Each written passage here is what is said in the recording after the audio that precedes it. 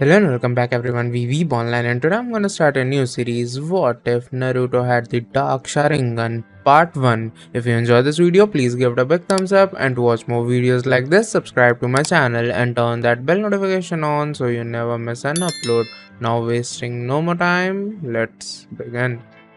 It's not every day you get to train a prodigy, or to be offered to train two at the same time, except for the fact that the council didn't know there was two. One was obviously the Uchiha, and the other was training away, unknown to them his strength, his urge to become strong. Kakashi knew the potential behind both boys, but he knew if matched, Naruto would easily beat Sasuke in the long run. If it wasn't because of his nature to always forgive, never hold a grudge, it was because of his sheer will to make his dreams come true. Coupled with his will to become stronger to protect his precious people, Naruto would become a great shinobi someday if he played his cards right. The problem though, was revealing to Konoha that Naruto had the Sharingan. There would be a mixed reception that Naruto had the Sharingan. Bad, because he was the demon brat, and good because they had two Sharingan users. Well, three if you counted myself. Kakashi would often ponder on this. How would Naruto reveal to everyone that he had the Sharingan, and more importantly, how would the council react? They reacted very differently when they offered him the proposition to train Uchiha Sasuke, and Kakashi refused. Uchiha Sasuke, since the Uchiha massacre, had become a snobbish spoiled brat. He was almost the opposite to Naruto. Naruto went through hell and back again, beaten constantly, put down at every opportunity, glared with hatred. Naruto had an uneasy childhood, but still he strived to go for what he believed in. To become Hokage and protect the village and his precious people. The Uchiha was simply full of ideas of revenge and hatred, reveling in hoping to kill his older brother. Becoming mad when someone outshowed him, like Naruto did once beating him in a spar. Kakashi smirked at that event. Naruto, from spending a lot of time around Kakashi, picked up several of his habits. No, he didn't become a pervert to Kakashi's dismay, but lateness and his quirky Kakashi lines would send people face-faulting. He also picked up Kakashi's habit for reading, but not his beloved Icha Icha books. 0.0. 0.0. 0.0. 0.0. Oh, flashback. Kakashi looked on with interest. Naruto was starting to win. He watched as he flipped Sasuke over his shoulder, kicking him hard in the stomach. Naruto looked at Sasuke, and smiled. Sasuke, enraged, charged again, throwing a punch. Naruto moved slightly to the right of the punch, and using Sasuke's weight, grabbed his wrist and threw him away. Sasuke landed with a loud smack on the ground. Kakashi smiled, knowing Sasuke would have no chance with Naruto's unusual taijutsu style. But then, the interesting thing is that Naruto wasn't using his taijutsu style, rather simply improvising on the spot, slightly basing his moves on his own taijutsu. Kakashi smirked at Naruto. The fight was over the second Sasuke drew Naruto as an opponent. They seriously underestimated him. Sasuke stood up, charging again. He threw a punch at Naruto. Naruto sidestepped it casually, before punching Sasuke in the face. Sasuke flew back a bit, and fell to the ground, nursing his jaw. Naruto was next to him in a flash, a kunai by his throat. Surrender, said Naruto. HN, said Sasuke, painfully clutching at his jaw. Winner, Uzumaki Naruto, declared Iruka. The class was shocked. Naruto had beaten the Uchiha, the elite Uchiha. The Uchiha prodigy. This can't be happening, said Ino. Naruto cheated. I saw him cheat. What did you do to him, Naruto Yubaka? Yelled Sakura. I swear I heard a lot of hot air pass here. Never mind, my mistake, said Naruto. I'll kill you, Naruto, for hurting Sasuke-kun, yelled Sakura. Naruto raised an eyebrow at Sakura, before reaching to the back of his pouch. Everyone tensed, wondering what would happen to Sakura with her outbreak. He brought out a small book that he could hold with one hand. What? Asked Naruto, making everyone face-fault, even Kakashi. Oi Dobi, said Sasuke, getting up. How did you get so strong? Naruto didn't answer, because he knew he wasn't one. Dobi, yelled Sasuke.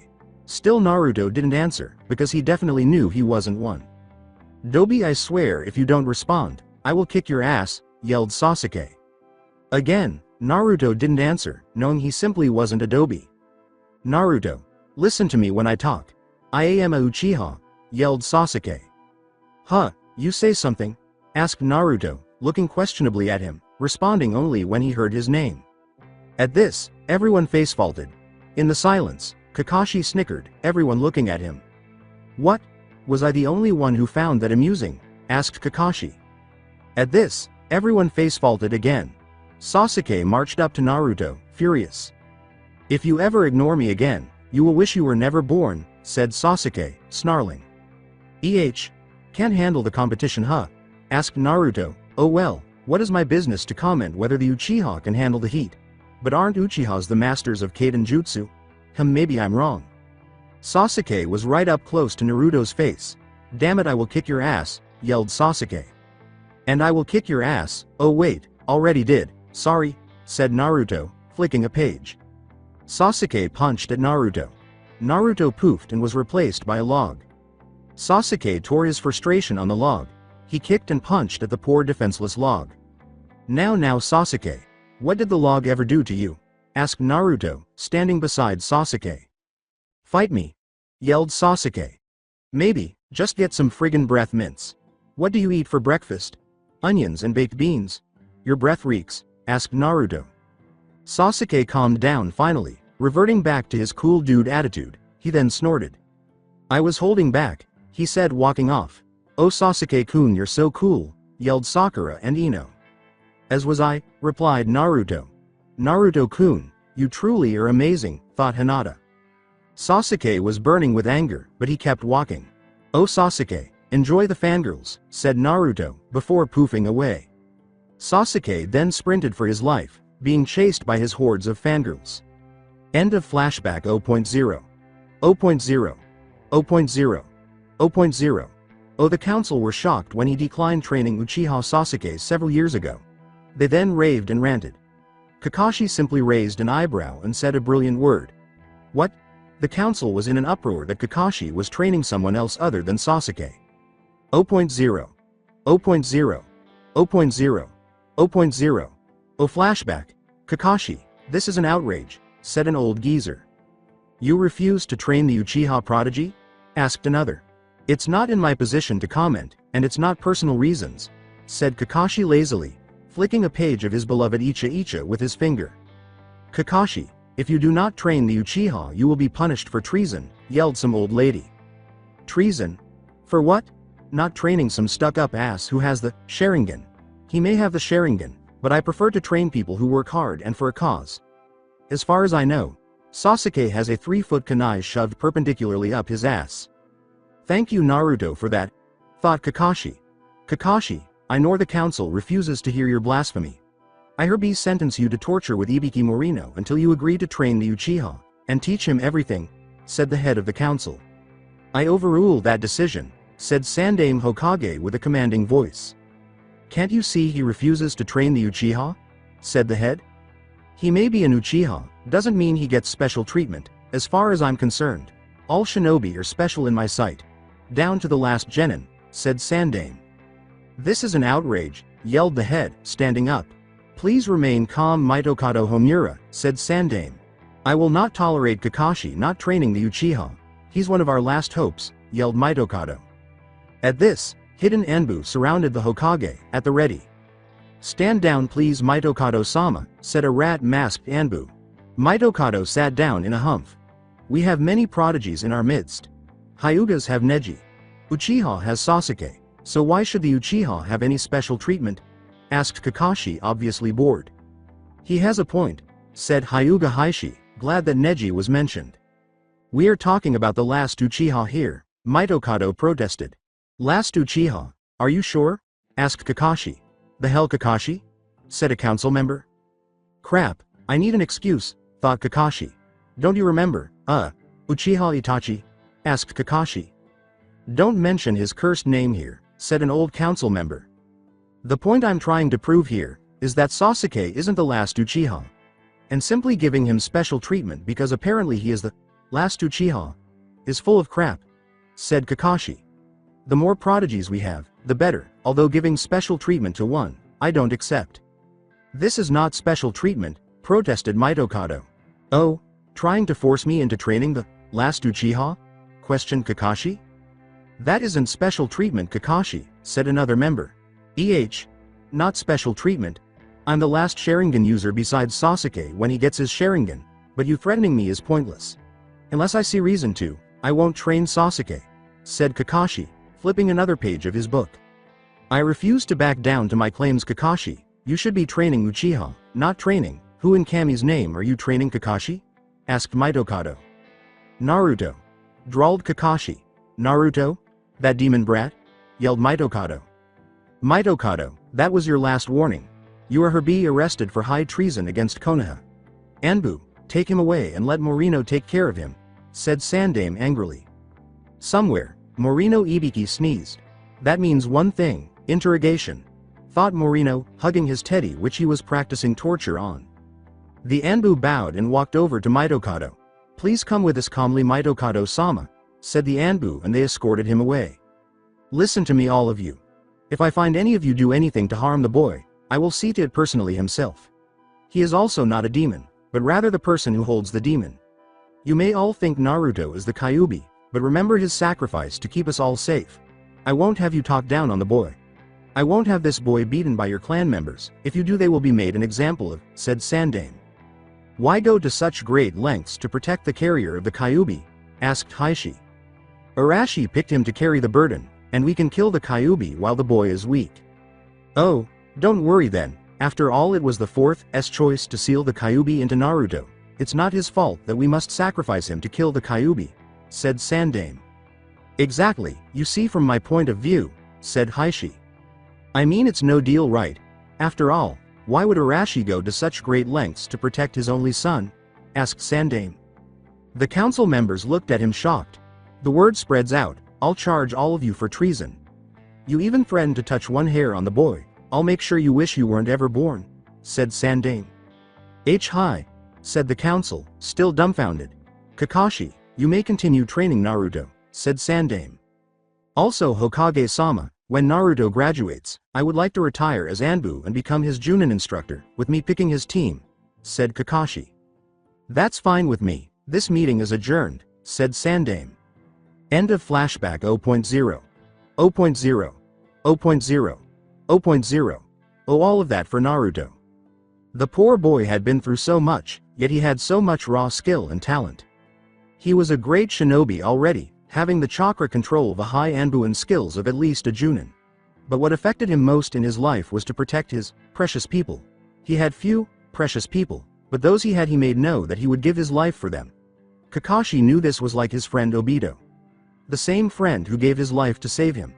Kakashi smiled as the rain drizzled as he stood over the memorial stone. Uchiha Obito, a lasting reminder to Kakashi forever, of what he did. Kakashi would come here and talk to Obito sometimes. It wasn't that Kakashi was superstitious. It was rather to pay his respects to the man he called his brother. Kakashi would always reveal his Sharingan eye when he was by the memorial stone, in remembrance of his brother. Kakashi smiled when he thought of Naruto. The same values would shape Naruto into a great leader one day. Possibly Hokage. He would come here to think a lot. He saw him there too sometimes. He would then walk to his father's grave and talk to him. Then he would visit his mom, and talk to her too. It was like he knew they were listening. Sometimes, he would stay out there for hours, just looking and talking to his parents about nothing. Kakashi would smile at the simplicity of the boy. The memorial stone was Kakashi's favorite spot to think. There he could feel all his failures and dreams rest, but also think of important decisions and issues, and reflect on what he had done. Kakashi wasn't a saint or a prophet, but he had a sincere side of him, and unknown to almost everyone, he was happy with the simple things in life. Waking up in the morning to a nice hot coffee, which he had to make unfortunately. Icha Paradise, his lovely collection of perverted books. Kakashi sometimes yearned for a family, and he found that in the boy Naruto. 0.0. 0.0. 0.0. 0.0. Oh, flashback. Knock knock knock. "Hello? Anyone home?" asked a small voice. Kakashi sighed, putting his beloved Icha Paradise book away, and walked to the door. Opening it, he saw Naruto bruised and bloody, holding a bundle of his possessions. "Again?" he asked sadly. "Hi Kakashi-sensei," said the boy. "Come on Naruto, let's get you cleaned up," said Kakashi, shoving Naruto towards the bathroom. He would hear Naruto's soft voice singing in the shower sometimes, and Kakashi would smile and chuckle softly. Naruto was sort of a nephew to him. Arashi was someone he looked up to, and Naruto looked up to him. Oh, how the tables have turned, Arashi-sensei, thought Kakashi, smiling. Few people have actually had the privilege to see Kakashi's face. With Naruto's cooking, Naruto was one of the few people who had seen his face. He smiled as he looked at Naruto's gaping expression, and one of his delicious rice balls fell out of his chopsticks. Kakashi chuckled as he remembered how he had asked Naruto if he wanted the rice ball. Naruto would come visit his uncle Kakashi sometimes. It was one of those simple things that Kakashi liked to do. Tuck the young boy into bed, scolding him gently for trying to subdue him with a kunai when he had come out of the shower. When he would run around saying he didn't want to go to bed, Kakashi would smile over the moments that he had with Naruto. Often, Naruto would show up beaten and bruised, exhausted from running away from the villagers and being beaten. Kakashi would show emotions, hug the little guy and wipe away his tears. To Kakashi, Naruto was his second chance at life. And grudgingly he admitted that he liked the little guy. He was probably one of his 3 precious people still alive. And he would die to see him to the end. Kakashi smiled as he saw Naruto walk out of his shower and ask if Kakashi was hungry. "When you're around, I'm always hungry," said Kakashi, laughing with Naruto. End of flashback 0.0. 0.0. 0.0. 0.0. Oh, Kakashi smiled, remembering that flashback he had. He had many memories with Naruto, some good some bad, but there were always good memories. He laughed softly when he remembered when Naruto finally climbed up the tree with his chakra, only to turn into a red lobster when water walking on the hot springs. But he would continue to haul himself out, and try again. When Kakashi had taught Naruto to use his shadow clones to train, it was a mistake. He would summon 250 to do taijutsu, 40 to do ninjutsu, 50 to study and 60 to do genjutsu. Kakashi knew he would soon surpass himself. Even he wasn't that strong at that age, and he was a child genius. He thought back to when he had unlocked Naruto's genius at the age of 7.5. 0.0. 0.0. 0.0. 0.0. Oh, flashback. Again Naruto, said Kakashi sternly, looking at Naruto slowly getting up. He was beaten and bruised in numerous places. "Kuso, I'll beat you, Kakashi-sensei," yelled Naruto, launching himself at Kakashi again. Kakashi sighed, blocking the boy's punch easy and punching at his face. He was surprised when he heard a poof and it turned into smoke. A shadow clone, thought Kakashi. Turning, he saw Naruto swinging his leg with a kick. Blocking it, he elbowed the boy in the gut, only to turn into a log. Again, thought Kakashi, surprised. He looked to see a Naruto charging at his side. Kakashi deflected the lazy kick, backhanding the boy. Not another clone, thought Kakashi before he felt himself be kicked from behind. Turning around, he whirled to see Naruto charging at him. Readying himself, he heard a muffle underneath the ground. Crap, thought Kakashi. Doden. Shinju Zanshu no Jutsu, Earth Release, Inner Decapitation Technique. And you said a ninja wasn't supposed to let down his guard, Kakashi-sensei, said Naruto, smiling at Kakashi's head poking above the ground, letting his victory dig in before helping Kakashi out. It was a well-executed plan. How? Asked Kakashi. I don't know, I guess it came naturally? I don't really know how to explain it, said Naruto. Interesting, Kakashi said. Oh, Naruto, nice second tomo. Second tomo? Yada. Only one left, said Naruto, smiling. End of flashback 0.0. 0.0. 0.0. 0.0. Oh, my, how my students are growing up, said Kakashi, smiling. Kakashi walked away, but something caught his eye. He saw the cloak and red pattern. Naruto, he thought, before deciding to follow the boy. You know, a Tucson, you should have killed Jiraiya when you were younger. Turned Kakashi-sensei into a pervert, said Naruto to his father, placing sunflowers on his grave. I'm doing my best to make you proud, and I hope I do. It gets so hard sometimes, but I know what doesn't kill me makes me stronger. And don't worry, I'll take care of Kakashi-sensei for you, a Tucson, said Naruto, finally, walking away. Kakashi followed the boy. Hey Okasan, hope you're doing well up there and not pestering a Tucson too much, said Naruto, laying red roses on her grave. I'm hoping I make you proud, Okasan. I know I'm trying my best, which I know it is all you can ask. Hope it's fine up there. Don't let a Tucson eat too much ramen or he'll get too fat like poor old Sandame Hokage, said Naruto, chuckling. How I inherited your Sharingan, Okasan, I still wonder to this day, but I know it was your final gift to me, and I'm grateful for it, said Naruto. I copied Kakashi's Chidori yesterday, and all of his Suiden jutsu when he was training, so I would say it is a gift, said Naruto. Stole my Chidori? That baka, thought Kakashi from his perch in the tree. It's funny, I think he needs you to give him love advice. Seems he's smitten with a Yuhi Kurenai, though he won't admit it. Maybe you should come down and bash some sense into him. Yuhi Kurenai? How the hell does he know? Thought Kakashi, shocked. Anyway, I have to go now, more training to do. See you both later, said Naruto, disappearing with a flick of his wrist.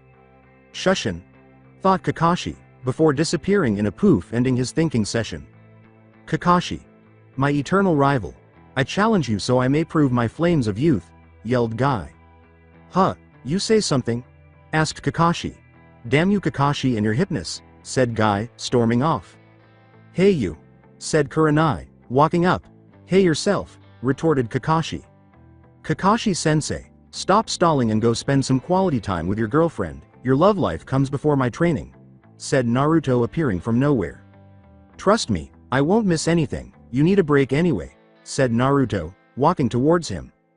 He slipped some notes into one of Kakashi's numerous breast pockets, patting it and walking off. Kurenai managed to keep her blush under control at the mention of being Kakashi's girlfriend. They both looked at each other oddly, then at Naruto before shrugging. Oh, don't spend all of it on one go, and Kurenai-sensei, make sure you kill him if he buys any more Icha books, yelled Naruto, waving as he walked. So you wanna go see a movie? Asked Kakashi. Sure, said Kurenai. 0.0. 0.0. 0.0. 0.0. Oh Hyuga Hinata. I'm not much of a person. I'm a weak heir. My father despises my weakness, yet I strive on. It is always because of one blonde-haired ninja. I am a Hyuga, I am drowning in my sorrow. I was drowning, until I was pulled out by my crush. His name is Uzumaki Naruto, and he used to be the #1 loudest, unpredictable, hyperactive knuckleheaded ninja, as described by Kakashi. Now he changed into a prodigy and a genius. He would fight for what he believed in and protect his precious people to the end. I believe this is where he draws his true strength from. I believe he has influenced me in more ways than one. I still blush profusely around him, stealing glances whenever he doesn't notice. I think he caught me staring once, and I would stare at my knees, blushing. Sometimes, I would accidentally trip in his presence. I would always expect myself to hit the floor hard, but he would always be there to catch me. My one, my only, Naruto-kun. Maybe I should trip over more often, to feel his strong arms catch me. He would then look at me with those dazzling cerulean eyes, hypnotizing me in their depth and warmth. He would then smile softly at me. A genuine smile. Kakashi would then tell us to stop flirting, and he would set me on my feet, both of us blushing profoundly. With Naruto's influence, I no longer was drowning in my sorrow. Rather, Naruto would jump into the water and save me. I would go under, and he would dive down too, to bring me back to the light. Naruto helped me in many ways. He brought me out of my shell, and I didn't stutter as much. I wonder if he likes me back. I hope so. Ever since I was put in Naruto's team, my father has been acting strangely, telling me to get closer to Naruto. I don't know why, maybe it's the positive influence he puts on me, or it could be something different. I do not know why my father has such a change of heart. Is it something someone said? My father is a proud, but strong man. He despises weakness, but I am getting rid of this aspect. I was shocked when he said that he was proud of me, after I had beaten Hanabi for the first time. Hanabi was also shocked, but she walked off snorting that it was a fluke. I told Naruto later that evening what I had done. He smiled, hugging me. I in turn, fainted. I woke up in his apartment later on, and he took me out for ramen. After ramen, we went back to his place, and I taught him a few tips on cooking. I was more open around him. I guess he really is influencing me. I believe it's a good thing. I feel stronger and less shy, although I'm still brought to a bumbling kunoichi if I see him. I guess things never change. I strive to continue. I will not fail myself, or my family, or you Naruto-kun. I will be there to wipe away your tears, as you was when I cried. I will always be there for you, Naruto-kun. 0.0. 0.0. 0.0. 0.0. Oh flashback, I sat there in the rain crying my heart out. I was beaten and bruised, losing another fight to my sister Hanabi. I heard footsteps behind me in a warm orange jacket with the slight smell of ramen and Naruto on the jacket. I looked up and saw Naruto, kneeling down beside me. He looked at me sadly, wrapping an arm around me. I cried into his chest, the pain and frustration of 12 years taken its toll on me. He wrapped his arms protectively around me, telling me it would be okay. He wiped the tears from my eyes, saying that pretty kunoichis shouldn't cry. I blushed from that statement and he took me to his cozy apartment. He shoved me in the shower, gave me warm clothes. He was a gentleman, and he walked me home. He said if I ever needed help or someone to talk to, I could always go to him. He was my lifeline, my all, my Naruto-kun. End of flashback. I see the determination to prove to the villagers of your worth. I acknowledged him, and he acknowledged me back, smiling warmly. Maybe things do change, for the better. 0.0. 0.0. 0.0. 0.0. Oh Haruno Sakura, I'm not a strong person. Nor do I have some mighty Kekai Genkai, or some astounding beauty. I am Haruno Sakura, or more commonly known as Forehead Girl. Things change, people change, yet my forehead does not. I like Sasuke-kun. It's a fact. I swoon over him, and I get pissed at Naruto when he upstarts Sasuke. I don't know why I do it, to gain acknowledgement from Sasuke-kun. I still wonder these things. Yet life is a mystery, and having a giant forehead helps with the brain power. Or so Naruto says. I trust Naruto. Strangely enough, I would trust Naruto with my life. Sometimes he can be dense, but behind that mask, and cerulean eyes, I know there's something more to Naruto than meets the eye. He may keep things from us, but it's for the better. Everyone is entitled to their secrets, even Naruto. Naruto used to be the dobi, the loser. But I see in him that he's changed. I will change too. He would smile and help me when I was stuck, teaching me simple medic jutsu, then go off and spar with Hinata, encouraging the shy Hyuga all the way. In this way, we bonded to become a true team. Although we aren't official, I could see in Kakashi-sensei's eyes the pride of all of us three working together, helping each other out. This is what a team is. We are friends, we are family. Kakashi would smile at the two, saying that they had a unique bond. I believe he called them soulmates. I wonder who my soulmate is. Naruto used to have a crush on me, but he later said it wasn't love, rather a sisterly love. I smiled and accepted him for that. Now I will prove I am strong, not just to Sasuke-kun, but to my family, to my team, and more importantly, to myself. 0.0. 0.0. 0.0. 0.0. Oh, Sweden. Bakusu Shoha. 1. Said Naruto, using a small bit of chakra. Who was it? Asked Kakashi, squinting his one eye. Up Kakashi-sensei, today you're going to be on time, said Naruto. Here's your coffee, said Naruto, shoving burning hot coffee down Kakashi's throat, waking him up. Kakashi was stunned, opening his mouth to reply, as he opened his mouth to yell in pain, and Naruto shoved 5 rice balls in. That's breakfast, said Naruto. Sweden. Bakusu Shoha, Naruto said again, drenching Kakashi. That's your shower and to clean your clothes. Kaden. Gokakyu no Jutsu, 2, that was your dry cleaning. Here's your Icha Icha book, said Naruto, giving him his book. And this is your transport, said Naruto, grabbing him roughly. Naruto then flicked his wrist, and they both poofed, speeding towards the bridge with Shunshin no Jutsu, 3. They both arrived at the bridge. Hinata and Sakura were both there, wondering where Kakashi and Naruto were. Got him here on time, said Naruto. My throat burns, said Kakashi. Sweden. Bakusu Shoha, said Naruto, shoving the water down Kakashi's throat. Kakashi opened his mouth, letting a cloud of steam out. Okay. You have until noon to get these 2 bells off me. If you don't, all 3 of you go back to the academy, said Kakashi. No Kakashi-sensei, there's only 2 bells, pointed out Hinata. Which means no matter what, one of you fail, said Kakashi. Ready? Go, said Kakashi, and the 3 genin shot off through into the forest. 0.0. 0.0. 0.0. 0.0. Oh, Hinata-chan, over here, said Naruto. Hinata blushed at the suffix of chan.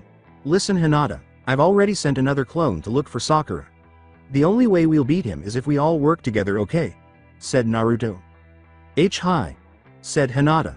Naruto smiled softly at her. The only indication was of his eye turning in an upside-down U. Hinata blushed softly.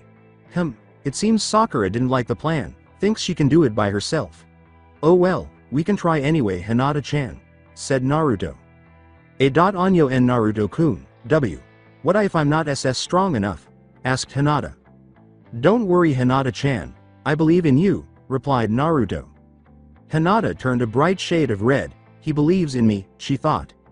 Okay, so here's my plan, said Naruto, outlining his simple but effective plan. 0.0. 0.0. 0.0. 0.0. Oh, I don't like the look of this, thought Kakashi. Naruto is a genius, I'm sure he'll pull a couple of tricks out of the bag. Let's fight Kakashi-sensei, said Naruto, sliding into a Juken stance. Juken? Thought Kakashi. That means, where's Naruto? At this, Hinata, under a hinge, tapped both of Kakashi's legs, sending numbness throughout Kakashi's legs. Then Naruto came, trying to kick him in the head. He kicked a log as Kakashi used Kawarimi no Jutsu. 4. As soon as he had done this, Kakashi came face to face with Sakura's wrist, sending him back into the clearing. There, all three of them fought hard at Kakashi for the bell. Kakashi was hard pressed by their teamwork, especially when Naruto landed a few hard hits on his area. Suddenly, a rumble was heard and Kakashi was pulled down. Damn it, Doden. Shinju Zanshu no Jutsu, 5, thought Kakashi. Oh crap. Kakashi thought as he heard Naruto utter words that would mean his doom. Senin Garashi, 6, said Naruto, sending Kakashi flying up through the hardened mud, onto the ground. Then, Hinata tapped Kakashi's legs and arms, making them numb and almost unusable. Sakura then took the two bells, chucking one to Hinata. Naruto then pulled himself from the ground, and stood next to his teammates. We win Kakashi-sensei, said Sakura smiling. Well done team, you all understood the test and you all pass. As of tomorrow, Team 7 is an official genin team, Kakashi said, rubbing his sore rectum. This calls for a celebration, said Naruto smiling. Anyo, W. Where else should we go? Asked Hinata. No Naruto, not there, said Kakashi. HMPH fine, muttered Naruto, Hinata giggling behind her hands at the thought of Naruto wolfing down ramen. Naruto, you're a lot like Kakashi-sensei. You both wear a mask, you both use the same lines. You both also have the same habits, said Sakura, looking at the two males with books in their hand. Wrong. Kakashi-sensei is a pervert, I'm not, said Naruto. He copied me, replied Kakashi. Whatever, said Naruto. I know where we should go, there's this small cafe called Naomi's Cafe, said Sakura. Sure, why not Sakura-chan? Said Naruto. Oh, okay. Said Hinata, glad that she would be able to spend more time with Naruto. Kakashi-sensei, congratulations, but no matter what you're paying, otherwise I'll never cook you breakfast again, threatened Naruto. At the thought of missing Naruto's rice balls, Kakashi begged on his hands and knees at Naruto to be able to pay. Naruto smiled, his eye going into an upside-down U. Why Kakashi-sensei, your generosity exceeds our expectations, said Naruto. They all laughed, walking as a team back to civilization. The atmosphere in Team 7 Inches was lighthearted as they strolled along, discussing anything that made them laugh or smile. They were shown to a booth in the back corner of the cafe after they entered. The waiter gave Naruto a glare, but Kakashi gave him a face, so he was silenced. After placing their hasty orders, they sat down, Sakura next to Kakashi and Hinata next to Naruto, much to her embarrassment and delight. They kept talking while grinning and laughing. As they relished their time together as a team, without training or missions, the background meant nothing to them. When a waiter arrived and placed a bowl of rice balls on the table, they ceased their conversation. To everyone's surprise, Naruto reached for one and placed it on Hinata's bowl while grinning subtly behind his mask. 0.0. 0.0. 0.0. 0.0. Oh, Naruto, becoming a gentleman, Kakashi remarked. Naruto rolled his eyes and sarcastically remarked, yeah, I learned from the best. Sakura and Hinata suppressed their laughter. Kakashi asked the group seated at the booth, so, how do you think you'll go? Naruto frowned as he sat, causing Hinata to chuckle quietly. He looked at her and asked her what was wrong. Hinata uttered, G Gomen, and nothing Naruto-kun. After removing his mask, Naruto gave her a gentle smile. He winked and said, if you say so, before bringing a rice ball to his lips. Team, the question is still open, Kakashi stated. Sakura remarked, well, it's going to be interesting, I suppose. We'll have to face a lot of challenges in the future, but we're still weak, stated Naruto. Kakashi scowled at this. Sakura gave him a furious look, and Hinata cast a sorrowful glance down. Naruto grinned broadly and remarked, but with teamwork, anything and everything will happen. I bet we'll all grow strong together. Together, like a family, Sakura added. 0.0. 0.0. 0.0. 0.0. Oh. Then Naruto lifted his hand and arm to the center of the table. Blushing, Hinata placed her hand over his. Sakura came next, followed by Kakashi. Together, they were all one. They shouted, Team 7, forever. Others around them glared at the demon brat, while others gave the group strange looks. Despite being aware of the glares, Naruto was indifferent. All that mattered was that he was content with his team. Behind his mask, Kakashi munched on a rice ball with a joyful expression. His team would be successful, he hoped so. Kakashi said, I would like to talk to you later, Naruto. Naruto said, Hi, I have to do something first. Unexpectedly, they left the booth after Kakashi made the payment. As she left, Sakura waved, and Kakashi grinned and strode off. Naruto and Hinata were the only remaining characters. Naruto said, If you like Hinata-chan, I'll walk you home. Hinata uttered, Arigato and Naruto-kun. They conversed quietly as they made their way back. To Hinata's delight, Naruto's mask was dangling from his neck rather than covering his face as it usually did. Naruto questioned, So Hinata-chan, you fine with our team? Even though Hinata appeared a little dejected, she said, I'll like it very much. Naruto said, Hinata-chan, why do you look so down? Gomen Naruto-kun, just thinking about something, she replied. Naruto looked at her with concern in his cerulean eyes and said, I'll always be here for you if you want to talk about it. Hinata uttered, Arigato Naruto-kun. They walked silently the remainder of the way. In front of the gate, they stood. Naruto looked over at Hinata. Hinata, Naruto said. Why yes? She inquired. Leaning over, he put his face against her cheek. He whispered in her ear, You should smile more, it brings the sun out. 0.0. 0.0. 0.0. 0.0. Oh, after giving her a quick peck on the cheek, he vanished with a poof. The spot where Naruto had kissed Hinata was in her hand as she stood there, red-eyed and wide-eyed. When he kissed her, the sensation was overwhelming. Electricity seemed to sparkle through her body as they connected. What's this feeling? Hinata thought. With a whisper, she said, Naruto-kun. Naruto exclaimed, Oh man, what was I thinking? Naruto asked, I kissed her, and, I liked it? It was, what? No I didn't like it, once more. Naruto said, Kyuubi, I need a chat. He showed up in a vast clearing in the forest, where the Kyuubi were contentedly dozing off and dreaming of devouring enormous rabbits. After grinning, Naruto poked the Kyuubi in the eye, driving him insane. What? Kyuubi exclaimed. Naruto said, Kyuubi-sama, I need some advice.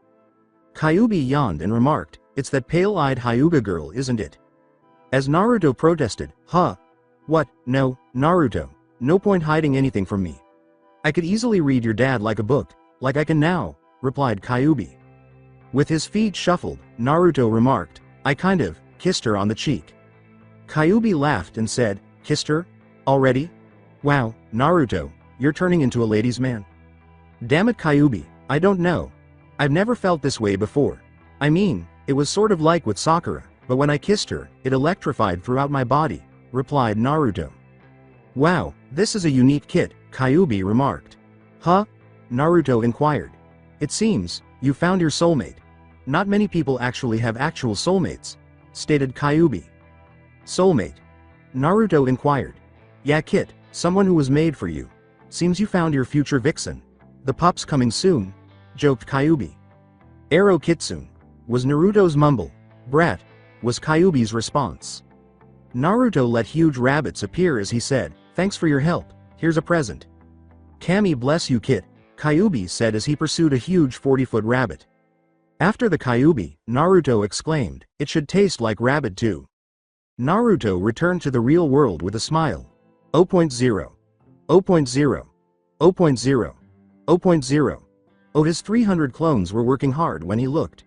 He took a seat beneath a tree, took out a book, and began to read. After recalling all of the clones' experiences, Naruto poofed his way to Kakashi's apartment. He opened it with his key and saw Kurenai and Kakashi engaging in intense flirtation. With a "don't mind me" expression, Naruto picked up a scroll from a table and left. With a glance at Naruto, Kurenai remarked, "He always seems to surprise me." Kakashi grinned and turned to face Kurenai, saying, "Yeah, it's very interesting. Now where were we?" "Oh, Kakashi-sensei, do you know anyone that could give me a good haircut?" replied Naruto. Kakashi said, Ask Wakashi Trian." Naruto said, "Arigato," before vanishing in a puff. 0.0. 0.0. 0.0. 0.0. Oh, the time was 8 a.m. Sakura and Hinata walked drowsily to the bridge. Sakura said, "Morning Hinata." Morning Sakura," Hinata stammered. Sakura sighed and said, "Knowing Kakashi, we'll have to wait." "Anyo, wouldn't Naruto-kun make sure he comes on time?" replied Hinata. "Only when Naruto's over Kakashi's house, otherwise I suggest we do some training ne," replied Sakura. Hinata said, "Hi, Kakashi and Naruto arrived simultaneously at exactly 10:30. Sorry we're late, you see Naruto and I were walking towards here and on the way we were attacked by this giant marshmallow. It ate us and we had to eat our way out of it," replied Kakashi. "Liar!" Sakura screamed. Kakashi, Naruto, and Hinata all started to perspire. Hinata gazed intently at Naruto. What was it about him that was different? His hair. Looking at Naruto's face and haircut, she thought, he's not wearing his mask either. He wore his ite around his neck and had chopped off his somewhat long ponytail. He now resembled the Yondaime Hokage more because his normally spiky hair fell in spiky bangs. Kakashi reflected on the day before and thought, so, it appears that Hinata and Sakura have noticed. 0.0. 0.0. 0.0. 0.0. Retrospection. Naruto entered sporting his new hairstyle. "Yondaime?" Kakashi inquired. The statement shocked Naruto, causing him to face-fail. "I wish," he said, rubbing his nose, and then he went to his room. Kakashi inquired, "You planning on cooking dinner?" From his room, Naruto answered, "Whatever. Hell yes." "Naruto's Riceballs!" exclaimed Kakashi joyfully, leaping into the wind. Somewhere close by while reading her scroll, Yuhi Kurenai looked up. She shrugged and resumed reading her scroll after saying, "I swear I heard Kakashi's voice." Somewhere far away while making notes about the women in the hot springs bath, Jiraiya laughed. He raised his head from his notes. He uttered the words, "I swear I heard Kakashi's voice," loudly before turning back to face the hole. The women had all left. When he sensed a great deal of killer intent behind him, he turned around. When he slowly turned around, he saw that the nude women were furious and prepared to murder someone, a certain perverted Sanin. Jiraiya said, hi," just before he was launched into the air. Writing notes while he flew through the air, he thought, well, at least I got attacked by naked women. The flashback has ended. 0.0. 0.0. 0.0. 0.0. Oh. Hinata thought, Naruto looks hotter, much more than before, and then she blushed. Wait, what am I saying? Naruto-kun looks adorable with that new haircut. Sasuke is someone I like. Oh my god, Naruto-kun. Sakura thought, well, I'll admit that he looks really good with that new haircut. With a quiet smile, Naruto saw her staring.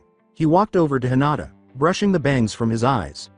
Hey beautiful, was whispered in her ear as he gave her a gentle hug. When Hinata was called that, she turned a deep red. Naruto thought, she fits perfectly in my arms, like she was made for me. Hinata thought, he fits perfectly in my arms, like he was made for me. Kakashi remarked, now, lovebirds, enough of that, we have work to do. Hinata and Naruto released their hold on one another and turned red. While absently scratching his head, Naruto uttered, Gomen Kakashi-sensei, old habits don't go away easily. Kakashi stated gravely, your first mission is to do something genins have done, but sustain immense injuries. Naruto eagerly asked, what is it? Kakashi went on, it stalks through the night, hiding and stealthy, before it strikes. Naruto questioned more loudly, what is it? Kakashi went on, it sees all, it feels all, it knows all. Naruto yelled, what is it? Even louder. At last, Kakashi said, we have to save the Daiwaimo's wife's cat. The face of the genins failed. Cat? Naruto inquired. I promise you, that is not your typical cat, Kakashi said. Naruto gave a snort. Everything was going to be easy. 0.0. 0.0. 0.0. 0.0. Later on in the day. Naruto's arms and face were scratched as he fled the clearing. As he ran, Naruto yelled, "That is a monster, not a cat." The cat stuck itself to Kakashi's face behind him and subdued him. He rolled about when he struck the deck. In an unsuccessful attempt to get the cat off, he even crashed into a tree. After successfully removing the cat, Kakashi fled in pursuit of Naruto and exclaimed, "I still haven't gotten used to that damn cat." Sakura leapt for the feline. She made an unsuccessful attempt to outwrestle it. The feline escaped and leapt at her face. Sakura drew back her fist and gave the cat's face a powerful blow while snarling. The cat struck a tree headfirst while in the air. In her mind, piece of cake, the cat then withdrew from the tree and gave her a murderous look. Sakura thought, "Oh crap," as the cat leapt at her with lightning-fast speed. A group of wounded ninjas hauled themselves up to the office of the Hokage. Sandaime Hokage remarked, "What happened? It looks like you've all been in a war." Naruto uttered the words, "That cat is a monster," before bursting into tears. With a gentle pat on the back, Hinata comforted the sobbing Naruto. The cat couldn't do anything because it was chained up. Sakura clutched it by the scruff of its neck with a glee. "Oh my baby," cried Daiwaimo's A.N. "I'm not sure if this is spelled correctly, wife." She gave the cat a ferocious hug that crushed its bones. "That's right," Kakashi and Naruto thought gleefully, "Sucker, squeeze that cat harder, old woman." "All right," Sandaime Hokage said, "your next task is to watch a bunch of kids." With a stumbling gait, they all said, "Hi," and left. Is Daiwaimo's cat really that bad? Before the cat escaped Daiwaimo's death grip and clung to his face, Sandaime Hokage had this thought. "My baby," screams. Andu's yelling as they attempted to capture the elusive cat, and Sandaime Hokage's profanity directed at a particular cat were all heard by Team 7. That cat would have been put to death for treason for attacking the Hokage, if Sandaime Hokage had his way. 0.0. 0.0. 0.0. 0.0. Stumbling up to the Hokage's office was Team 7. Kakashi said, "Team 7 report, successful," and then the four of them started crying. Kakashi had pink squiggles on his clothes, a curly tail tied to his pants, pig ears, and a pig nose. Blue polka dots were used to spray pink all over Naruto. Hinata was covered in yellow paint, and Sakura was nearly entirely covered in red and green paint. With Kakashi, it appears the kids had developed their creative side, but not with everyone else. For several weeks, this persisted. The missions were dull and utterly pointless. Having to catch the fucking thing at least 8 times was made worse by Daiwaimo's cat. They enjoyed the training even though they detested the missions because Kakashi pushed them to the limit of their abilities. After calling forth his Kage Bushins in a clearing, Naruto would rejoin the group to train alongside them. Under Kakashi's guidance, they had all made good progress. 0.0. 0.0. 0.0. 0.0. Throughout these few weeks, Team 7 never had Lady Luck on their side. Particularly when the self-proclaimed, the beautiful green beast of Konoha, made an appearance, shocking everyone, not even Sakura, who was blown away by the beautiful green beast of Konoha Jr. She ducked them all with a shudder. The beautiful green beast of Konoha was Guy, who had issued a duel challenge to Kakashi. Guy had a 49-50 advantage. Scissors Paper Rock was played, and Kakashi won, making Guy cry. Following that, Lee declared his undying youthful flames of love to Sakura and naming Naruto as his eternal rival.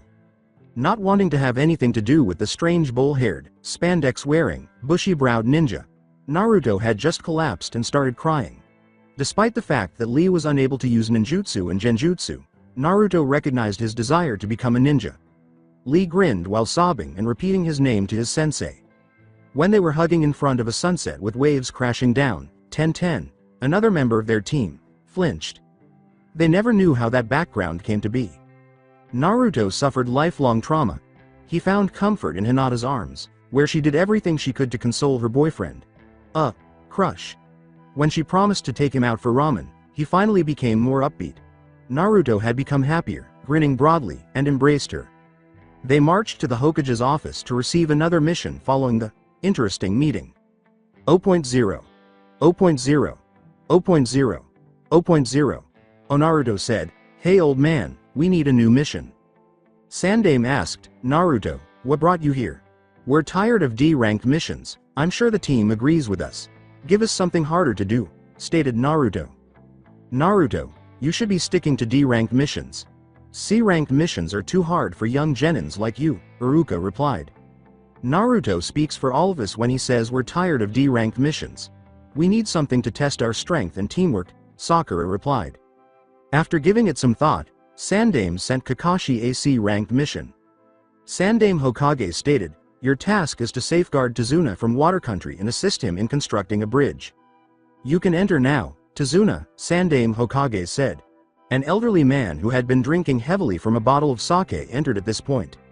"I'm the bridge builder Tazuna. You must protect me with your lives. These are the ninjas protecting me.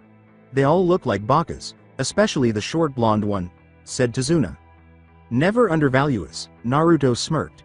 Tazuna took another huge gulp and snorted. "Tazuna, my team are extremely skilled and their teamwork is strong too. Don't underestimate them, and even then if things go wrong, I'm a Junin so you'll be fine," replied Kakashi. Tazuna gave a nod. A chorus of highs greeted Kakashi as he said, "We leave in half an hour, meet at the front gate. Bring whatever you need." 0.0. 0.0. 0.0. 0.0. Oh, after 2 hours. "Sorry we're late. You see Naruto and I saw this elderly couple walking across the road, but they couldn't move very fast. So we had to escort them from one side of the road to another, which we did patiently," replied Kakashi. "Liar!" Sakura screamed. Sakura appeared disinterested, Tazuna appeared inebriated, but Hinata smiled subtly when Naruto appeared. She glanced at Naruto, who gave her a wink. Hinata blushed gently as she looked down. Unaware of the dangers that lay ahead, they all left along the main path after Kakashi said, "Well, let's get this show on the road."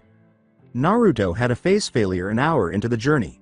The Kyuubi laughed and said, "Haha kid, enjoy the next level of the weights." Naruto thought, "Damn fox." Naruto was struggling and Hinata helped him up. She thought, his weights weigh a ton. "Arigato Hinata-chan," Naruto said, brushing his bangs out of his eyes and grinning at her. Blushing, Hinata gave him a gentle smile in return.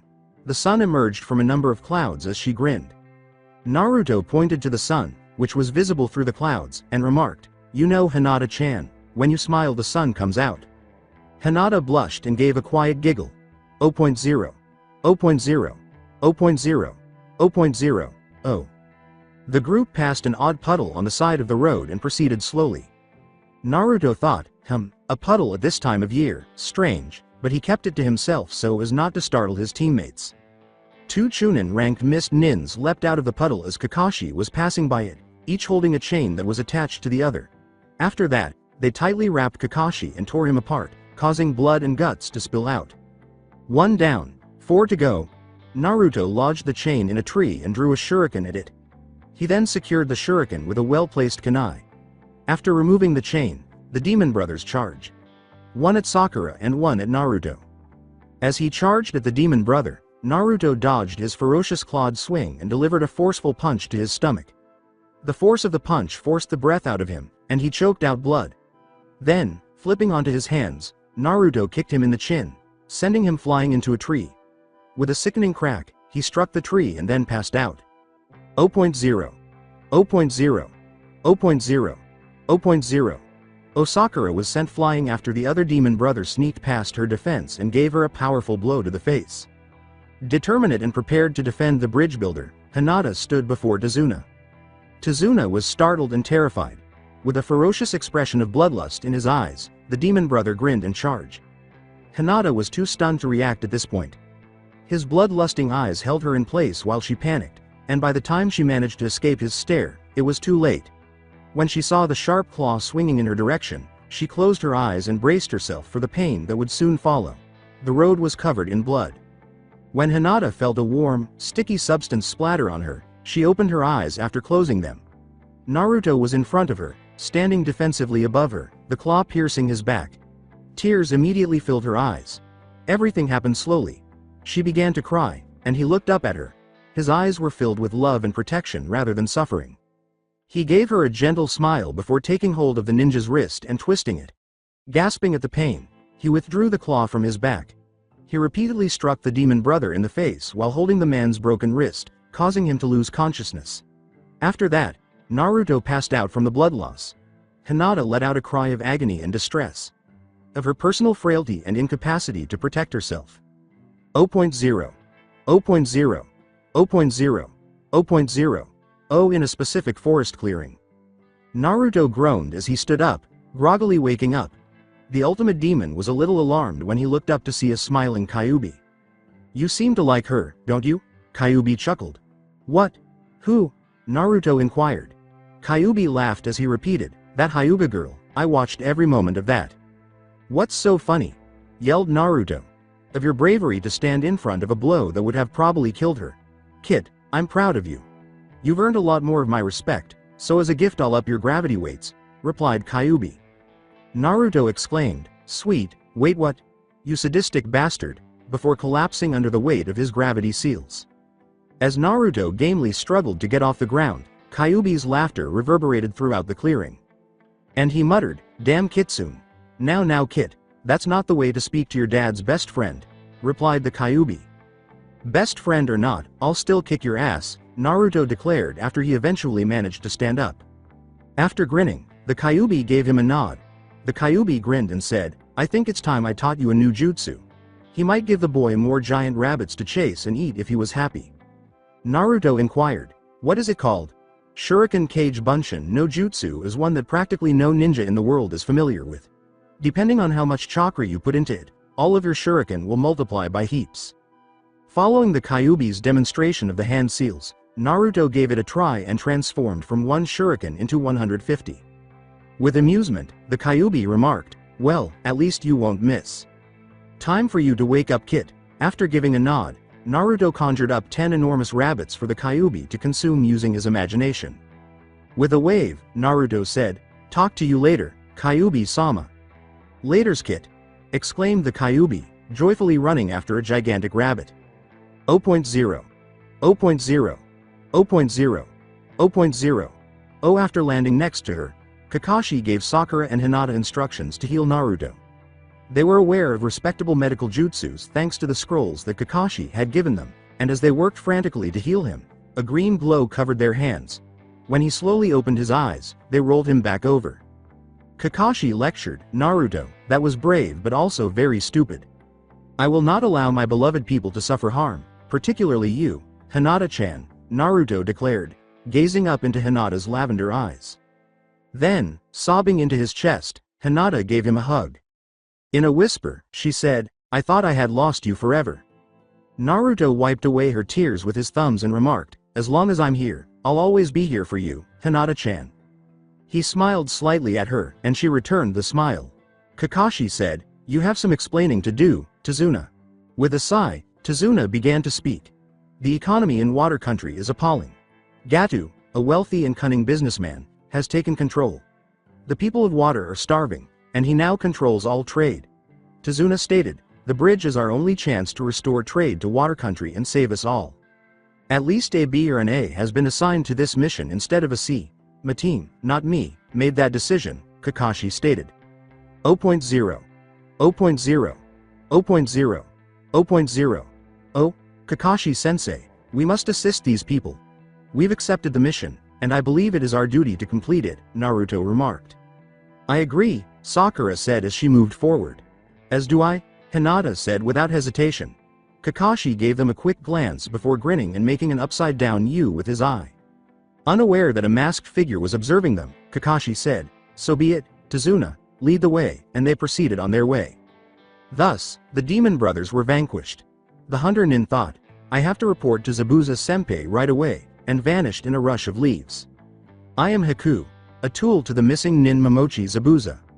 Shinobi are born to be tools to the village they belong to, but they can also be tools to others, like people. Shinobi live in a world where alliances are formed and broken in an instant, prejudice reigns supreme. Shinobi are at every cage's beck and call, and only the strong survive. I am not but a tool. Who am I to be when no one is there to save you? Who are you to be, where no one acknowledges you? Who dares live in such loneliness, and survive? Do you follow blindly when someone comes and you have nowhere to go? Or do you just go, fully willing to face your destiny and future head-on? And I wouldn't have it any other way if I had another chance. 0.0. 0.0. 0.0. 0.0. Oh, I am a shinobi, and we aren't supposed to get emotionally attached, but one day I will tell Haku that he was the son I never had, and that I am proud of him. I am Momochi Zabuza, demon of the hidden mist. I believe in control, power, and money. They say that money is the root of all evil, so why fight it when you can avoid it altogether? But where does family fit into this equation? I'm sure I should have died at least 5 times, but he's always there when I need him. He's obedient, strong, and intelligent, but I'm not sure he's just a tool. I would give my life to preserve the light. We are the twin pair of Kirigakure ninjas, Haku and Zabuza, and we will proudly die together after running, fighting, and living our lives together. 0.0. 0.0. 0.0. 0.0. Oh, in order to reach Zabuza-san as soon as possible, he leapt through the trees, silently but gracefully, because the more time he had, the more time he could spend getting ready for the enemies they would be facing. A lone figure walked silently down a dimly lit hallway, which was currently located somewhere in the forest close to Water Country's borders. He heard voices, and the echo gliding through the room, and turned left to find his master, Momochi Zabuza, demon of the hidden mist, sitting on the couch. Gato was enraged, claiming that he had defeated the nins he had sent to kill Tazuna, and he was currently having one of hissing sissy fits. Stop talking, Gato. They were only put to the test by the demon brothers. I'll take care of them myself, Zabuza declared, extending his enormous zanbato at Gato's throat with one hand. Gato angrily remarked, "Just kill him quickly or you won't get paid," and he and his 2 bodyguards left. Gato was stopped in his tracks by Zabuza's zanbato. "Oh, don't worry, I'll take care of them when the time comes." "Gato, don't underestimate me or you could end up dead," Zabuza smirked and lowered his zanbato. Tazuna walked briskly away, leaving in a huff. Following the fat figure, Zabuza muttered, "Stupid fat jerk." They defeated the demon brothers with ease, but it seems in the process one of the genins, the blonde-haired one, was injured, stated Haku. "Excellent, Haku, prepare yourself. We're leaving in an hour," Zabuza declared as he got up and entered the room. Haku said, "I hope you know what you're doing, Zabuza-senpai," before turning to face the room again. He repeated, "I sincerely hope you do," before leaving. 0.0. 0.0. 0.0. 0.0. Oh. Knowing that the mission was risky, Team 7+1 walked down the road with little conversation. Hinata kept a watch, scanning with her Byakugan every 10 minutes, and their senses were tingling. Something was off. Naruto reached into his weapons pocket and threw a kunai into the bushes, and a small white rabbit fled the bushes in fear of the kunai. Sakura screamed, "Naruto," and gave Naruto a head bump. "Look, you just tried to kill a poor defenseless rabbit." After removing his eyelashes, Naruto turned to face her. Naruto began, "That's strange, it's wearing its winter coat, which means..." Kakashi shouted, "Down team," and dragged Tazuna to the ground with him. A huge zanbato flew overhead, slamming into a tree, and a figure emerged on the hilt as they all struck the deck. Momochi Zabuza, demon of the hidden mist, Kakashi's hit was raised.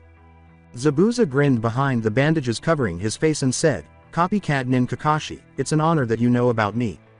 Naruto questioned, "Why is he called Demon of the Hidden Mist?"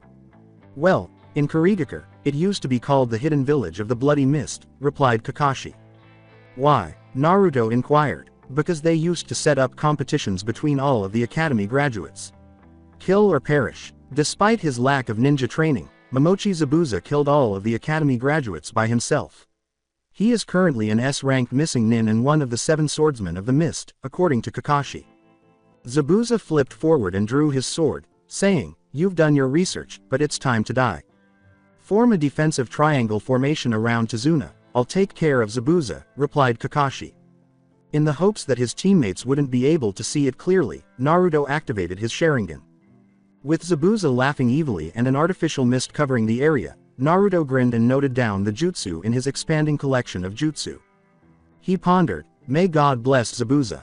There are so many options. The throat, spinal column, lungs, liver, jugular vein, subclavian artery, kidney, and heart. But which crucial, vulnerable area should I pick?" "Ha." Zabuza gave a wild laugh. Gritting his teeth, Kakashi rushed out to confront Zabuza. For a while, they were happy to push against one another until Kakashi unexpectedly showed up behind Zabuza, holding the kunai to his throat, and they clashed, kunai against Zanbato. His words, "It's over," cut Zabuza's throat. When Zabuza transformed into water, Kakashi appeared surprised. "Clone," was his startled response.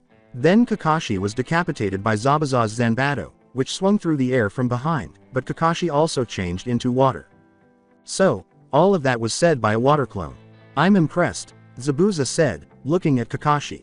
He answered, "I try not to disappoint." Once more, they faced off, kunai against Zanbato. Kakashi thrust with his kunai, but gritted his teeth as Zabuza sidestepped and elbowed him in the stomach. He then felt a wave of pain and wind rush through his head as Zabuza punched him in the throat. Finally, he vanished, resurfacing behind the genin group. Croaking, "Behind you," while nursing his throat, Kakashi said. When the blade flashed down at Tazuna, Naruto's eyes widened and he swung around, seeing it meet with a spark as all three genins used their kunais to keep the blade away from Tazuna. Kakashi kicked Zabuza away and they clashed again, with Kakashi jumping away from Zabuza to avoid the slash, only to land on water.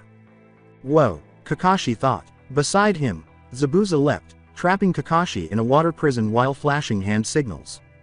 Naruto thought, "Another one, God, I love my Sharingan." "Run, run, my capture in this water prison determined the outcome of this battle," Kakashi remarked. "Remember what you said, Kakashi-sensei. Those who don't help their friends are worse than trash," Naruto said astutely, wiping his bangs from his eyes. With a determined gleam in her eyes, Sakura said, "And we'll get you out, with teamwork." After laughing and calling forth 10 water clones, Zabuza gasped as he turned to face Naruto. "Sharingan so early in life?" Zabuza inquired. "Sharingan," Sakura inquired. Naruto thought, "Crap," and turned off his Sharingan. "Your blonde teammate has a fully developed Sharingan at such a young age, I'm impressed," said Zabuza. Sakura and Hinata were perplexed by Naruto's azure eyes, which could easily captivate them. "I'm afraid you're wrong, Zabuza." Naruto shrugged and said, "I don't have the Sharingan." Naruto called forth 50 Narutos and said, "Kage Bushin no Jutsu." They then charged at the 10 clones, overwhelming the water clones. Naruto looked at the other 2 members of Team 7 and said, "Okay, this is what we're going to do. 0.0. 0.0. 0.0. 0.0. Oh. Emerging from the mist, Hinata attempted to use her Juken to tap Zabuza's Tenketsu. Then, suddenly, Naruto appeared and gave Zabuza a forceful kick to the face. Naruto smirked as he flew into the water. Kakashi got to his feet. "I'm proud of you all, guys, and I'll take it from here," Kakashi said, grinning behind his mask. With a nod, Naruto and Hinata returned to the shore. Then, imitating Zabuza's move, Kakashi threw himself into a tree with his water dragon. 2 Senbon needles buried themselves in his neck just as Kakashi was about to finish him, killing him. Before picking up the body and vanishing in a cloud of leaves, the hunter nin said, "Thank you for helping me kill Zabuza, I had been tracking him for a long time." Kakashi covered his Sharingan and walked back to the group. He smiled at them for a moment before he passed out from chakra fatigue. Sakura exclaimed, "Kakashi-sensei," as he struck the floor. Naruto reassured Sakura that it was simply chakra exhaustion. Anyo, and Naruto-kun, what did he mean by Sharingan?" replied Hinata. With a sigh, Naruto turned to face them. "What you might see, might freak you out. Especially you Sakura," stated Naruto. After closing his eyes, he opened them to reveal his fully developed Sharingan.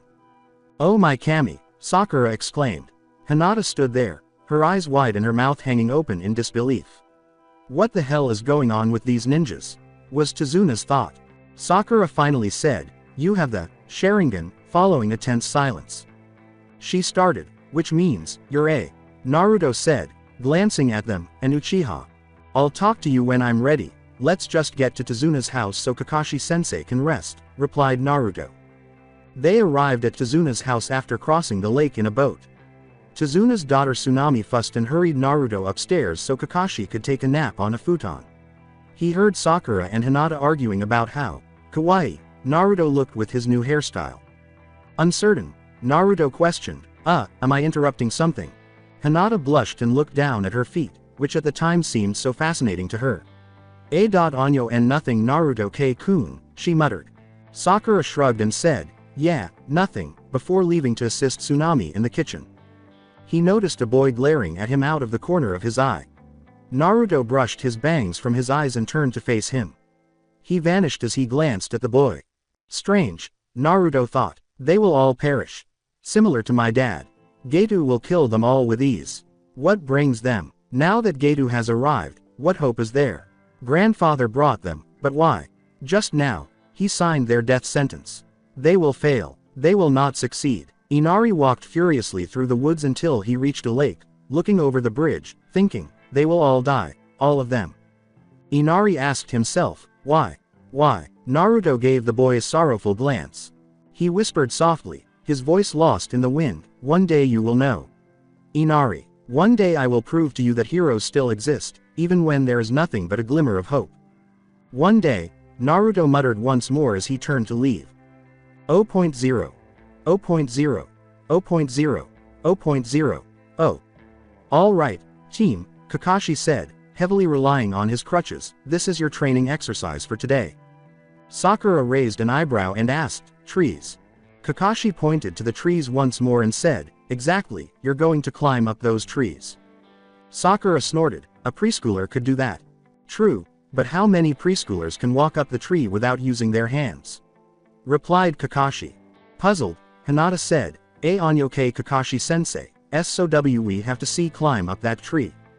Exactly, allow me to demonstrate my elite skills of chakra control, replied Kakashi. He ascended the tree, but with a loud crash, he fell after 2 steps. When he struck the ground, hard, the genins flinched. Lousy bloody chakra control, was Kakashi's angry mutter. Sakura questioned, if you can't do it, how could we do it? Naruto flinched at the folly of what appeared to be the most intelligent kunoichi in the Rookie 9. Kakashi yelled, I was distracted, before climbing the tree and dangling from a branch. Pulling out his favorite Ika book, Kakashi remarked, this will help you with your chakra control and will help you minimize wastage of chakra. Kakashi nodded at Naruto and said, Naruto, demonstrate. Naruto brushed the bangs from his eyes as he glanced at him. With a small nod, he ascended the tree and descended again. Sakura and Hinata's jaws drooped. Good work Naruto, you may guard Tazuna today while these two train, replied Kakashi. With a nod, Naruto bid them farewell and vanished in a puff. Now, where were we? Kakashi asked with a menacing grin. 0.0. 0.0. 0.0. 0.0. Oh. Tazuna nearly had a heart attack when Naruto appeared beside him. After giving him a nod, Naruto called forth 400 cage bushins.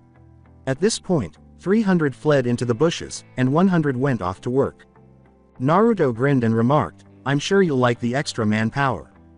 Tazuna smiled back and said, Naruto-san, thank you for your help, it is most appreciated. Naruto scowled as he looked. He remarked quietly, not many people left working on the bridge. Tazuna lamented, no, many have left in fear of Getu. A man approached Tazuna. The man slouched as he walked away, saying, I'm sorry, Tazuna, but I can't risk my family's safety anymore. I've done all I can. Get lost, coward. May Kami have mercy for you when Getu breaks down your door and demands payment if this bridge fails, Tazuna yelled after him. Naruto glanced at Kami and grinned before vanishing, saying, May Kami have mercy on my enemies, for I shall not. Looking back at his hometown, Tazuna thought to himself, Naruto, you really are interesting. It seems like Getu needs to watch his back now.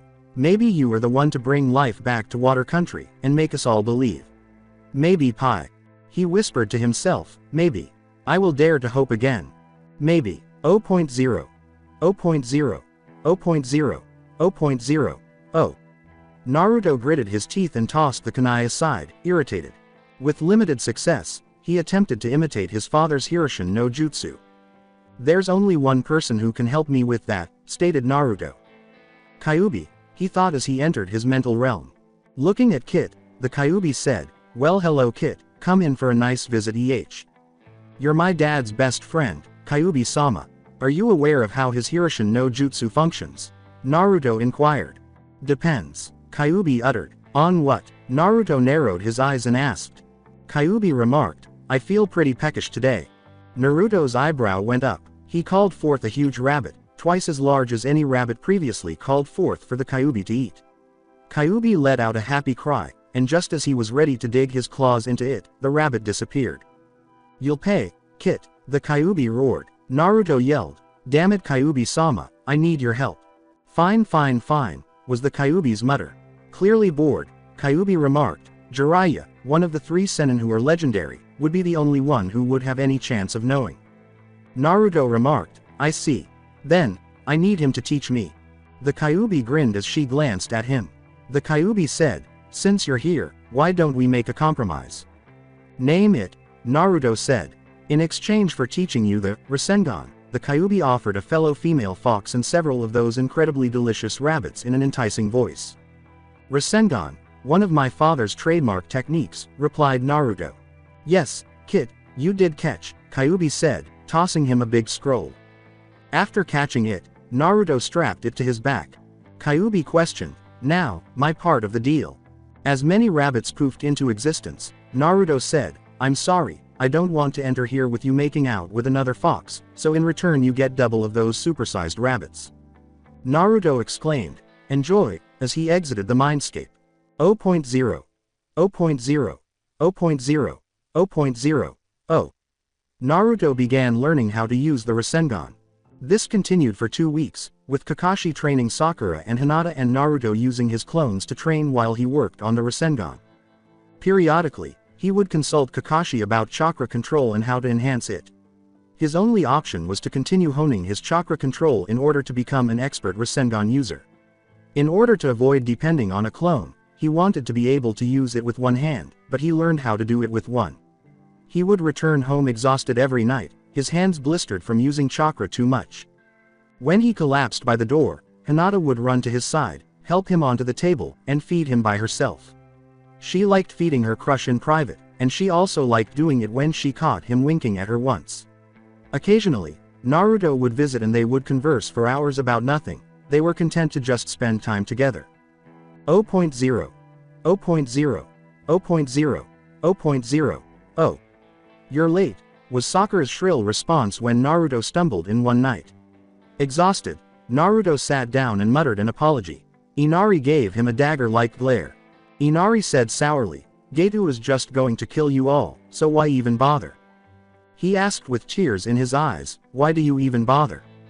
"There is always hope," Naruto said, glancing at him.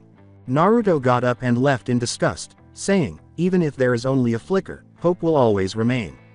And crying does absolutely nothing to help it." As Kakashi turned to Tazuna for an explanation, Inari ran away in tears. Things didn't used to be so bad. Water Country used to be a thriving nation, Inari didn't used to be so bitter. Then Gato came, he took everything away from us. Our hopes, our future and Inari's dad. When Gato came, hope left this nation, Tazuna grumbled. As he made his way upstairs to Inari's room, Kakashi remarked, "I hope that Tazuna is still there, never forget that." He discovered Inari sobbing over a photo. "Did you know, Naruto was much like you. He lived alone, no one to acknowledge him or anything. Yet when he fell down, he got right back up. He didn't bother crying, no one was there to soothe his tears." "Inari, crying doesn't solve anything. It doesn't ease the pain, but you should only cry when you're happy," Kakashi said with a serious smile. "You're right, Naruto. I have to be strong for my family's sake as well as for myself, Inari." 0.0. 0.0. 0.0. 0.0. Oh. After training, Naruto woke up the next morning moaning to let out his frustration when he saw a girl holding a basket. She gave him a look. A quiet, "Good morning, miss," was Naruto's voice. She said, "Good morning, are you a ninja?" "Yes I am, what brings you to these parts of the woods?" asked he. "Actually yes, I would like some help with some herbs, they're hard to find." "Can you help me with them?" replied the woman. "Sure," he said, getting to his feet. When they were finished, the woman turned to face him. She inquired, "Do you have anyone precious to you?" "Yes, I do. Not many but the few I do are extremely precious to me." "I believe Zabuza-san is precious to you too," replied the man. Haku's gaze expanded. "Don't worry, I can see what you have gone through in your life. I'm thankful that you have precious people in your life. I know people without these precious people, and their lives are dull. Tell Zabuza that Gato will betray you," he replied. Haku gave a nod. He said, "Oh, By the way, what's your name? Haku answered, by the way, I'm a boy. I know. Naruto grinned, I just said it so you wouldn't think too highly of me. Haku returned the smile. And you are? Haku inquired. Naruto Uzumaki. Send my regards to Zabuza-san, Naruto smiled in response. Before leaving, Haku and Naruto bowed to one another. As Haku left, he thought, Uzumaki Naruto, you are definitely a very interesting person. 0.0. 0.0. 0.0. 0.0. Oh. This went on for a few more days. Training, and more training. Life went on as usual, with Naruto stumbling at night with burns on his palms from exhaustion and his continued attempts to master the Rasengan. Hinata would help him as he stumbled through the door, but on this particular night, he just collapsed as soon as he did, hitting the floor hard. Hinata hurried to his side and, with Sakura and Kakashi's assistance, dragged him upstairs to his futon, where she laid him down. With an eye toward the blonde, Kakashi wondered, how heavy are his weights? Hinata glanced at her weary crush and gave him a gentle smile at his contented look. Before leaving, she smiled to herself and thought, he looks so peaceful there, sleeping the night away. The following morning, Kakashi made the decision that they would all be Tazuna's guards for the day. As they approached the bridge, they were greeted by a horrifying scene, corpses on the ground and blood puddles all over the bridge. Tazuna questioned, who would do such a thing? They turned to see Momochi Zabuza and a slender figure, the hunter nin from earlier, who had returned after hearing laughter coming from the rear. Kakashi raised his Sharingan and said, so, we meet again. Haku, go to the left, Zabuza said, gesturing to the hunter nin. After giving a nod, Haku left. Zabuza said, Kakashi, I would like to speak with you before we fight. 0.0. 0.0. 0.0. 0.0. Oh. A female scream, followed by coarse yells and a clang of metal, caused Naruto to wake up groggily. He quickly changed and ran down the stairs to face a saucepan-wielding Tsunami and Inari, who were huddled in the corner crying, as well as two samurai, one of whom was holding his head in agony. Naruto vanished behind the two samurai, slitting both of their necks with two kunai before carrying them outside and dumping them in the water. Inari and Tsunami were shocked by the speed and Ruth, but Naruto knew if it was them or himself. He turned to face those two, brushing the bangs out of his eyes, and grinned. Naruto remarked, good job, you guys woke me up in time. He looked over at Inari. There are moments when you cry and moments when you don't, Inari. You realize that the only time you cry is when you're happy. Naruto said. Naruto gave him a wink as Inara glanced at him and grinned while dabbing at his tears. Inari, you're maturing quickly. If you are not already a man, you will soon be. Naruto handed him a kunai and said, you have to start acting like a man if you want to be one. Use this only to safeguard the people you value most. Naruto stated gravely before grinning, if you just kill, you're no better than the next cold-blooded murderer. However, I can see that you are a good person with a pure soul. He ruffled the boy's hair affectionately before vanishing in a poof, saying, remember, you're a man. Start acting like one. Inari thought, Naruto-kun, you have taught me to believe again. Like you, I will be a man and defend my beloved people. The impoverished deserve to suffer. The wealthy should be taken care of. Who are the scum who are merely tools for stealing under my feet? Who are they that beg for their lives every day by licking my boots? To extinguish them, as one candle would. Power is that, I am worthy of greater authority. Nobody can stop me because I put a lot of effort into getting to where I am now. Not even Tazuna, that dumbass. I'm Kami, and I'm Gedu. Treat people the way you want to be treated, as they say. That statement, in my opinion, is wholly unrelated to my situation, and nothing an old hag says will alter the fact that I am in charge and that I am God. There is a certain ring to the name Gedu Kami. Wave Country will be mine because a god needs his own palace. I will enslave the Wave Country people and subsist on the land's resources after Zabuza has killed Tazuna. They beg for their money and their lives. I possess both. I have the power to either save them or kill them. Money is the reason I have power. My only friend is money, and I will spend the rest of my life in it. Money, money, money. I own it all. I own everything. All of the money is mine, and I have the right to keep it. 0.0. 0.0. 0.0. 0.0. Oh. Individuals arrive and depart. Our lives in Wave Country are like this. After Gedu arrived, my father started drinking. In an effort to save Wave Country and bring trade into the nation, he is currently constructing a bridge. He follows a path that few people follow, one that is inspired by his dream. I hope he has the courage and faith to keep going. Father must have given up hope long ago, just as Inari did. I'm not going to give up. Fighting to keep my family alive, I am Tsunami, battling to maintain a dying flame. We should be saved by karma. You get what you give. All that matters to me is that Getu will deal with him when the time comes. I wish that everything could be different and that Inari would always be a joyful youngster instead of one who was depressed and weeping. We need a hero, and he needs one. A hero. 0.0. 0.0. 0.0. 0.0. Oh. There are never enough miracles. A lot of people hope for a miracle, but none ever occurs.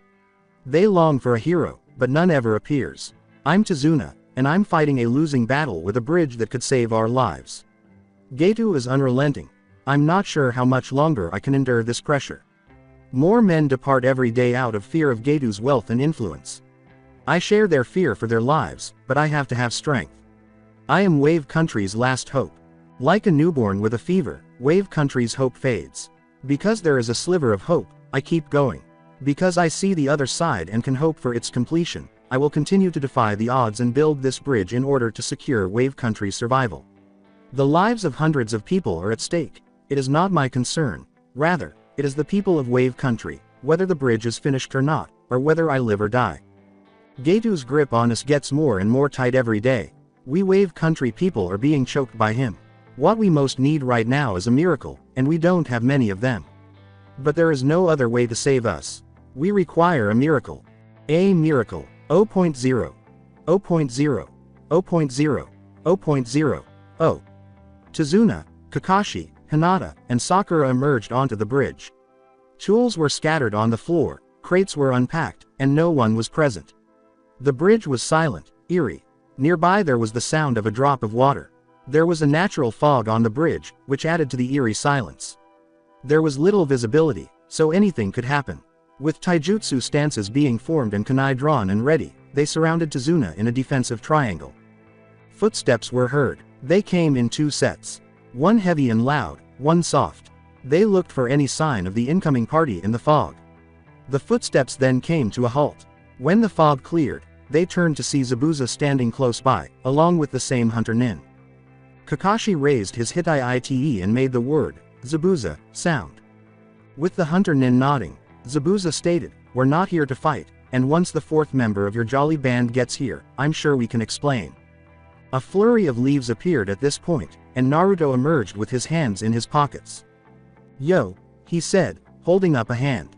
He turned to face Zabuza and Haku. Naruto remarked, "Good of you to join us, Haku-san and Zabuza-san." Sakura said, "Join us. What are you talking about?"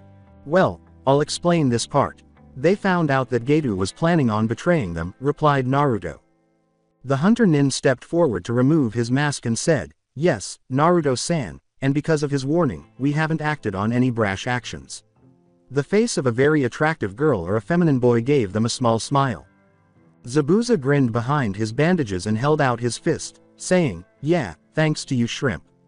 Smirking back, Naruto punched the fist. He brushed the bangs from his eyes and turned back to the puzzled group. Naruto remarked, "They're on our side now, that's all."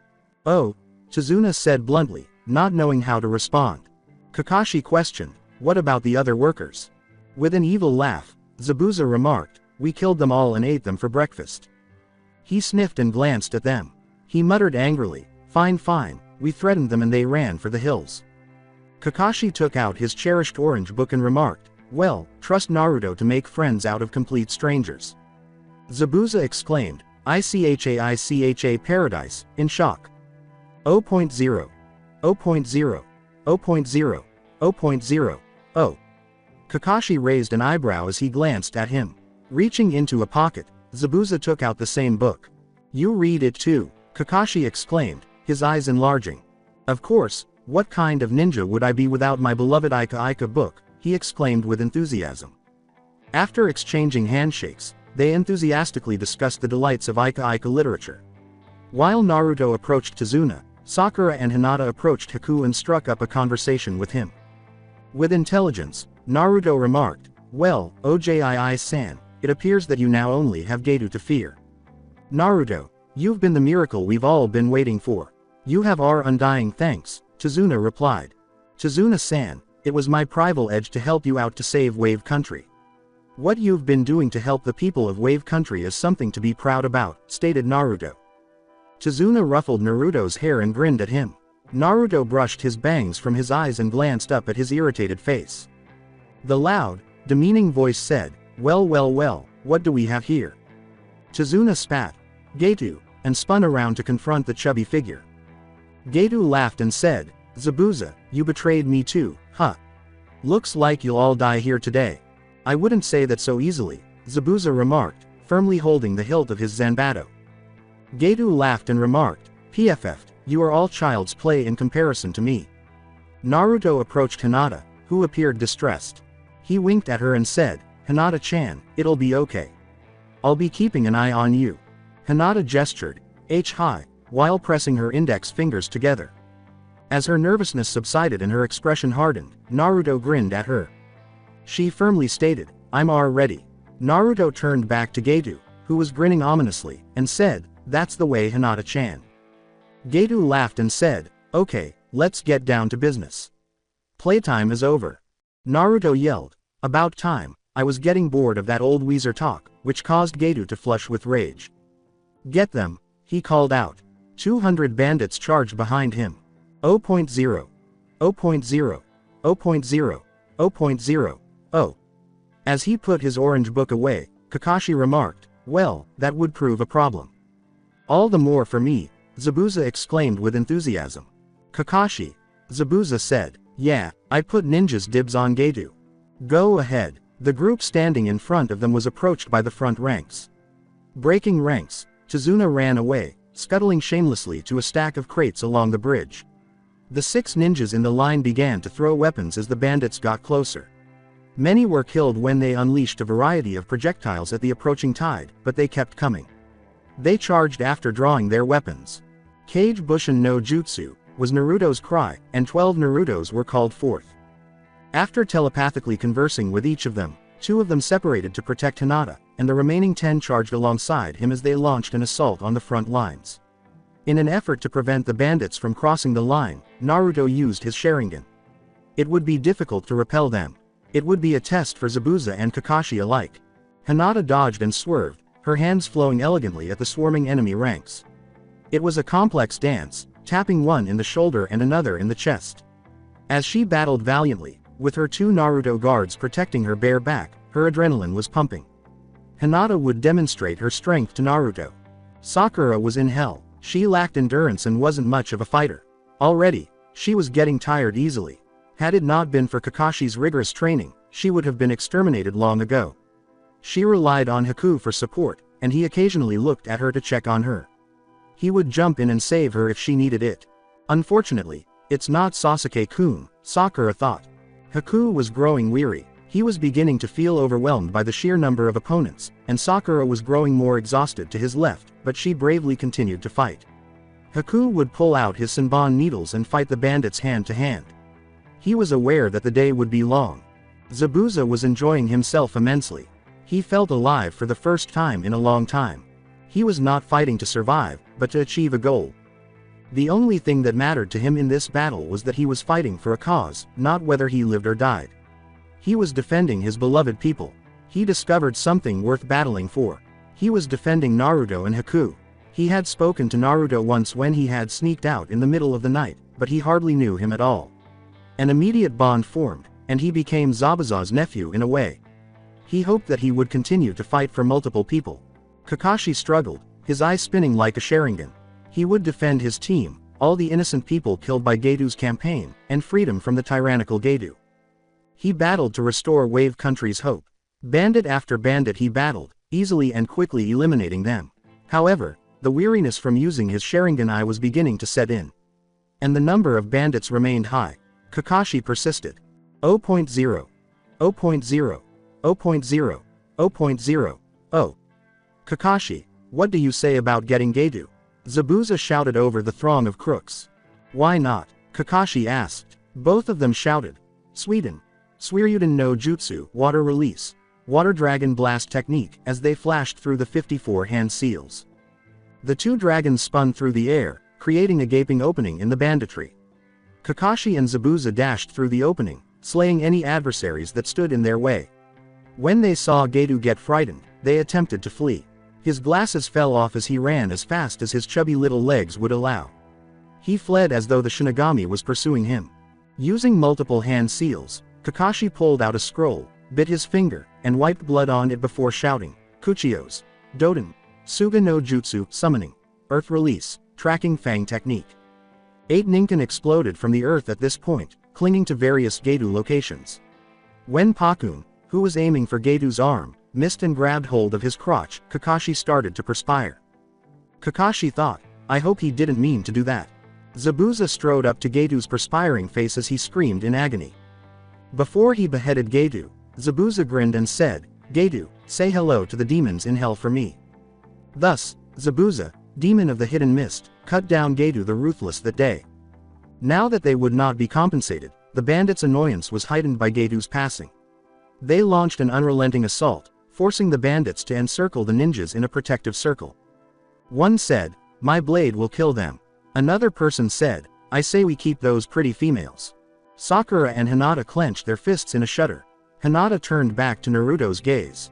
He mouthed, I'll always protect you, Hinata-chan. Hinata turned back to the bandits and nodded. They all charged at once. 0.0. 0.0. 0.0. 0.0. Oh. Kakashi kicked another bandit in the head after striking out with his kunai. He punched the man in the chest after dodging a bladed blow that would have severed his head. Before Kakashi kicked him away, he staggered back. A sickening crack sounded as he ducked a thrust to the man's heart, elbowed his arm, and punched him in the nose. He had broken that man's nose. After kicking him into 2 more bandits, Kakashi spun around to confront more. After blocking a punch and a kick, he used 2 quick punches and a kick to knock a man out cold. When Zabuza used his Zanbato, everyone was terrified of the skilled swordsman. He spun around like a dying donkey, but he was killing just as efficiently. After nearly cutting a man in half with his Zanbato, he elbowed another and kicked him away. He took out his Zanbato, twirled it around his head, and then slammed it down on a stupid bandit who dared to test his patience. Zabuza flew after driving one foot into another. As he brought down another with his Zanbato, Zabuza thought, I could get used to this. Haku's hand protruded, his senbon piercing a man's throat and instantly killing him. He made a shallow cut across the forehead of another, then slashed his other senbon across his face. The man screamed in agony as he stabbed out, piercing an eye. Haku killed him by driving the blood deep into his heart and flicking it off. He spun around in an attempt to repel more. Sakura was beside him, putting up a fierce fight. She kept blocking and parrying blows, punching out despite the pain and bruises on her arms and fists. But she persisted in fighting for her team, to gain strength. Hinata kicked a man away after deflecting a blow to the face. When he struck another in the chest, he instantly passed away. She spun around and tapped a man's arm before striking him in the head to kill him. He also met his demise when she tripped another. A fist to the stomach greeted her as she turned around. She flew backwards and struck the pavement hard, choking out blood. 8 bandits were on her in an instant. 2 of them restrained her while the other 6 lifted their blades in preparation for the kill. She closed her eyes and waited for the pain to come. Naruto spun around after hearing Hinata grunt in agony. His ninja instincts came into play as he watched the 6 blades slowly rise. He had a plan in 0.0002 seconds and was immediately putting chakra into his feet. 2 of the 6 swordsmen were killed when he threw 2 of his remaining 3 kunai. The 2 men who were holding Hinata were then sent flying by his scissor kick. The ninjas reeled back as he twirled in midair and punched 2 of them in the face. Then he struck Hinata hard. Her oomph caused him to close his eyes. He thought, for you, Hinata-chan, as the blade swung down toward his exposed back. A scream of pain was heard, and blood rose through the air. When Hinata felt the blood splash across her face, she quickly wiped it off after realizing she was still alive. When she opened her eyes, she saw Naruto's face above her, his hair concealing his eyes. Hinata thought, no, not again. When she looked up, she saw multiple blades sticking into Naruto's body, which was shielding her from danger. Darkening from the pain of the blades, She gazed up into his cerulean eyes. When Sakura, Zabuza, Haku, and Kakashi looked up from their battle, they saw the two men with the swords stabbed into Naruto. Sakura shouted, "Naruto," and ran to him. 0.0, 0.0, 0.0, 0.0, 0.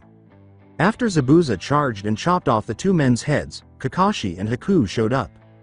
Kakashi thought, "No, not again, not again." Sakura thought, "Naruto, no." Still in awe of Hinata, Kakashi turned to face Naruto. "Naruto, you have repeatedly shown your worth. I'm happy I chose to train you rather than Sasuke." Zabuza let out a furious roar. "Die," he hissed, his eyes blazing with rage. He spun around, killing the bandits while flashing his Zanbato. With the dexterity of light, he leapt among them, chopping off heads, bodies, and limbs. The bandits turned tail and ran away, terrified of the furious Zabuza. A sizable contingent of the town's residents, all wearing homemade armor and led by Inari brandishing a crossbow, stopped them. The bandits ran to the boat and fled. They had prevailed. Wave Country was free. With 20 heads surrounding him, Zabuza lowered his blood-streaked Zanbato. After panting, he walked slowly back to the group that had gathered. Kakashi removed the blades from Naruto's back as he choked out blood. Cradling his limp body, Hinata sobbed. He was dying, despite Sakura's best efforts to heal the wounds. Naruto's earthly glowing tan faded as his skin went pale from the blood loss, and he gazed weakly at Hinata. Hinata, he muttered. Tears filled her eyes as she gazed at him. I won't die here, believe in me, even when my heart rate stops, believe in me, stated Naruto. Naruto closed his eyes and his head went limp as Hinata gave him a sorrowful nod. She sobbed as she felt his heartbeat stop. Kakashi wept, and Sakura wept more. Haku shed tears of grief as Zabuza hung his head and then raised his fist in the warrior's salute, placing it on his heart. Then he roared in defiance as he looked up at the sky while the rain started to fall. They gathered around Naruto's lifeless body, wondering why he had to pass away at such a young age. 0.0, 0.0, 0.0, 0.0, 0 in the mindscape of Naruto. 0.0, 0.0, 0.0, 0.0, O Naruto uttered, "O Kami Sake, my head." The Kyuubi licked his face and said, "Kit." Naruto gripped his head and slowly stood up, saying, "Don't lick me, furball. Took long enough, I was licking your face for what, 5 minutes? Worst 5 minutes of my life," Kyuubi said with a shudder. Naruto said, face faulting, "Good to know, what the hell, you licked my face." You did not, screamed Naruto, his form outlined in blue chakra. Kyuubi turned his back on the boy. The Kyuubi protested, No, I didn't steal your lip Unity, honest to Kami, instead." Naruto calmed down and said, "Oh, all right then. I'm impressed. The way you handled yourself. You've earned all of my respect now," replied the Kyuubi. "Arigato Kyuubi-sama, so I suppose I'm about to die," replied Naruto. "Haha, no far from it. Kit, seems the great Kami up there has said that it isn't your time and place to die yet, but before you go back to the land of living, there's 2 people who want to talk to you," replied Kyuubi. Angrily, Naruto questioned, "And who would that be?" 2 voices, 1 male and 1 female, said, "Us." When Naruto turned, he saw Namikaze Arashi and Namikaze Kushina approaching him. Naruto questioned, "Atu-san? Okasan?" After chuckling, Arashi gave him Naruto's famous smile. Naruto thought, yeah, definitely inherited that grin from him. Arashi grinned and said, "Who else, kiddo?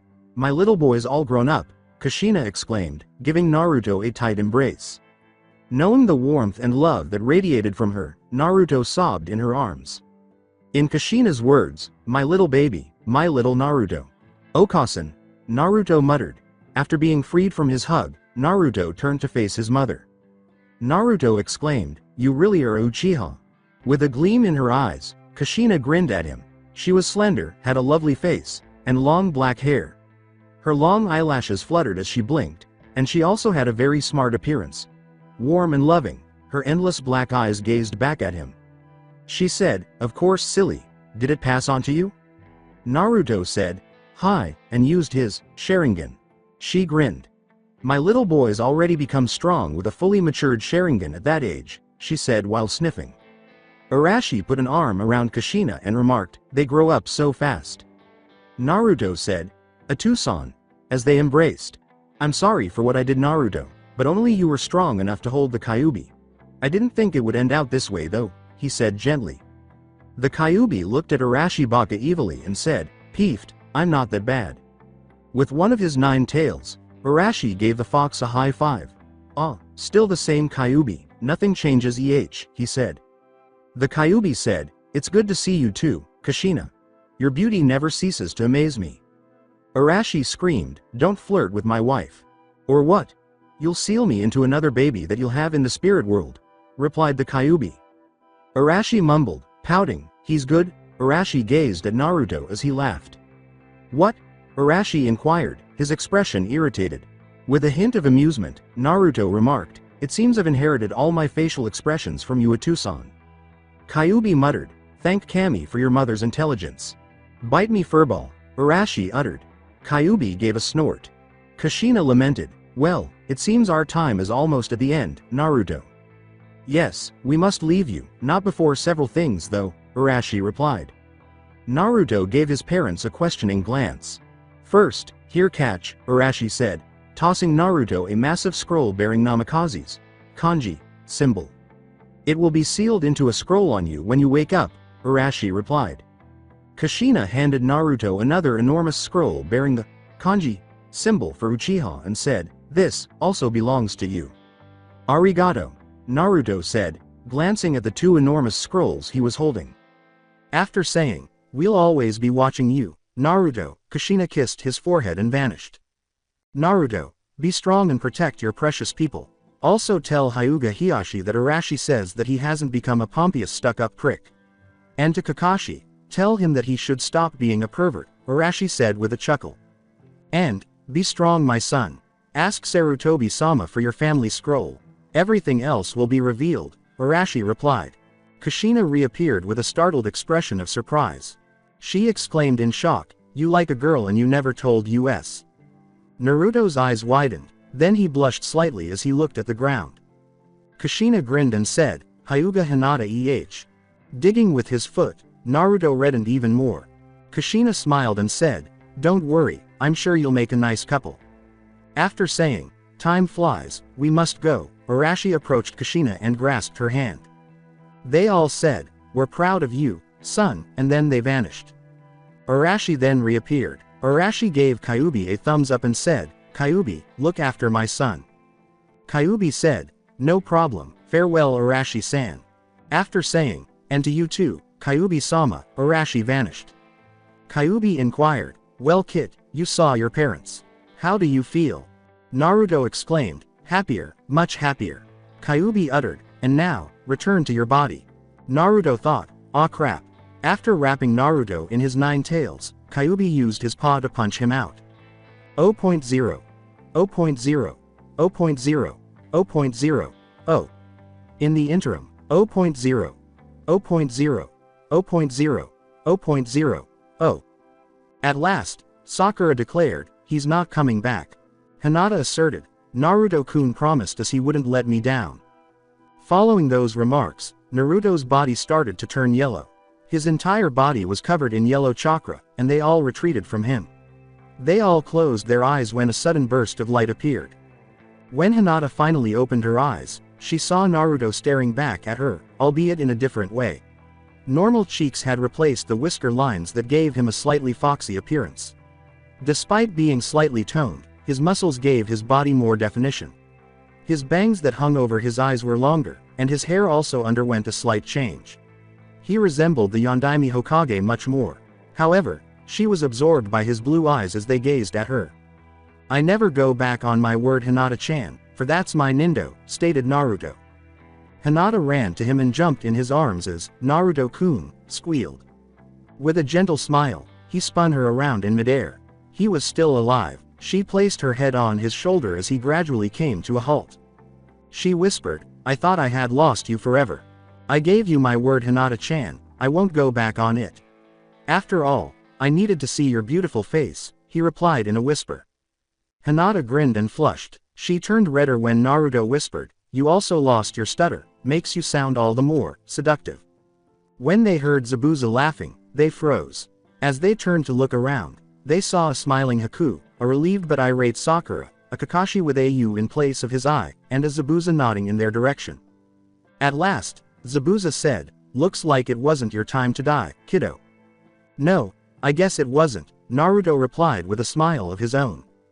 0.0. 0.0. 0.0. 0.0. Oh. At the home of Tazuna, 2 weeks later. 0.0. 0.0. 0.0. 0.0. Oh. Tsunami adored the small, feminine boy, but Tazuna and Tsunami were concerned about Zabuza and Haku living with them. Tsunami wished she had a clone of him to live with their family because he was such a joy to have around. Haku said he had other issues to resolve and declined to stay with them. They were informed by Zabuza that he and Haku had been talking about their relationship and that Zabuza had started using his own name, Momochi Haku, to refer to Haku. Both Zabuza and Haku were pleased. Naruto had extended an invitation for them to follow the path of the leaf and return to Konoha. Haku and Zabuza had agreed without hesitation, fed up with hunter nins pursuing them. After the bridge was finished, Wave Country could once again trade. Although it would take several months for the country to recover, it was undoubtedly doing so.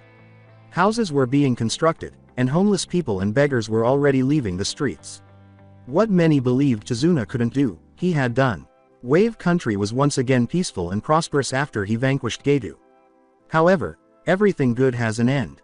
Team 7 and their 2 companions were forced to depart. 6 ninjas and a sizable crowd were positioned opposite one another on the nearly finished bridge. Tazuna walked over to the group. The words, "Thank you for all you've done," came from his heart. Kakashi grinned and remarked, "It was our privilege. You've brought a tear to my eye, the bridge is finally completed. Gedu is no longer a threat and we can all live our lives once again without fear," stated Tazuna. Naruto grinned and remarked, "We anticipate a fantastic trading partner in the future, Tazuna-san." Tazuna grinned and said, "You got yourself a deal, Naruto." Tazuna then raised the final brick and placed it in position. The people of Wave Country let out a loud cheer.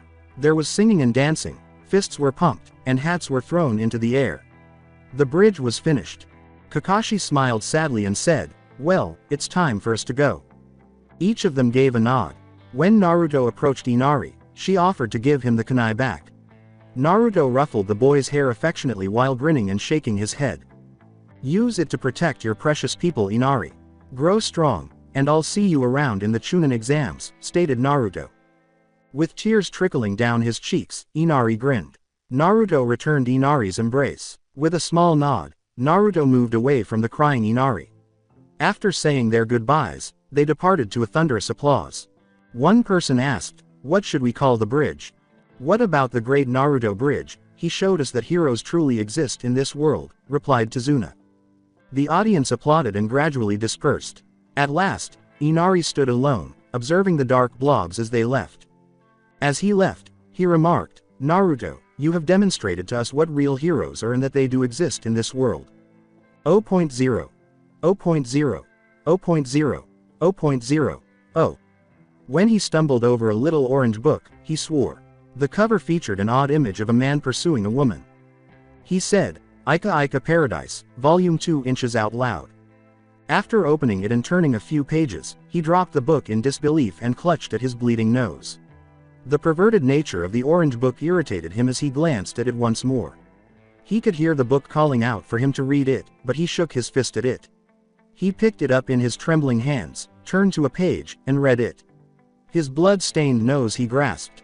When it finally stopped, he picked up the book and threw the orange book into the water. Zabuza gave a sneeze. "What is it?" he thought. Something wasn't right. Zabuza smirked evilly and thought, "Never mind, probably something evil happened that had to involve my name." He grabbed nothing when he reached behind his back for his priceless Ika Ika book. His traveling companion stared at him in shock as he swore loudly. After patting all of his pockets, he undressed to his boxers and looked in every pocket and stick for his book. He called out, "Where's my book?" scattering animals within a 5-mile radius. Inari let out a sneeze. Before he went to bed, he thought, "Ugh, the weather is awful these days." Birds were chirping joyfully as the sun shone brightly.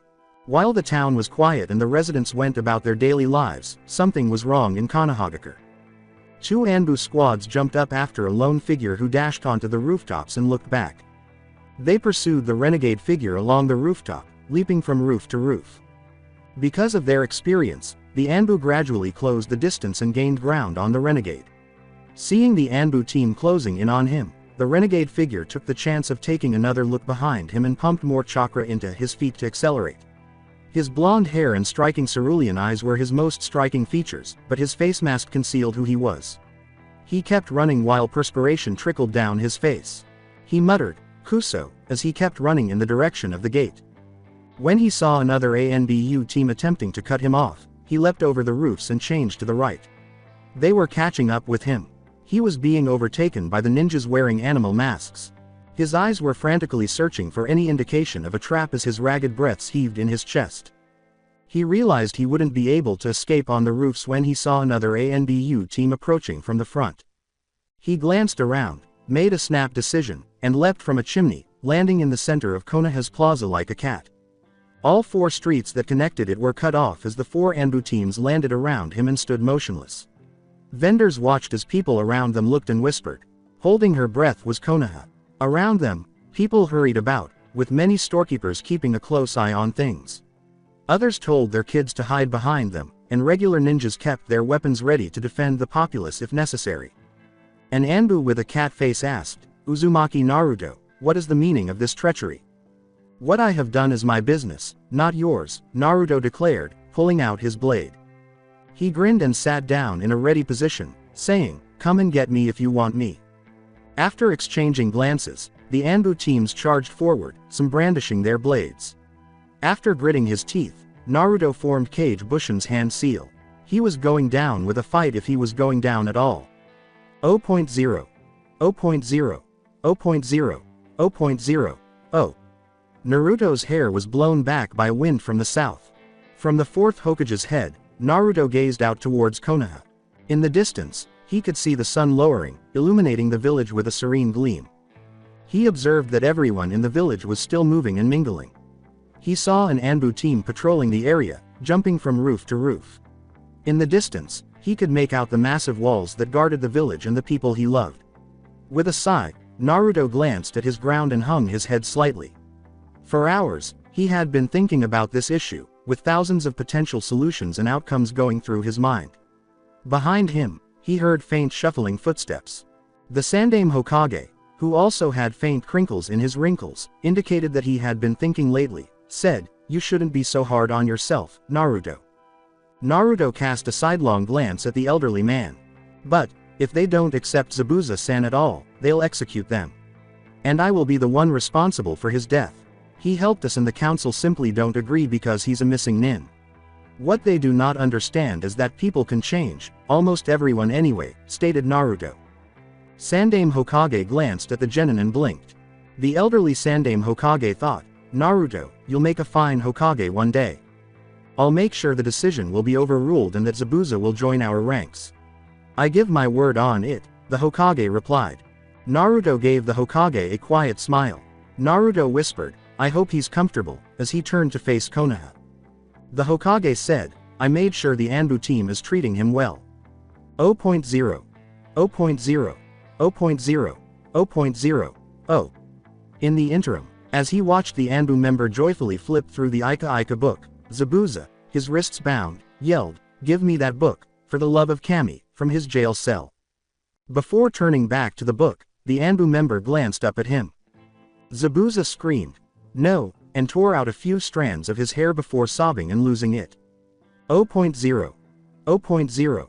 0.0. 0.0. Oh. In the interim, Naruto inquired, "Did you hear something?" The Sandaime Hokage shuffled around uneasily and said, "No, I'm sure it's just the wind." Naruto whispered, Anyway, come Naruto. It's been a while since we've had ramen together. Let's catch up like old times, my treat," said the Hokage with a grin. Naruto looked for any sign of illness in his face. "Deal," exclaimed Naruto joyfully. Later that night, Naruto wore his mask over his face as he ate with the Hokage. Ayame, who was nearby, kept sneaking peeks at Naruto's face, her eyes horribly flushed with love. As he made ramen, Chuki was blushing a little and murmuring to himself about having a wife. The Hokage remarked, "Naruto, some things have come up." Naruto looked up from his ramen, eating calmly instead of slurping in an undignified manner. "You've changed. Something happened when you went on that mission. I would like to know the details," the Hokage replied. "I met them," Naruto uttered quietly. "Met them?" the Hokage inquired. Naruto said, "I met my parents." The Hokage's gaze grew wide. "They explained everything. About my past, everything," Naruto replied. The Hokage remained silent, his brows furrowed in focus. "On that mission, I befriended Zabuza and Haku. They turned into the good guys, with us. They fought beside us when Gedo came with his thugs. In that battle, I died," stated Naruto. The Hokage's gaze grew wide. "I died saving Hinata-chan. It was then that I met them, and they said it wasn't my time to die," stated Naruto. Wondering how this could have happened, the Hokage shifted. Naruto went on, "I changed when I was resurrected. My whisker marks disappeared, my hair grew longer, my body more toned, and I'm more of a ladies' man," concluded Naruto. At his final remark, Sandaime Hokage and Naruto both laughed. The Hokage grinned and remarked, "I'm sure you will be with a face like that." After glancing at the Sandaime, Naruto nodded. "I would like to know more about my family one day when you're free," replied Naruto. The Hokage stood up and held up a bundle of bills, saying, "So be it, until then we have a case to fight against the council." "Oh no, on the house, visit soon Hokage-sama." "You too Naruto," replied Kyuubi. "Arigato," was Naruto's quiet voice.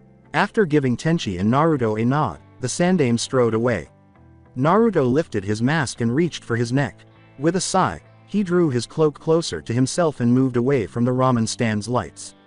0.0. 0.0. 0.0. 0.0. Oh. Encircled by the 4 Anbu teams, 50 Narutos stood engaged in combat. One by one, they were being beaten down gradually. Before coming up with a concept, the real Naruto looked around. Naruto and his clones threw shuriken at the Anbu teams as they leapt from the plaza, landing on a roof with 10 of them remaining. In order to avoid the shurikens, the Anbu teams dispersed. Then Naruto turned tail and fled with his clones.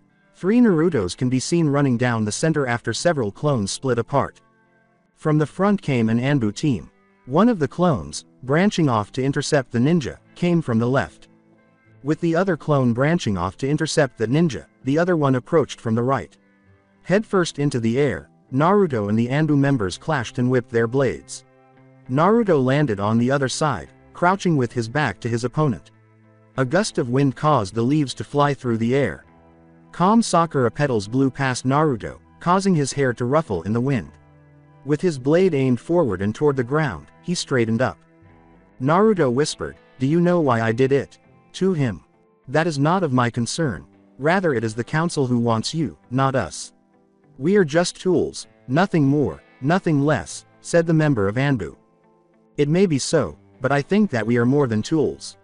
Rather, we are also living, breathing humans who are simply fighting for the country or village we love," started Naruto. "We fight against other villagers, killing and slaughtering all in the name of Leaf, yet people may regard us as tools. To the common villager, we are the ones who must protect them. We have the responsibility to protect and serve our village. Thus, it is from my knowledge that we are not tools, but rather, people, protectors," stated Naruto. The member of Anbu questioned, "Why speak of these things?" Naruto turned to the Anbu member and said, "Because, that is why I let the missing nin Momochi Zabuza and Momochi Haku free." Now he was surrounded by the Anbu. Slowly, Naruto opened his eyes after closing them. He turned to face each Anbu, his gaze penetrating their masks and their eyes as though he were peering into their souls. Naruto gripped his blade and uttered, "I know you can't let me go, but I'll be damned if you take me without a fight." According to an Anbu member, Uzumaki Naruto, "If you don't resist, it would go well with the council." Naruto turned to face the Anbu member who had just finished speaking.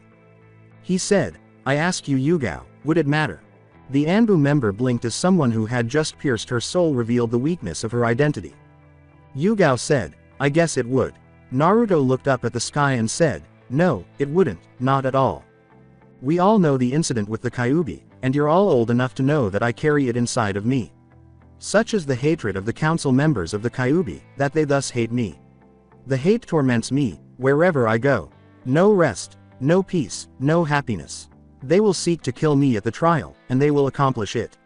They have the power, and they will use it without hesitation. One of the birds screamed as it circled the sun's outline above the ground and then took off. Naruto looked at Yugao as he turned. Before crouching with his arm horizontally out in front of him and his blade held vertically behind his back, Naruto declared, "If you take me, I'll take most of you down with me." Naruto said, "Well, what are you waiting for? An invitation?" Naruto saw darkness as the Anbu leapt forward. 0.0. 0.0. 0.0. 0.0. Oh. Gazing at Naruto from the bars, Zabuza remarked, "I don't like this at all." Naruto looked at the guard who was snoring next to him and said, "They will kill you, Zabuza-sensei. I won't let it happen. I don't care, just get Haku and leave." "You wouldn't stand a chance breaking me out," replied Zabuza. A figure walked down the stairs and asked, "Are you sure?" Zabuza's gaze expanded. A female figure was standing at the top of the stairs when Naruto turned to look. "Haku," he exclaimed. "I have them, Naruto," Haku declared as he descended the stairs and used a silver key to open the lock. Zabuza inquired, "How did you get out, Haku?" 0.0. 0.0. 0.0. 0.0. Oh. Retrospection. "Yes," Naruto said, glancing at the elderly ninja on guard. "I'm here to take over for your watch." The old ninja said, "You're kidding me, right? You, midget boy, short stuff, you." "Yes, I am, old man." "You, small, little shrimp?" the old ninja asked. Naruto muttered, "Yes, damn you. You were chosen out of all the ninjas?" the elderly man inquired. The old man irritated Naruto, who thought, I could knock him out, or whack him in the private parts, hard. Or else. Naruto angrily threw a smoke bomb filled with sleeping gas onto the ground and said, "You know what, screw you and sleep, damn you." The old ninja struck the deck as Naruto reached for his keys, and Haku, wide-eyed, unlocked the door before Naruto began to run, glanced back, and stopped when Haku remained standing. "Are you coming?" Haku leapt after Naruto as he asked. They ran down the stairs after snatching the keys from the guard.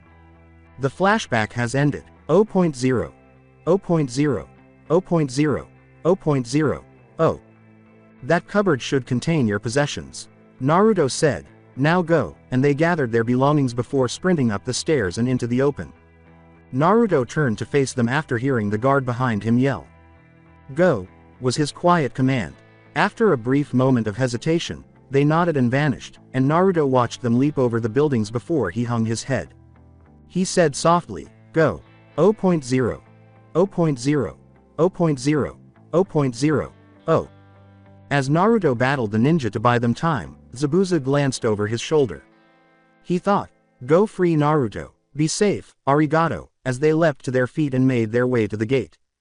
Haku thought, "I hope Naruto will be okay." 0.0. 0.0. 0.0. 0.0. Oh.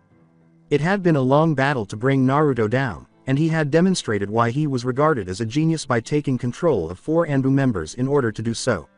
A huge crowd gathered around a wooden platform that had been erected, and Naruto stood on it with his head hanging and his hands bound behind his back. The council sat in a circle around Naruto, with the Hokage at the head of them. An elderly-looking council member said, "Uzumaki Naruto, you are charged with the release of the S-ranked missing nin Momochi Zabuza and his accomplice, Haku. Are you able to share your thoughts?" he inquired. Naruto's laugh, soft but audible to everyone, caused the crowd to fall silent. He looked up, his eyes full of pride and devoid of fear. "Do I?" Before turning to face the council members, he asked. "Or do you?" he asked, demonstrating his resolve. One person in the crowd whispered to another, "What is the meaning of this outrage?" Naruto grinned as the crowd jeered him. "I can see here, every single person, who has made my life a living hell," started Naruto. The audience became quiet. "The butcher who threw a cleaver at my head when I was 4 years old is visible to me. He chuckled as the cleaver struck my shoulder and I screamed in agony while I was searching for food," Naruto said quietly. Naruto said, "I can see him," as he fixed his gaze on a chubby man. The man backed away after his eyes widened. Naruto turned to face another man and said, "Don't think you're so innocent either. You don't recall how badly you beat me when I was 8 years old?" Naruto inquired. The smirk vanished from the figure's face as well. "At my own expense, I have protected this village for 12 years. Almost no one here expressed any sympathy or sadness, Naruto remarked. The Hokage gazed at Naruto and stroked his beard while Kakashi, who was nearby, watched, wondering what would happen, his favorite book nowhere to be seen. How would you have felt about me living for 12 years? Looking at the crowd, Naruto remarked, I'm being kicked, beaten, hit, and starved almost every day. I have no place to go, no one to talk to, and I'm lonely without parents. There was silence as everyone stared at Naruto. I released them because I assured them that they would receive proper treatment. You imprisoned them and planned to try them for treason, even though they would have made valuable additions to our ninjas. They had made an effort to change, and Zabuza in particular had done so. Naruto remarked, but you gave them no chance, no hope, no freedom. The council members exchanged cold looks with one Hyuga in particular. 0.0. 0.0. 0.0. 0.0. Oh. Retrospection. A council member shouted, the boy must be executed. Hiyashi objected, saying, quiet Ranma, he has done nothing wrong. How would you know about that, monster? Ranma inquired. This ninja isn't skulking around devouring people, am I right? Hiyashi got up from his cushion and said, it's not your place to decide whether or not he is a monster. Oh, Ranma stood up to confront Hiyashi and remarked, you can see plainly that he is a monster. Naruto stood bleeding and bound in the center of the group, and he laughed quietly. Before turning back to the ground, Naruto remarked, if you execute me, it was worth it. After glancing at Naruto, the Hokage turned to face Ranma and Hiyashi. The Hokage said, that's enough, both of you. After giving each other a fierce look, the two elders took a seat. Ranma muttered, your betrayal sickens me, Hyuga. In Konoha, we are the strongest clan. Remember your place, old man, Hiyashi shot back. The Hokage declared, we vote on the life of this boy. The decision was made, and the council muttered. The Hokage said tragically, as such, the decision is for Naruto to have a public trial. If found guilty, he will be executed, and began to leave the room. Slowly, Naruto raised his gaze. Naruto said, it's not your fault. Wiping away a tear, the Hokage turned back to face Naruto. Naruto said, if I die, I know I did it for a good cause, and then he turned back to face the ground. The flashback has ended. 0.0. 0.0. 0.0. 0.0. Oh. If you can find at least 11 people to vouch for this person, then he might have a chance against the penalty of death, as agreed by the council, stated the Hokage. Several council members muttered disapproving remarks, but the Hokage's position remained unwavering. I vouch for Uzumaki Naruto, Kakashi said in a firm voice as he made his way to the stairs. Naruto grinned as he stood up beside him and gave him a wink with his eye. As so I, said Hiyashi, getting to his feet and following Naruto and Kakashi. Naruto nodded in response to Hiyashi's hand resting on his shoulder. I also attest to this. Kurenai walked up the stairs and said, I have seen the good in this boy. She gave Kakashi a small smile, gave Naruto a hug, and proudly got to her feet. Guy ran up the stairs and performed push-ups while roaring, I will vouch for that boy, his flames of youth will not be extinguished. While a certain green-clad, bushy-eyed ninja named Rock Lee encouraged his sensei, the majority of the crowd began to perspire at the sensei's antics. 3 council members were debating behind them before they all got up. The Shika, Cho, and Naka trio declared, we vouch for Uzumaki Naruto. They also walked alongside the expanding group that was present. I will personally attest to the boy. The Hokage remarked, he should be free because I've helped him since childbirth. There was complete silence until the wrinkled old Ranma got up. The Anbu looked around, looking at each other, and then muttering to themselves. Even with the Hokage, that is only 10 people. Thus, the boy will be put to death, smiled Ranma. Before a chant was raised, the audience immediately erupted in jeers and roars of disapproval. Set him free, set him free, set him free. With his arms raised, Ranma declared, you have heard the rules of the council members, and without any others to vouch for him, the execution will happen. A huge sword swung through the air and struck the wood between Ranma's feet, causing the council member to scream, leap backward, and stumble. Are our words considered? A masked person standing atop a roof questioned. Uncomfortably, the Anbu stood back to attention after preparing to attack and looking to the Hokage for approval. The Hokage waved his hand to tell them to be at ease. Zabuza vanished and reappeared holding his sword. Zabuza praised Naruto and said, I vouch for this boy, and if it counts, Haku as well. The audience cheered and roared in agreement after he said those words. 0.0. 0.0. 0.0. 0.0. Oh. After a week, on top of the Hokage Tower, Naruto stood in his regular clothes, grinning behind his mask while the Hokage handed his papers to Zabuza and Haku. You are now officially ninjas of Konoha, the Hokage said, grinning, and gave them both Hittites. There was a tremendous roar from the crowd below. Naruto smiled as he saw a dove circling the sun in the sky before taking off. He had succeeded. Naruto grinned and said, I saved myself, saved Zabuza-sensei, saved Haku, and most importantly, I gained the respect of the people. 0.0. 0.0. 0.0. 0.0. Oh. Hinata clung to Naruto and said, "En Naruto-kun, thank Kami you're safe." It was their first team meeting in a few weeks, and they were standing on a bridge. Naruto grinned and gazed up at the sky as a lone white dove flew before dropping a small flower, saying, Hinata-chan, I'm glad to be back.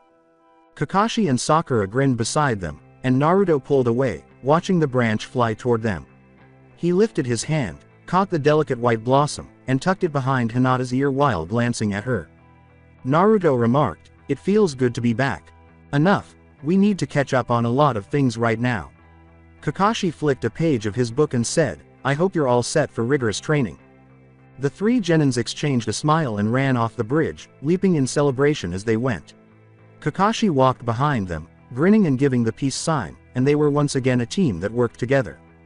0.0. 0.0. 0.0. 0.0. Oh. Unbeknownst to him, two figures stood on a roof, watching the room, their cloaks fluttering in the southerly wind. Naruto grinned as he glanced at the picture that was on a shelf, turned off the light, and slid into bed. He glanced at the picture once more from his bed, the moonlight casting a faint glow on the room, and he pulled the curtains before his head struck the pillow. He fell asleep shortly after. They say that nothing lasts forever in this world and the next, but based on everything I've learned and scoured the outer rims of this planet, I've come to the conclusion that there are things that last forever. People say that nothing can be immortal, but what I've witnessed in two ninjas warms my heart to the core. Love is an emotion that can last forever, and if the bond is so strong that they would fight and die for each other just to make their partner happy, soulmates, then the idea that nothing lasts forever. Hokage Sandaime, the stars shine so brightly, so many that they cannot be counted, but if she asked me to try to count them, I would do it. I would focus and count until I was exhausted or until I had done so. I would have expended all of my chakra trying to count them, but it is never impossible, and if she asked me for just one thing, I would be happy to give it to her. My one, my only. Naruto Uzumaki. Love is a choice, slow to anger, slow to hate, slow to curse, slow to hesitate, fast to smile, fast to laugh, and fast to make even the worst day seem worthwhile when you see their smile, their laugh, their voice. Love is an emotion that cannot be described in one word, or two. It is an unconditional emotion that even makes the bottom of your heart feel warm when the person you love smiles. Iruka Yumino. He has given me the greatest gift anyone could ask for, love. I gave him my heart, and he gave it to me. Love is the ultimate gift of sacrifice and love. It allows us to be together no matter what happens in our lives, whether it be war, peace, illness, poverty, or even death, until the very end. Hinata Hyuga. 0.0. 0.0. 0.0. 0.0. Oh. With their eyes locked, Naruto stood facing Hinata. There was a spooky silence, but then, slowly, Naruto leaned forward to close the gap, and Hinata noticed, closing her eyes and leaning forward as well. Their lips moved closer and closer until they were almost touching. As he gasped and clutched at his ribs where Kakashi had kicked him, Hinata screamed and flew past him as Zabuza slammed his elbow into her body. As she did, Naruto extended his hand, which she clasped, and he swung in a 360-degree motion, flinging her back towards Kakashi and Zabuza at torpedo speed. Hinata thrust her hands forward, aiming for their chest, and they blocked them, swiping them upwards. As they attempted to drive their fists into her again, Naruto leapt behind her, spinning as he threw kunai, and they jumped backwards, skidding to a stop to avoid the kunai. Every day, their teamwork gets better, Kakashi thought. Zabuza thought, they're getting better. Watch out or they'll kick our asses. As Naruto threw a kunai over her head at their senseis, Hinata charged, running low, and Kakashi and Zabuza blocked them with their own blades. In a fierce taijutsu battle, Hinata and Kakashi engaged, while Naruto drove over to Zabuza, where his katana clashed with Zabuza's blade. Sakura and Haku engaged in a fierce battle off in the distance. 0.0.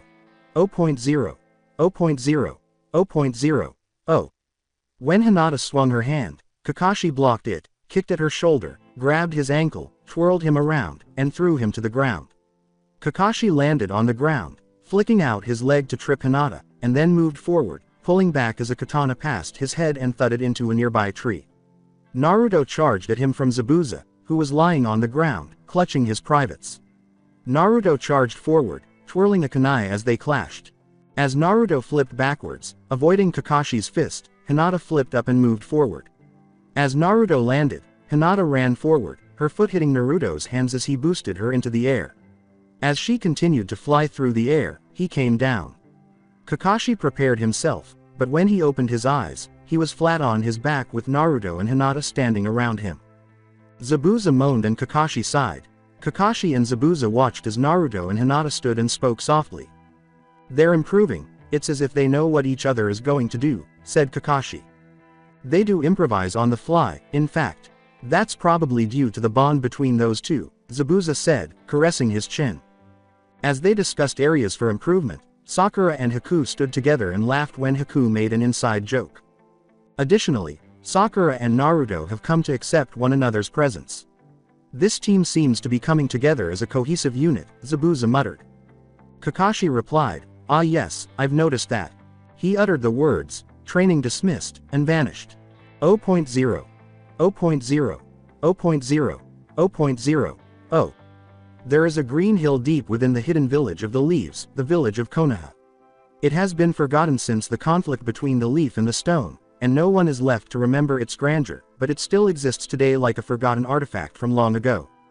It was a solitary grave on a green hill far away, the sky blue but deathly quiet, and there was not a single animal or bird in the background of the woods. The wind blew the grass stalks around wildly, the soft rustle of their movement, and the trees rustled softly, a perfect serenade for a grave. The grave had just been dug, with a gray round tombstone in its wake. A figure dressed in black stood over it, looking down at it, and then slowly bending over and placing a bunch of various colored flowers at the grave before backing away. As the wind whistled its melody and blew the figure's black cloak around, the figure stood there for hours while the clouds seemed to fly overhead in the speed of time. The flowers soon took flight and were carried away by the wind, but the figure remained there. He reached into his pocket and took out another batch of flowers and placed them at the grave. Once more, as the flowers took flight, the figure kept placing flowers on the grave. At last, as the 10th bunch of flowers rose above the previous night's sky, the scene changed from a peaceful afternoon to a darkened night with no stars and a covered moon, but the figure remained motionless, staring at the spot where the deceased's name should have been, but the tombstone was blank. A crimson cloak hung around his shoulders, flowing off to the side with the constant southern breeze, and a single cerulean eye, as deep as the endless oceans, was visible as the black-clad figure turned around and gazed out at the horizon. His other eye was covered by a Hitai-ite. The figure blinked as it muttered three distinct words while turning to face the grave and the tombstone. "Who am I? Who am I? Who am I?" With his head aimed at the sky and his arms spread wide, he screamed those three words across the horizon as though pleading for a miracle. The figure whispered, "Who am I?" once more before turning around and revealing Uzumaki Naruto's face. 0.0. 0.0. 0.0. 0.0. 0. Naruto awoke, sweating profusely. He thought, what kind of dream was that? As he looked at the clock, which read, 2 o'clock. As he flopped on the floor, Naruto rolled out of bed and yawned. He complained, sank slowly to his knees, and then stood up. He shuffled around the room, making his way to a window facing west, and looked out of it. It was completely dark above the rooftops, but there was a full moon shining brightly, and he saw several black blurs that could only be Anbu patrolling the village rooftops. Naruto turned on the light and blinked angrily at the new source of punishment. He mumbled, "Damn light," as he yawned deeply once more and rubbed the dark bags under his eyes. He approached the refrigerator and opened it to find nothing inside. He muttered, "Kuso," and settled down on an old couch. The words, "Who am I?" swept past into his mind once more, and Naruto shook them off, massaging his aching temples. He saw that Kakashi and Zabuza would gladly give them another painful training day, with glee on their faces as they gave their team hard workouts, but ultimately they all knew it was for their own good, to improve and become better shinobis. Naruto scowled at the thought, wondering what kind of sadistic exercise Zabuza would force them to perform. He was not going to sleep any longer.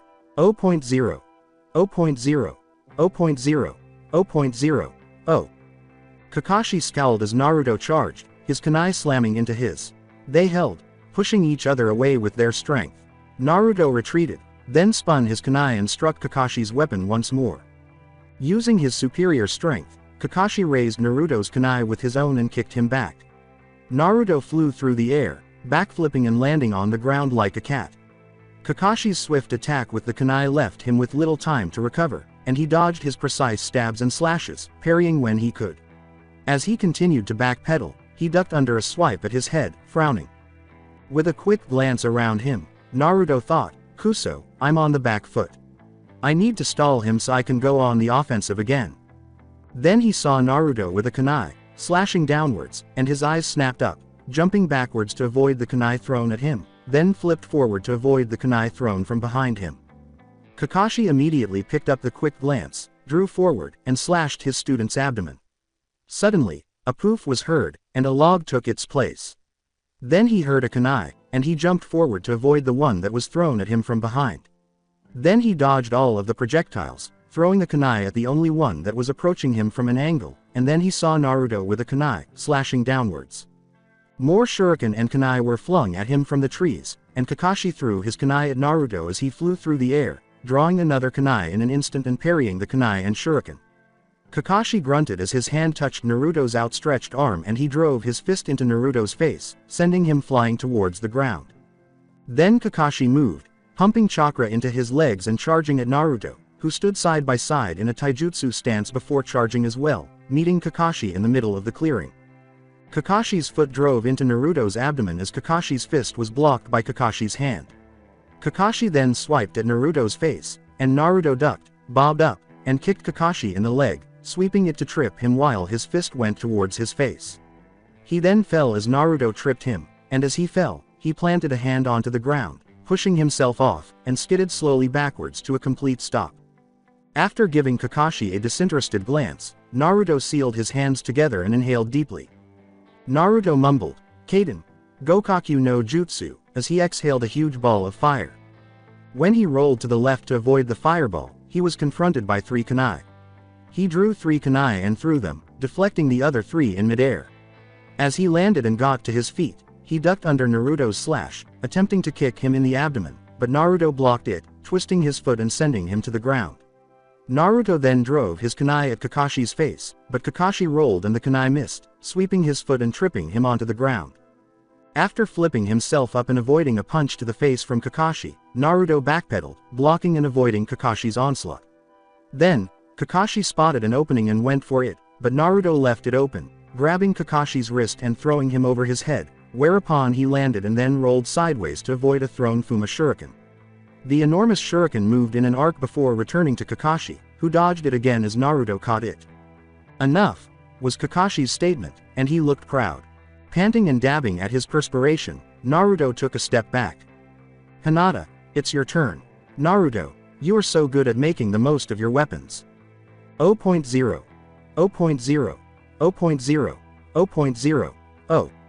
Hinata was seated next to Naruto, who was perched on the 4th Hokage's head.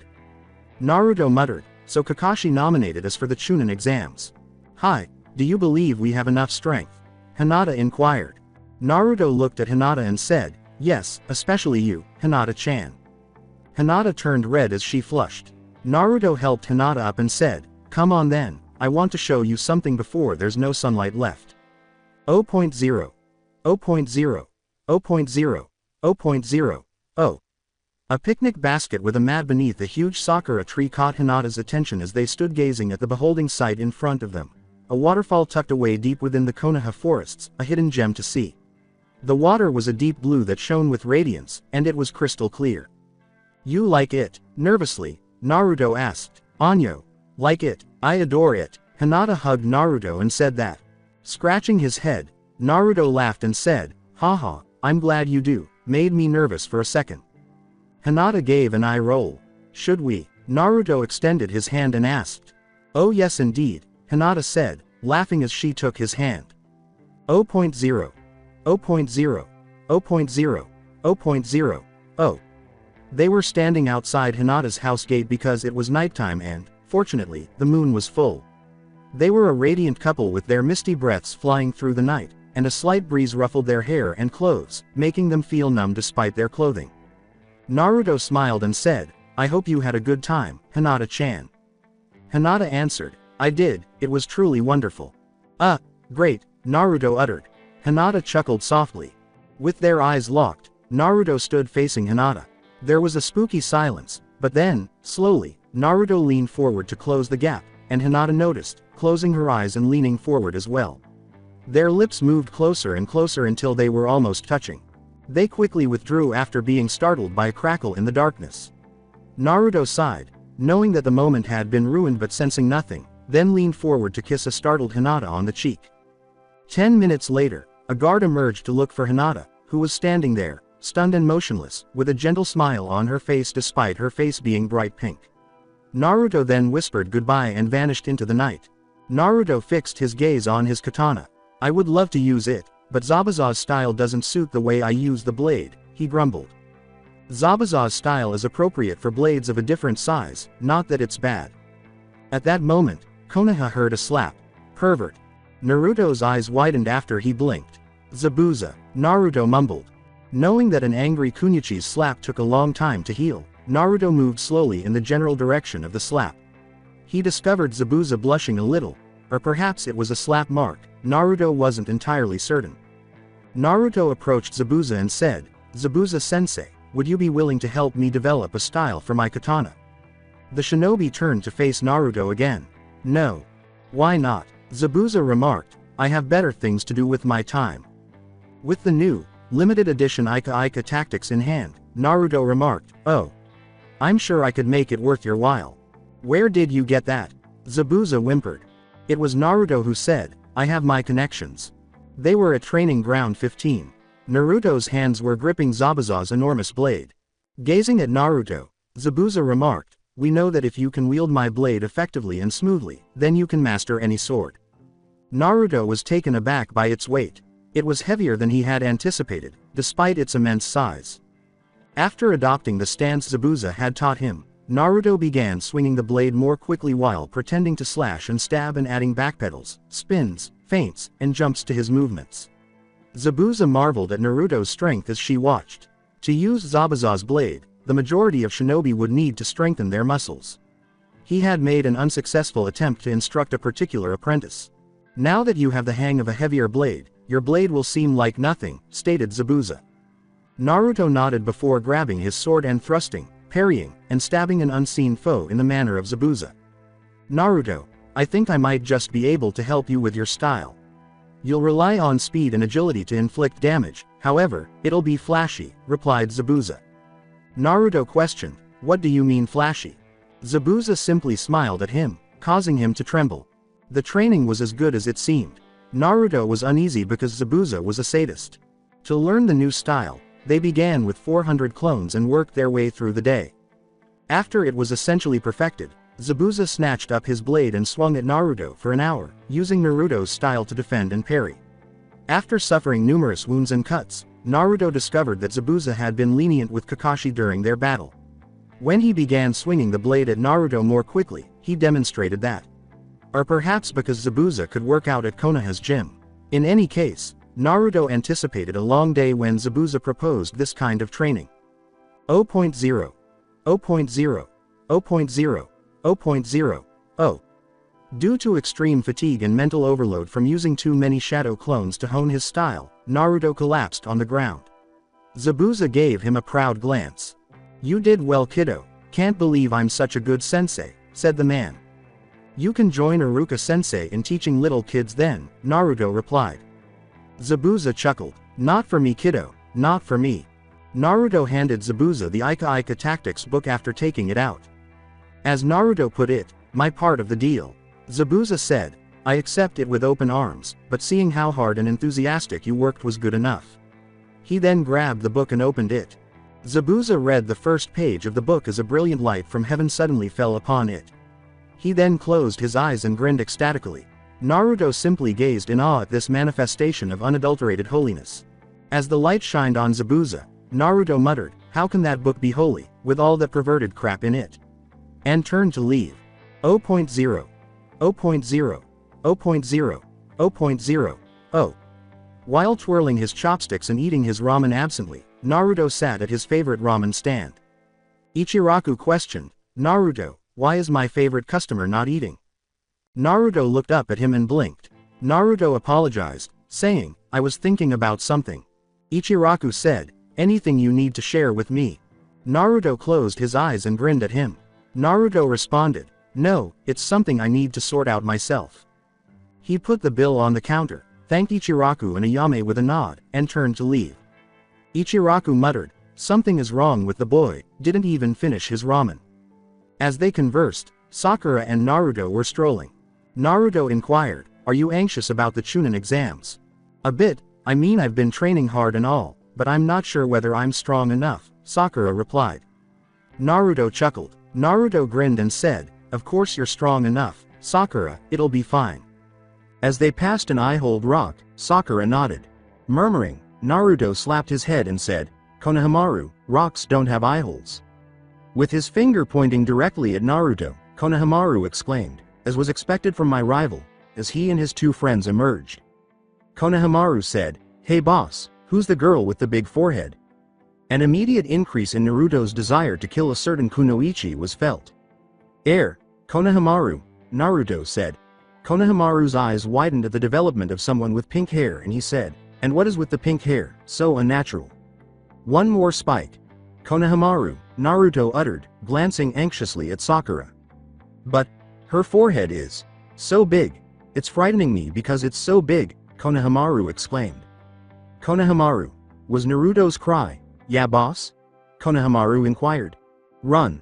Naruto screamed.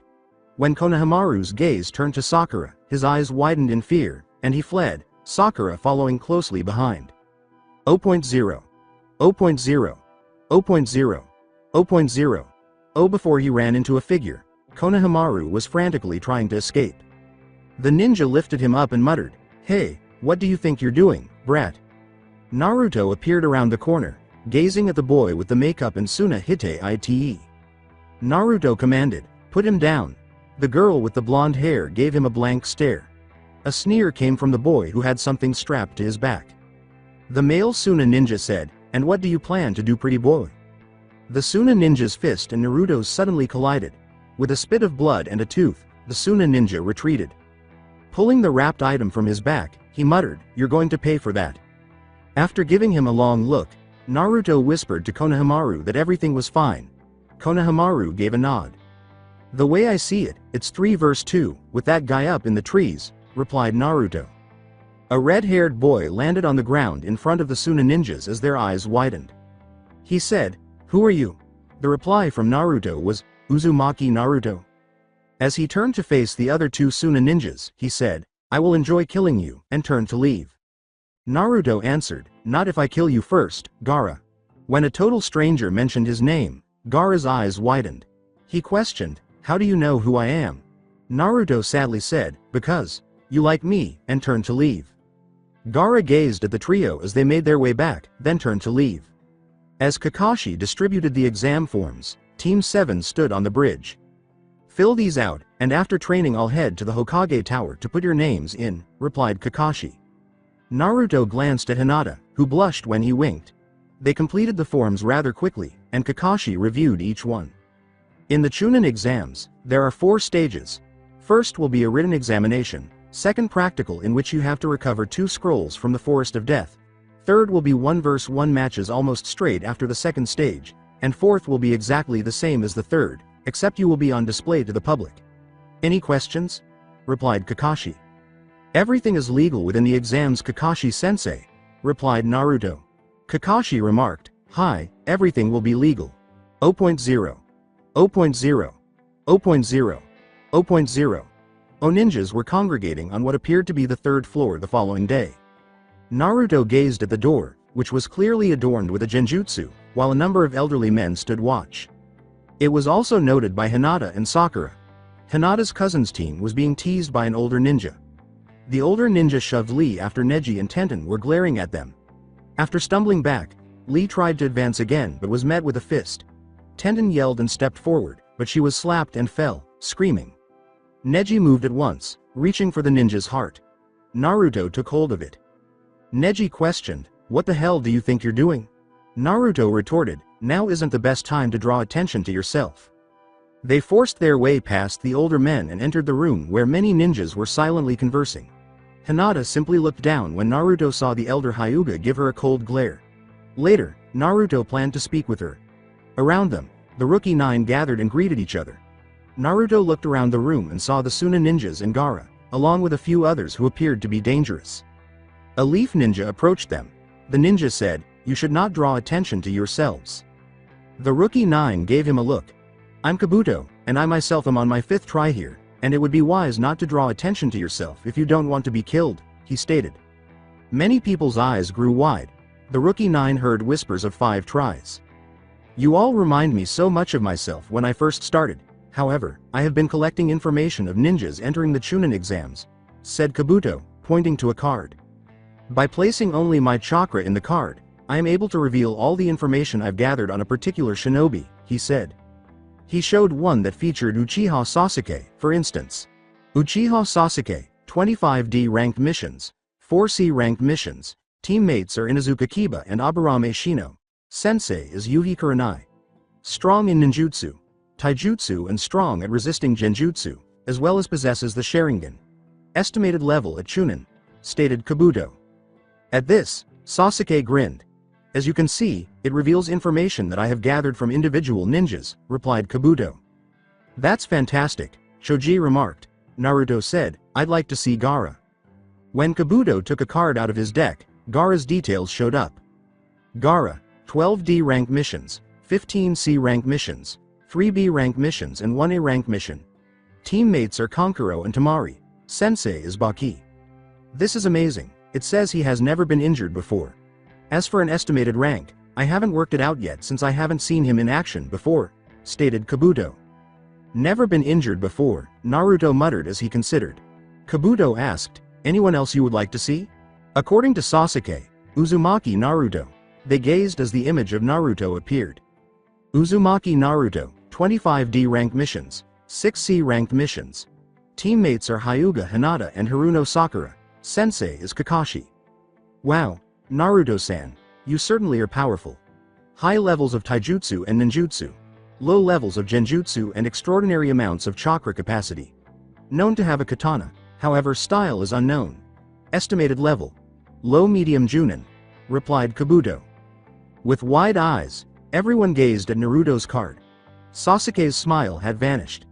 Naruto laughed nervously and scratched the back of his head. The strength of the man Hinata loved had made her flush. In an attempt to defend his actual abilities, Naruto muttered, "You obviously overestimate me, Kabuto-san." Kabuto gave him a look.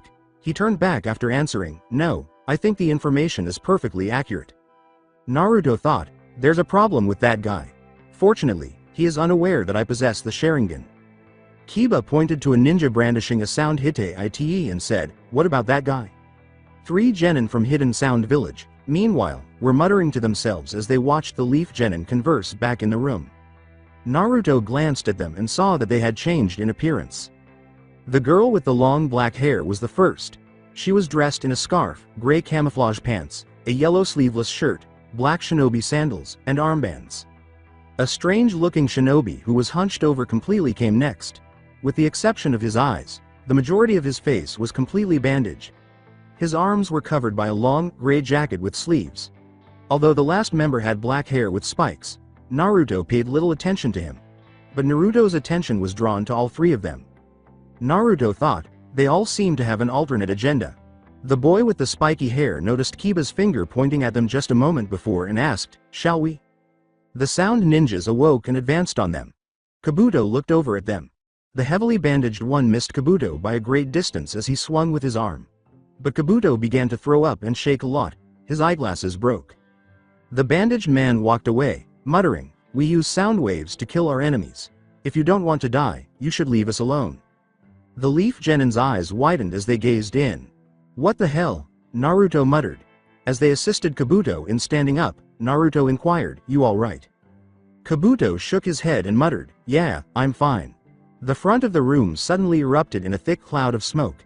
A big man emerged in front of a group of Chunin as it cleared. He was dressed in black boots, black gloves, and a dark gray trench coat. He was dressed in gray slacks, a gray button-up shirt, and a bandana tied on his head with a headband. But what was most obvious about him were the many scars on his face, which indicated that he had been tortured and had survived it. "Welcome to the Chunin exams. I will be the proctor of the first stage of the exam. You may call me Morino Ibiki. Any questions so far?" After a spooky silence, a somber atmosphere descended upon the room. "Alright then, we'll now begin the first examination. Everyone line up here at the desk and turn in your application cards that your sensei gave you.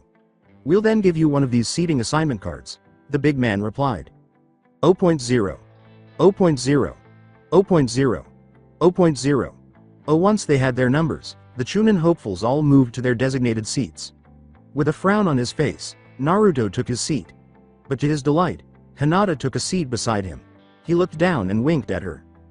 "Do not turn your papers until I say so, as I go through the rules. Rule number 1, each of you starts with 10 points. There are a total of 10 questions on the test, each one worth a point each. For every question you get wrong, you will lose one of these points. Yes, you lose points for getting them wrong," Ibiki said with a sarcastic grin. "Also know that if you lose your 10 points, not only you but your teammates will fail too. If anyone is stupid enough not to understand, if one of your teammates gets caught out or fails the test, you fail too. Any questions so far?" Silence once more. "Finally, you are not allowed to cheat. If our examiners catch you doing anything suspicious or dodgy, you lose a point. Hence, if you get caught cheating 10 times, you're out, and your teammates fail. Any questions?" Silence once more. "All right, you have an hour to finish the 9 questions, and at the conclusion of that time, I'll ask you the final one. Get started." Naruto looked at the question as he opened his test. No regular genin could finish these, but I can, Naruto thought as he headed to work, grinning. At his side, Hinata read the writing of ninjas who appeared to know what they were doing using Byakugan. Number 51, a Chunin said. After swearing, a mist shinobi got up and walked away, his teammates following him. A Chunin said, "Leave, number 24 in your corresponding numbers." A leaf shinobi and their group departed this time. A Chunin said, "Numbers 44 in your team, you're gone. You were unsuccessful in your attempts to review each other's papers on numbers 11, 62, and 105. Another one called and said, "Get out of here. You're done, number 125, another Chunin said. The once heavily populated room was beginning to thin out. Naruto knew Hinata knew what to do, as did Sakura, and he winked at Hinata before returning to his work on the questions. Despite his intelligence, Naruto found these questions very difficult, so he took his time answering them. He had seen chakra spikes all over the place as people tried different ways to cheat. Number 65 inches. When Naruto realized that Sakura was number 64, his eyes widened and he sighed in relief. He looked up at Ibiki, who was staring at him strangely, and saw that the clock was almost done. He thought, "There's something about that boy that I can't focus on." Ibiki looked around the room and saw that many of them were gone, but not enough, and he looked at the clock, which showed 2 minutes left, and listened to the frantic scribble of pencils on paper as they attempted to finish the exam in the hour. Ibiki got up at precisely 1. "Pencils down," he yelled. Dropping their pencils and shutting their booklets, genins leapt from their seats. "Congratulations on reaching this point. The last question is about to come, but this question has a rule," Ibiki stated. "You can choose how to respond to this question, and you will fail if you give the wrong response. You and your teammates will fail if you don't. There's a catch, though. You will never be allowed to take the Chunin exams again if you decide to take the question and provide an incorrect response," Ibiki stated. The effect was instantaneous. A chill came into the room, a shiver ran down nearly every genin's back, and a Chunin swore as the cold wind blew through an open window, giving everyone goosebumps. The Chunin struggled with the window. The genins were going crazy from the heavy atmosphere, and Ibiki grinned as whispers began to break out among them. "I love my job," he reminded himself. "All right, that gives you enough time to consider it," Ibiki said. "Raise your hands now if you do not want to answer the question." The effect happened instantly. A number of genin hands shot up, and in one instance, all 3 members of a shinobi squad raised their hands in terror. As the room grew empty, Naruto turned to face Hinata, who was looking down with sadness and depression. He closed his eyes and cleared his head before turning back to face the terrified Hinata. She clenched her hands together and thought, if I stay a genin, my father will leave me and I will become a servant. I don't want that to happen. And Naruto-kun, he won't be able to become Hokage if he is unable to take the Chunin exams. Hinata then started to shakily raise her hand, which Sakura's eyes immediately picked up and widened. She then turned to face Naruto, who spoke to her through his eyes, and lowered her hand while looking at him. She felt him staring into her soul as he spoke to her through his eyes, and she blinked before nodding and lowering her hand completely. Naruto then gave her a victorious smile while turning to face Sakura, who was raising her hand, before his hand shot up and slammed down on the table. I don't give a crap whether I'm banned from the Chunin exams or not, however I will still become Hokage, he said. When Sakura's eyes widened and she saw that a Chunin was going to call her number, she lowered her hand and sighed in relief, wiping away the perspiration that had accumulated on her from the situation. Suddenly, the room lifted, and all of the nervousness vanished. Naruto-kun, Hinata thought, I wish I had your courage and strength. I admire his willpower, but no one else is leaving. There are still 78 candidates left, all because of that Uzumaki kid, Ibiki thought. The proctor laughed heartily, which was very odd for such a big man. Before Ibiki stopped laughing and turned to face them, the genins around them looked around in confusion. Congratulations to those of you who are left. You've just completed the first part of the Chunin exams, Ibiki screamed. Wait, what? Kiba inquired. Ibiki said, that's right, you all pass. However, Choji questioned, what about the 10th question though? The question was simply on whether you had the guts and willpower to continue to go on, Ibiki said. Shikamaru muttered, so I spent all that brainpower for nothing. How troublesome. The questions were neither troublesome, nor a waste of time. The point of those questions was to test your abilities of spying and gathering information, as well as whether you were able to pick up the hidden message behind the test, Ibiki stated. Spying? Inquired Kankuro. Yes. Remember the rules at the start? That if you fail, then your teammates fail. By using that as fear, we are able to intimidate you, and hence you have to work under pressure, making it harder to complete the test. As well as this, the questions were specifically set so that you had to cheat in order to be able to pass, as no ordinary genin would be able to work out those questions, Ibiki replied. So this was a complete test on whether you were able to gather and analyze information, or spy and copy, which would be able to be applied in a real-life situation in terms of infiltration and code cracking. Neji responded. 100% correct. We snuck in 2 Chunins that you were able to copy from, Ibiki replied. 2 Chunins smiled and held up their hands at this. Of course, anyone who cheated in an obvious way, failed, mostly due to the pressure that was put upon them, as well as the fear of failure, Ibiki stated. Ibiki took a moment to untie his bandana. Many wounds and scars were visible on the top of his head, and genins gasped. There are times when being careless and getting caught by hostile forces in an act of espionage can cost you. Sometimes, it can scar you for life. However, there are few that would be able to endure the torture I had, Ibiki said. Ibiki nodded to the class and put the bandana back on. Then he looked out the window, which the Chunin was still attempting to close. The Chunin was kicked across the room by a shinobi that blasted through the window. Mitarashi Anko was standing behind her when a banner flew out. Your second examiner for today has arrived. I am Mitarashi Anko and will the proctor for the second stage of your exam, she stated. Naruto gazed at the woman wearing very little clothing. She works as an examiner, he pondered. Naruto discovered that the woman in the scant clothing was, in fact, an examiner. Fantastic. Anko said, Ibiki, you're losing your touch, still so many. Ibiki waved her away with a snort. Alright brats, follow me and try to keep up. She reviewed the test's guidelines. Welcome to the infamous Forest of Death, ladies and gentlemen. Here will be the second stage of the exam.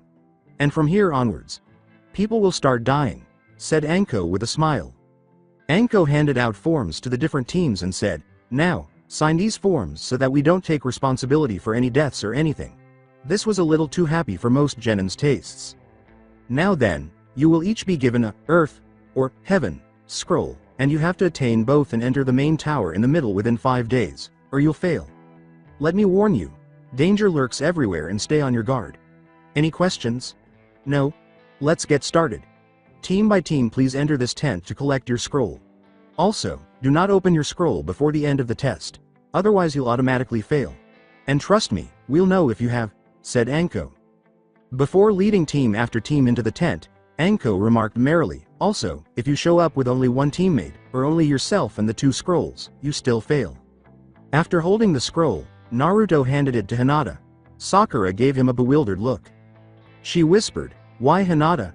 She has amazing vision, and with Byakugan she'll be able to avoid the enemy, and plus she's certainly capable of protecting the scroll, said Naruto. The compliment caused Hinata to flush. The black gate loomed over them. By the gate stood a Chunin proctor. He smiled and said, good luck, and stay safe, before turning to face the clock. Gates open in 5, 4, 3, 2, 1. Team 7 then launched themselves into the woods. 0.0. 0.0. 0.0. 0.0. Oh, isn't that fascinating? Konoha's demon child with the Sharingan. I now regret not applying the cursed seal to Sasuke instead of Naruto. Regretfully, he would have been delicious and had a beautiful body to inherit. Imagine that. The Kyuubi and the Sharingan, limitless power. I could have trained him and then killed him. The world would have bowed to me if I had become a kami. Orochimaru, the Grand Master of the world, was being praised by everyone seated. The supreme authority, including Kami. It's unfortunate that I infected Sasuke instead, but I'm excited to have him when he comes to me for power. He will fall when Sasuke arrives. Those who seek death will eventually meet it. More than any other Anbu or S-ranked missing nin, Sasuke actively pursues death. After I train him, Konohagakure and all the other hidden villages will fall because he wants blood to be shed. Kiba slumped against the tree and let out a painful cry. Shino lay on his back close by, still. Sasuke gazed fearfully at the grass nin. He said, what are you? The grass nin asked, what am I? And then laughed coldly. The grass nin said, I'm your worst nightmare, and vanished. Sasuke kicked the grass against the tree after dodging an overhead swipe. In response, the grass nin punched back, blocking the kick. Sasuke's head length. He was not quick enough, but he could see the fist coming. What is this power? What is this person? He pondered. Come Sasuke-kun, let me see your potential, and maybe if you give me a good run for my money, I'll tell you where Itachi is, the grass nin replied. Sasuke gritted his teeth after his eyes widened. He charged at the grass nin, hurling a wave of shuriken and kunai. He launched another wave of kunai as he leapt from his tree branch into the air. The second wave was shooting into the air as the grass nin leapt above the first. The grass nin smiled, and a clone materialized with a hand sign, throwing the grass nin down. With a gleam in his eyes, the grass nin landed after using chakra to suppress the fall. With his heel landing in a dropkick against the grass nin, Sasuke descended. The grass nin blocked the kick by raising his arms above his head and forming an X with them. Then, with his other foot wildly lashing out, Sasuke flipped backwards. It was too easy for the grass nin to catch. For a genin that was supposed to be relatively inexperienced, it happened far too easily. Boo! He laughed and drew Sasuke closer before slamming his fist into him. Sasuke choked out blood as his eyes grew wide. He was deprived of all wind. Grasping the shirt, the grass nin lifted him into the air. Before biting Sasuke's neck, the grass nin said, I will give you a present, one that will grant you power. One day you will seek me out, and I will grant you power to destroy Itachi. Remember this, Sasuke-kun. Semi-conscious, Kiba witnessed the grass nin bite Sasuke's neck. What the devil is happening? I need assistance. He dragged himself up and leapt away, thinking. Only a few tree branches had passed before the grass nin materialized in front of him. The grass nin grinned evilly and said, what do we have here? A mouse caught in a snake's trap. And we know what happens to mice who get caught, don't we? Kiba was unable to respond in time as he saw the fist approaching his face. He fell to the ground. Hinata, Sakura, and Naruto looked around. They had gained an Earth Scroll in addition to their Heaven Scroll after an enemy team had fallen into their trap. They were up in a high tree branch, alert, scanning their surroundings, and feeling the presence of chakra. Subsequently, they witnessed Shino emerge from the forest, stumbling and colliding with a tree. Suddenly, a grass nin slammed him against the tree trunk. They looked at one another and hurried along. Dodging the projectiles hurled at him, the grass nin moved quickly. As he put it, what do we have here, oh my? Naruto's gaze expanded. He felt the chakra of this man. It was so overwhelmingly evil that Naruto briefly shuddered. Hinata glanced at him in concern, but was met with Naruto's resolute gritting of his teeth. He looked at her. He said, "Run." Hinata's gaze expanded. "Go. He's far too powerful. Take Shino and run, I'll stall him for you guys to get away," replied Naruto. Sakura said, "We can defeat him if we fight him together, Naruto." Naruto looked back at the grass nin, who was grinning eerily. After drawing a kunai and charging, Naruto said, "No, I'm afraid we can't. Please, run." Shino's head lolled to the side as Hinata and Sakura grabbed it. He was completely worn out. They quickly moved in the opposite direction, the way Shino had come, and grabbed him. 0.0. 0.0. 0.0. 0.0. Oh, the grass nin caught Naruto's attention. "Who the hell are you? You are no ordinary person," he responded. The grass nin said, "Naruto-kun, aren't you smart?" Naruto staggered backwards. He thought, how in the hell does he know my name? The grass nin said, "Come fight me, Naruto-kun, and show me the power of the Kyuubi." He is also aware of the Kyuubi. Whoa! After grinning, the grass nin charged ahead. Naruto concealed his Sharingan behind a genjutsu and activated it. Before one hit him in the stomach, he had just managed to block the series of kicks and punches. As he slid across the tree branch they were fighting on, he spat out blood. He gave the shaken-looking grass nin a glare before smiling. My, you seem to have the Sharingan. Quite the surprise. Too bad I already gave Sasuke a present. Otherwise I would have used it on you," replied the grass nin. Naruto was completely taken aback. He was able to see through his genjutsu. "What is this person? He can see past my genjutsu and moves as fast when my weights are off." "Yes, you think I am foolish to fall for a stupid small genjutsu like that? I can easily distinguish your appearance, Naruto-kun," replied the grass nin. Drawing a kunai, Naruto advanced and swiped at the grass nin's head. Oddly, the kunai swished at nothing but air as the sound nin's neck shifted back. The grass nin squeezed Naruto's wrist until he let go of the kunai. Then, grabbing the grass nin by the wrist, Naruto kicked off the grass nin, slamming his feet onto the ninja and pushing off, landing several meters away. The grass nin was gone when he looked up. He was swung around and felt his cloak being grabbed. When the cloak came loose, his eyes grew wide, and he took off for a tree trunk. He turned and covered his left hand and feet as he made contact with the trunk, landing with a smooth motion. After that, he pushed off the tree trunk in the direction of the smiling grass nin by pumping chakra into his legs. Naruto pushed off the branch to get more air as the grass nin smiled. With his fist cocked back, he charged. Before he felt a fist slam into his torso, Naruto swung, avoiding the grass nin's head by a few centimeters as it dodged.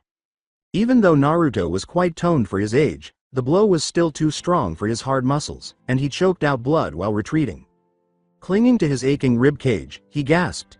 He noticed the grass nin smiling when he looked up. Swinging his arm at Naruto, the grass nin advanced. Naruto barely ducked before wheeling away and delivering a chakra-filled kick to the grass nin's groin. The grass nin flew backwards, then turned and hit the ground with a smile on his face, though there was a hint of pain visible. "All right, what the devil is that? There is absolutely nothing fair about that. I have no other choice. Rasengan won't work, and any other type of jutsu won't either. I can't show him my Rasengan because it would be useless and I couldn't hit him. He won't be struck by the great fireball." Naruto thought, "I'm out of options here. Kuso. There is no water around, and he can see through genjutsu. I kicked him as hard as I could in the groin, and he hardly flinched." The grass nin advanced before lunging towards Naruto. He slid, trying to use a leg sweep to trip Naruto. Naruto flipped over and used one hand to push off the ground. That's precisely what the grass nin desired. After slamming his foot into Naruto's head, the grass nin sent him sliding down the tree branch. Naruto let out a painful scream. He clenched his teeth and stepped forward. Through holes in his clothes, hundreds of splinters were protruding from his arms, legs, and stomach. The splinters pushed out of him as the Kyuubi chakra surged through him. The grass nin moved swiftly while he was motionless, encircling Naruto with a strange tongue and supporting him. With a smile, the grass nin tore off the remnants of Naruto's shirt. Before slamming his palm into the Kyuubi seal, he said, "Let me introduce you to a little friend of mine." Naruto let out a painful scream before passing out. 0.0. 0.0. 0.0. 0.0. Oh, with a sigh, Hinata fell to the ground. They had discovered Sasuke and Kiba. Sasuke with an odd mark on his neck and Kiba with big bruises. After that, they returned and discovered Naruto on a tree branch, face down. Naruto had been defeated by the grass nin, shocking Hinata. After searching, Shino's bugs managed to find a strong defensive position where they could spend the night. They currently occupied a defensive position and shade from the weather due to a large, open, hollowed hole in the base of a tree. After wetting the cloth once more, Hinata laid it over Naruto's head. He had a kind of fever that Hinata was unable to explain. During the night when Hinata was on duty, he moved a little. She combed his hair with her hand. "I'll keep you safe, Naruto-kun. Just as you protect me, I will protect you." Hinata was unaware that Sakura had the same thought about Sasuke. "Sasuke-kun." Shino sagged against one of the hole's walls. Shino stated without emotion, "I don't think we'll last long if we're attacked by an enemy." Kiba gave him a look. "Don't be so bloody pessimistic. We should have a chance to at least give a good fight, right Hinata?" replied Kiba. Though troubled by Kiba's gaze and occasional glances in her direction, Hinata nodded. Shino turned to face Hinata as if he had noticed too. She nodded in response to his nod. He intended to discuss Hinata with Kiba. The night passed without incident, but on the morning of the second day, at around 9 o'clock, hostilities broke out. From the start, 3 sound nins came in. A sneering smile said, "We want the Uchiha. Give him to us and we won't kill you." Shino and Kiba stood up and exchanged anxious glances. Both were still hurt from the grass nin attack, so they weren't operating at their best. While Sakura appeared concerned, she and Hinata stood up as Naruto and Sasuke were incapacitated. Shino stated icily, "No, you will not take one of our comrades." All 3 of the sound ninjas chuckled. The person with the bandages over his face said, "All right, then we'll just have to kill you all." They then started to charge. Shino collapsed, his ears gushing blood. He exclaimed, "I am ineffective. My bugs. The sound disables them." While Kiba wrestled with Dosu and Hinata stood, glaring at the final member, Zaku, Kin had trapped Sakura on her stomach and was sitting on her, tugging on her hair, and taunting her. "Oh, you're attractive." He smiled and said, "I'll love playing with you when you're subdued." Hinata activated her Byakugan and gave him a death glare. Her words were, "Dream on," as she charged. Zaku blocked, launching her away with an air blast as she fell, sliding across the ground after she swerved around him and flipped above him before slamming her foot down towards his head. "I will defend you all, Naruto-kun, that is my nindo." When Zaku used his compression air blast once more to deflect the barrage of projectiles, Hinata threw a wave of shuriken and kuani and charged, gritting her teeth because she was exhausted from keeping guard the night before and needed to finish this quickly. Hinata jumped back, dodging the deflected projectiles. Hinata thought, "I will definitely win if I can get close to him. He fights long range and never closes the distance." When Hinata looked to the side, she saw that Sakura had cut her hair with a kunai, pushed Kin away from her, and then started a violent altercation with her, punching, scratching, and kicking wildly. Sakura slammed her elbow into Kin's head and kicked her in the stomach, causing Kin to double over and gasp for air. Sakura then slammed her knee into Kin's forehead, followed by a large blow to Kin's face, causing Kin to stagger back before she blocked a kick from Sakura and went on the offensive, grabbing her leg and drawing her nearer. She grabbed Sakura's now short hair, then slammed her own knee into her forehead, followed by a leg sweep. After Kiba slammed Dosu into a tree and gave him a hard knee to the gut, Shino leapt back, avoiding Kiba's airwave attack. Dosu then advanced and launched his lethal close-range attack at Kiba, who rolled to the side. From the ground, watching the battle, Shino wisely stated, "Sound waves travel, but if you are in the node of the blast, then it doesn't affect the enemy as much." Kiba looked at his comrade before advancing once more to get closer and kicked Dosu back into the tree he had become familiar with. Dosu gave him a glare before charging forward with a ferocious war cry. After analyzing her approach against Zaku, Hinata turned back to Naruto. "I will keep you safe." She stepped forward, avoiding an air blast from Zaku's right arm, then rolled to the side to avoid his left arm. Hinata accelerated, approaching Zaku within striking range. He swung his right arm wildly, and she ducked, hitting his head with a kick, and he dodged. He punched her, and she blocked, her hand blocking 2 tenketsu. Zaku wheeled backwards, screamed in agony, and she stepped forward, slamming her palm into his left arm. Zaku screamed in agony, before she slammed her other palm into his remaining arm. She kicked him hard, to the groin. Zaku collapsed to his knees, sobbing in agony, his arms lying limp by his side.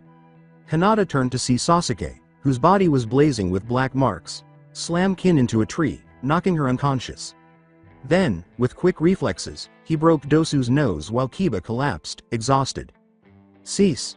Sakura exclaimed as she gave Sasuke a back hug. The three sound nins threw them their scroll and walked away as Hinata watched in confusion as the black marks disappeared and reappeared on Sasuke's neck. Zaku shot, "We'll meet you in the preliminaries," and the three of them hobbled off. With a sigh, Hinata turned to face the tree hollow. Naruto was no longer there, and her eyes widened before she felt two arms circle her waist. "Are you trying to find someone?" a particular voice inquired. With a gentle smile, Hinata turned to Naruto. "Nice fight." Naruto grinned and cocked his head to one side.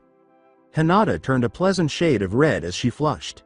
"I don't think I could have defeated him if it weren't for you, Naruto. You motivate me," Hinata reflected.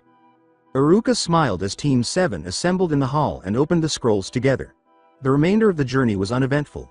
They made good progress and arrived at the tower by the end of the second night, giving them 3 days of much-needed rest. "Happy to see you guys made it. Do you notice these two signs hanging on the wall? They're discussing how relying solely on your physical or mental skills is not enough to succeed in the shinobi world. You need to balance the two. Sakura, for instance, is lacking in the physical realm, but Naruto and Hinata are not." After giving Iruka's sage advice a nod, the three of them quickly went upstairs to the sleeping quarters and passed out. 0.0. 0.0. 0.0. 0.0. When Hinata woke up in the middle of the afternoon, she turned to see Naruto reading a scroll in a chair beside her bed. As he scowled, she grinned and turned the scroll in different directions. Naruto noticed Hinata staring at him when he looked up. After blushing a little, Naruto thrust the scroll into his pocket. Naruto grinned and said, don't ask why I was rotating the scroll, Hinata-chan. Anyway, good afternoon." "Afternoon?" Hinata inquired. "Yes, you slept for a long time, although Sakura only got up an hour ago," replied Naruto. "Oh," Hinata said. Naruto grinned and assisted Hinata in getting out of bed, saying, "Well, you're finally up, time to eat." They proceeded to the spacious cafeteria, where a small number of shinobi were seated, many of them with wounds and bruises from the forest's perils and other shinobi. The vast majority of people were deficient. The majority of the rookie 9 were seated there, and Naruto and Hinata glanced over to see Kiba, Shikamaru, Shino, Sakura, Choji, and Ino. There was no sign of Sasuke. After giving them a nod, they took a seat. Naruto said, "Sleep well, Sakura-chan." Sakura smiled as she said, "Like a log." "How troublesome, we all made it through. Although I'm glad we're all alive," stated Shikamaru. Choji said, "After all that fighting for a simple scroll, I'm still hungry, and got up to get more food." Kiba grinned and remarked, "Hinata, you were awesome fighting that sound ninja." Hinata looked down and flushed. With the exception of Kiba, Hinata, who was looking down, and Naruto, who appeared completely composed, everyone's eyebrows went up at Kiba. "Hinata-chan," Naruto said. Hinata looked at her crush and said, Naruto said, "Want to join Choji and get more food?" Hinata said, "Hi, I'm starving." Kiba could only scowl as they made their way to the catering table after Naruto helped her up and he saw Hinata's hand slide into Naruto's. "Kiba, stay away from their relationship. They're happy together, don't do anything stupid," told Ino. "I agree with Ino Pig, stay away from the relationship of my teammates," stated Sakura. Kiba simply scowled before returning his attention to his teriyaki plate. "Whatever," was his mumble. Hinata glanced at Naruto, who appeared to be doing well. "Naruto-kun, are you okay?" Hinata inquired anxiously. "Yeah, I'm fine. Why?" an inquisitive Naruto asked. "You saw the way Kiba was talking and looking at me. Anyo," began Hinata. Naruto silenced the pale girl by putting a finger to her lips.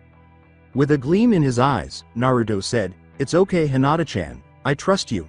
Never be nervous to ask me anything, okay?" Hinata nodded, grinning. "Hi," she murmured. She felt Naruto's lips brush against her forehead, and her eyes grew wide. The feeling of electricity flashed through her body once more, as if they had walked hand in hand. They had a sense of unity. Then it stopped as fast as the feeling was present. "Come on. I bet you I could probably finish off this whole table of food. I'm starving," replied Naruto. Hinata tensed up a chuckle. The Sandaime Hokage stood in front of the remaining Chunin exam candidates. The Hokage inquired, "Does anyone feel the need to pull out at this point?" When Kabuto held up his hand, he was pulled away. "Any other takers? If not, Hayate here will tell you about the rules for this examination," the Hokage replied. Junin stepped forward, looking sick. "Hello, and congratulations on getting this far. Since we have too many genins, we will have a series of 1 versus 1 matches to half the number of you. There are several rules to this. 1. If the opponent surrenders, pull back. Kill them and you will be disqualified. 2. Obey the proctors of the exams. Should you ignore our instructions, you will be disqualified. 3. Although not a rule, try not to kill. Just injure enough for the other to surrender. Any questions?" replied Hayate. Naruto gave the man a quick look. He coughs a lot, as evidenced by all the pauses he makes. Naruto pondered, "I wonder if he has an illness of some sort." Hayate nodded, and the large concrete room fell silent. "Please look to the main screen for your match." Yoroi Akado and Uchiha Sasuke were the 2 names that were mentioned. Naruto discovered the Sharingan's flaws in Sasuke vs Yoroi. Sasuke appeared to be so dependent on his Sharingan that he would find it difficult to fight without it. Because using his Kekkei Genkai to track the enemy would continue to slow down his reactions, Naruto made a note to avoid relying on his Sharingan. Even though your eyes can see them, your body cannot respond quickly enough. Lee gasped as Sasuke essentially mimicked Lee's Lotus, but with a different finishing move, demonstrating Sasuke's complete lack of inventiveness in his moves. Something about the mark on Sasuke's neck later caused Kakashi to shuffle him away. Ninjas came and went, and Zaku blew his arms to smithereens after Shino used his destruction bugs to beat him decisively. His stubbornness made it unlikely that he would ever be a ninja again. Kankuro then mercilessly snapped Masumi's neck. His heedless disregard for his opponent shocked almost everyone. Hinata appeared somewhat pale as she held onto Naruto by the arm when Masumi's neck broke. As they watched Masumi being carried away on a stretcher, Naruto had kept her back by wrapping his arms around her waist. After that, it was between Sakura and Ino, which began with a heated argument that made everyone angry. Ultimately, both girls were knocked out simultaneously, resulting in a double knockout. Sakura was caught by Kakashi as she fell to the ground, and when she woke up, she grinned and Naruto and Hinata congratulated her on her valiant and hard-fought battle. Tenten, Hyuga Neji, and Rock Lee's teammate then faced Temari. Temari used a huge fan, and she had no chance of winning because she was a long-range specialist. Tenten had landed on a harsh angle on Temari's fan after she had blown her away when she had revealed her entire fan. Guy had to hold Lee away from Temari, and Neji's fists clenched fiercely. Next were Shikamaru and Kin, who were swiftly defeated when Shikamaru used his cage main to knock Kin's head against the wall, knocking her out and causing a nasty concussion in the process. At last, 2 more names, Inuzuka Kiba and Uzumaki Naruto, were displayed on the board. Naruto looked at Kiba, who smirked and bumped into him while he was walking. As Kiba walked down the stairs, Naruto gave him a furious look, but Hinata drew him to her and held on to him. She whispered, "Naruto-kun, do your best." Her pale lavender pupilless eyes, filled with love, care, and concern, were all Naruto had for her. Placing his head against her forehead, Naruto grinned. After giving Hinata a quick peck on the forehead and idly walking down the stairs, Naruto said, "I'll do my best." Kiba smiled confidently as he stood with Akamaru at his side. Kiba sneered and said, "Hey Naruto, just give it up, I won't hurt you too much." "Stop making assumptions, Kiba. I'll beat you for sure," Naruto retorted, looking bored. "You're a man, aren't you? Why don't we bet on whoever wins?" replied Kiba. Naruto's brows went up. "What are you on about, Kiba? What does this have to do with the fight?" replied Naruto. Kiba's chest puffed out, giving him an even more assured appearance. "The winner gets to keep Hyuga Hinata." Hinata appeared taken aback, and she flushed red as everyone's eyes shifted to her. Naruto was red too, but he was angry. As he appeared to castrate Kiba, Naruto angrily spat, "Hinata is a strong, capable shinobi in her own right, not some prized trophy to be won." As he glanced up at Hinata, Kiba's confidence returned after a slight decline. He had a wild thought, "She will be mine." Kiba mockingly said, "Accept the bet, Naruto. Or are you a coward?" Naruto just gave him a scowl. "Mock me all you want, but don't you mock my Hinata-chan." "And you have, and I will make you pay," said Naruto. The proctor appeared stunned as Naruto glared at him. Amazingly, he didn't cough as he said, "Well, let the fight begin." 0.0. 0.0. 0.0. 0.0. Oh, they faced one another as they stood. Kiba's face lit up with a grin. Kiba boldly declared, "I bet I can beat you without needing Akamaru." Naruto gave him a look. Naruto sarcastically retorted, "You make a lot of bets. So much talk, so little action." Never one to let his pride get in the way, Kiba rushed ahead while Akamaru stayed behind. He delivered a powerful blow to Naruto's face, which Naruto easily sidestepped by cocking his head to the side. After that, he performed a leg sweep, causing Naruto to leap back and skid across the floor. When Naruto raised his head, Kiba was standing beside him, swinging a huge right hand. After ducking beneath it, Naruto gave Kiba a forceful butt kick. Naruto playing with Kiba was a scene that almost everyone thought was funny. After becoming enraged, Kiba made another attempt at attack, swinging wildly to the left and right. Naruto backpedaled and dodged calmly. Unable to take it any longer, Kiba roared like a beast and delivered a forceful uppercut to Naruto's chin. When Naruto merely leaned back a little, the uppercut struck nothing but air. Naruto then kicked out languidly, making Inohara proud, and Kiba flipped back. Kiba was frowning because he knew Naruto could defeat Sasuke in a spar at the academy, but he had assumed it was an isolated incident. Kiba thought, "Naruto isn't fighting right, maybe I need Akamaru to help me." Kiba was perspiring. He chose to summon Akamaru to him because he was low on chakra from fighting in the intense combat in the Forest of Death. He took out a bag, fed himself and Akamaru, and then took another pill. "Soldier pills," Naruto thought. "Jujin Bunshin," yelled Kiba, and Akamaru became an animalistic version of Kiba, becoming an exact replica of Kiba. Before Kiba let out another jutsu cry, they dashed ahead. "Gatsuga." Naruto scowled as the two clones spun rapidly, producing a whirlwind-like effect as they charged. Naruto leapt as Kiba and Akamaru approached them, but they missed him and were able to change course quickly, colliding with him. Blood spurted from Naruto's mouth as he let out a cry of agony and collapsed to the ground, still.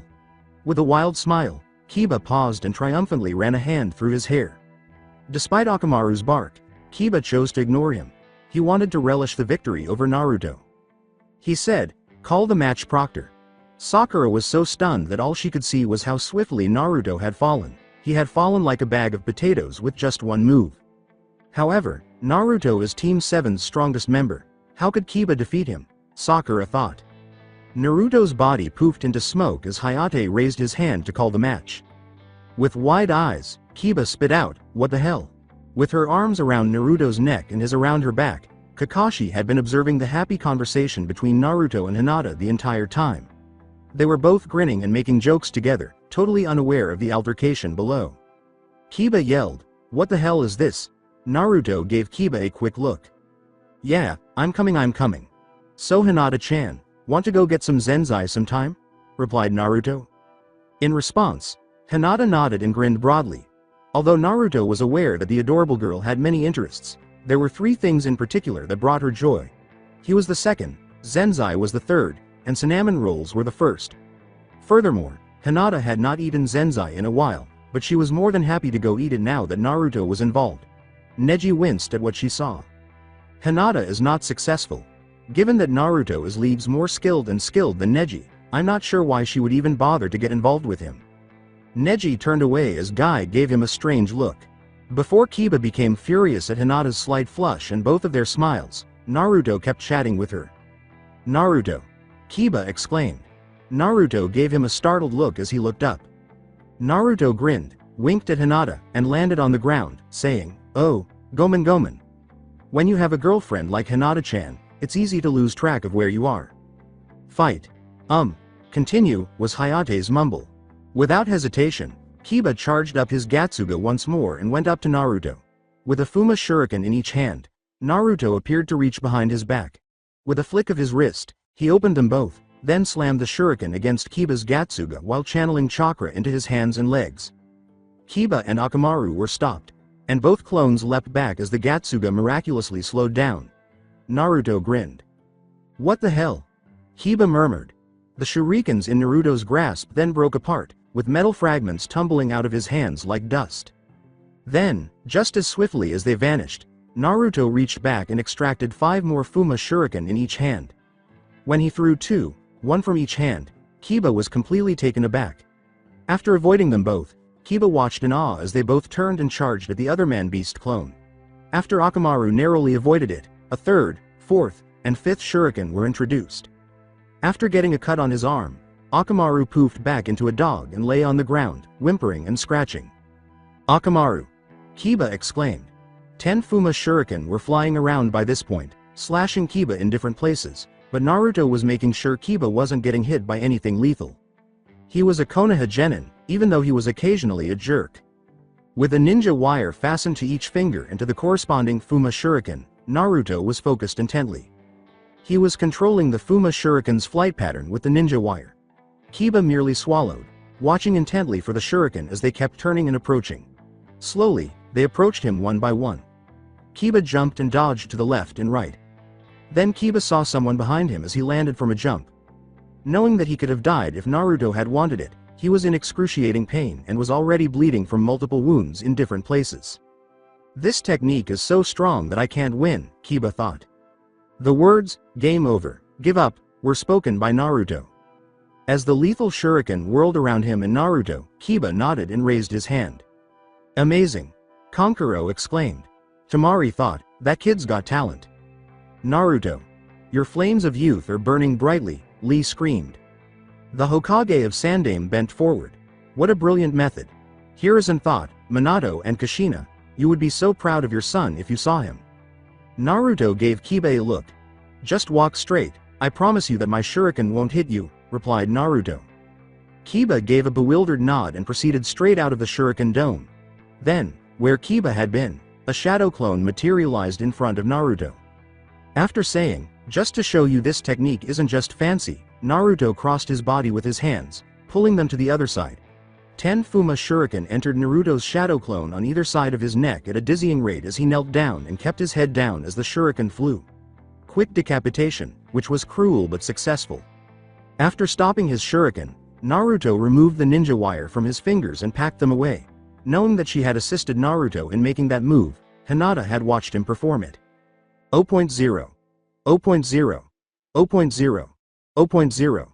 O retrospection, Naruto said, "Hinata-chan. I've got it. Do you trust me?" Hinata nodded after giving him a look. With one hand on Naruto's shoulder and the other on his chest, she approached him.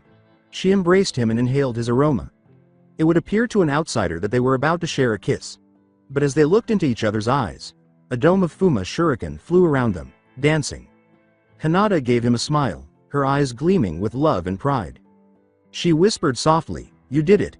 Naruto gazed into the pallid eyes of his girlfriend. Naruto grinned and said, "Yes, with your help, I was able to turn this into an offensive jutsu, not just a defensive one." Hinata gave him a big smile in return while tenderly petting his cheek. The words, "I knew you could do it," came out quietly. Naruto's gentle response was, "I could only do it because you believed in me." Naruto's fingers worked tirelessly as the shuriken flew around them innocuously, and all they could do was stare into each other's eyes. The flashback has ended. 0.0. 0.0. 0.0. 0.0. Oh. Winner, Uzumaki Naruto, was Hayate's response. Naruto smiled as he stepped onto the balcony. He just walked into Hinata's waiting arms after Sakura gave him a high five and Kakashi nodded. "You did awesome, Naruto-kun. I know how hard it is to maintain that technique," she murmured. Naruto responded in a whisper, "You inspired me to show off that technique." "Have you decided on what to call it?" Naruto remarked. "I'm sure we'll find a name to call it." "We?" Naruto declared, "Of course, I'm going to teach you it." After glancing at him, Hinata looked anxiously. "Are you sure I can do it though? I might hurt you and I don't want that to happen," she replied softly. "Don't worry, we'll do it, together. We'll be fine," replied Naruto. Hinata gave a firm nod. She said, "Hi." As she spent more and more time with Naruto, Hinata's strength and confidence increased, but she still harbored a secret fear that her failure would surface and harm her Naruto-kun. They looked at the board again. Hyuga Hinata versus Hyuga Neji. Hinata's eyes widened instantly, filled with pure terror. She appeared to be so brittle that she might break in Naruto's grasp if he reached out. Wishing it were someone else, she kept her eyes fixed helplessly on the board. Hinata jumped a little when two warm hands encircled her waist, then turned to Naruto. "Hinata-chan. Just do your best, I know you have the ability to beat him," replied Naruto. Hinata gazed at him with a little more assurance, her eyes gradually losing their fear. She said, quietly determined, "I remember what you said when you were fighting Kiba. That I was a strong capable shinobi, and now I will prove it." After giving her a smile, Naruto gave her a forehead kiss. "Do your best, Hinata-chan, it's all anyone can ask of you, and even if you lose against Neji, I will be proud of you," stated Naruto. After giving Naruto a quick glance, Hinata grinned and planted a peck on his cheek. She said, "Wish me luck," and left. Naruto grinned as she backed away. Naruto thought, "Hinata-chan, you'll define. 0.0. 0.0. 0.0. 0.0. 01 Hyuga is visibly more cocky and haughty than the other as they face one another. Neji was a calculating, cold genius. He was aware that despite his cousin's increased competence and self-assurance, she was still vulnerable to verbal abuse while attempting to fend off her worst anxieties. Knowing that the branch family despises the main family, Naruto was frowning from a distance. Before he spoke, Hayate glanced at both Hyugas. Hayate said, "All right, you can start when you're ready." As Neji scowled at Hinata, her self-assurance began to wane. She closed her eyes for a moment, straightened her breathing, and extended her left leg. Neji remained motionless. "Hinata, before we start, a word of advice. Listen to me. You were never meant to be a ninja. You are far too kind. You prefer harmony over conflict," insulted Neji verbally. Hinata twitched and her eyes widened a little. Neji grinned, aware that he had offended someone with his words. "You are weak. You're the head of the main branch family, and you're a failure. You're nothing compared to the rest of us, especially to Hanabi. You get beaten by Hanabi in spars, who is touted a genius while you linger in the shadows. You are a failure, Hinata, not only to yourself, but to your team as well. You feel inferior to everyone else, which is why you are so quiet and shy. You are worthless, Hinata," Neji screamed. Up until that moment, Hinata had been totally frozen, her mind attempting to block out Neji's voice. "I can tell you're only here because of your team. The Chunin exams require 3 people to enter. The only reason why you entered is not to let down your team," Neji continued. "No, it's not like that," Hinata exclaimed in a desperate manner. "What is it then? You thought they could carry you through 2 stages of the exams and then you would hopefully get a shot at becoming a Chunin?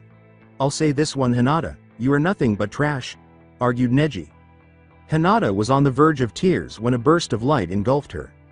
After covering her eyes, she opened them gradually to reveal a hill covered in grass and a slight breeze. She was at the foot of the hill, and the top of the hill was shaded nicely by a sakura tree. There, she saw a person reading a book. To get a better look, she turned on her Byakugan.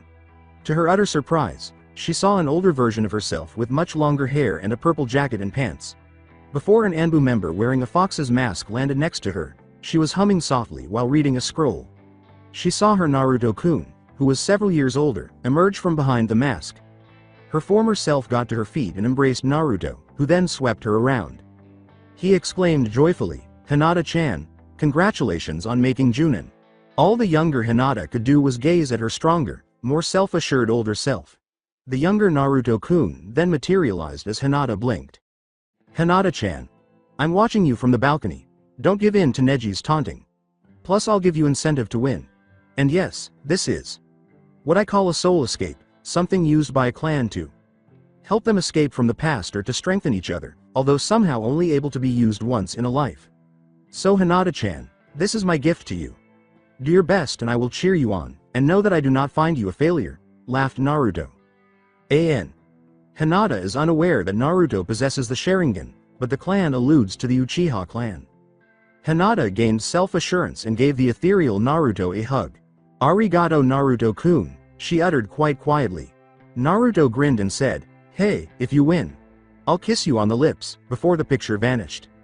The proctor was staring at Hinata when she turned to look. "Are you okay, Hinata? Are you able to continue?" Hayate responded. "Yes, I am ready," Hinata declared as she took a position. Neji declared, "You will be defeated," Hinata grinned. Hinata activated her Byakugan and charged, screaming, "Someone close to me told me that they are watching me. That they are cheering me on. That they believe in me. And I believe in them. 0.0. 0.0. 0.0. 0.0. Oh, gazing at Hinata from the balcony, Naruto grinned. Neji prepared himself, activated his Byakugan, and charged forward as she did. Neji blocked her shot to his gut, and Hinata blocked Neji's shot to his shoulder as they collided in a flurry of palms. At that point, Hinata began to diverge from Juken. One of Konoha's smaller kunyachi was Hinata. She was small and petite, but she would grow. She then created a hybrid style of Juken with Naruto's assistance, making the most of her innate speed, agility, and flexibility. Before Hinata surprised him by spinning and kicking out with her foot, which Neji barely avoided, her palm slammed against his. Before pushing forward and pressing both of her hands forward, she turned on her grounded leg. The right palm struck his shoulder, numbing it, but Neji was able to avoid the left palm. He staggered back and gave Hinata a dagger-like glare. Neji yelled, "You hit me. Amusing. You will never land a hit on me again in this fight," and continued on. With a flurry of backpedaling, Hinata dodged and blocked. Neji was targeting her brain, liver, kidneys, heart, lungs, and other vital organs, leaving her with no space to defend herself. When an opening finally presented itself, Hinata seized it, shifted her weight forward, and struck with all of her strength. To her dismay, Neji pulled back, clutching it, barely able to block it with his arm. He received no reprieve from Hinata, who persisted in her assault, putting Neji in a vulnerable position once more. Hinata was able to strike the shoulder and the same arm again. Neji leapt backward, separating himself from Hinata. She's using a different mix of Juken, damn it. I can't read it, Neji thought. Before charging again, Hinata slowed her breathing to allow oxygen to enter her body. Neji raised his hands in a defensive stance after tapping his tenketsu to unblock them. Then, as Hinata was able to avoid his high swipe, her palm slid past his arms and onto his chest.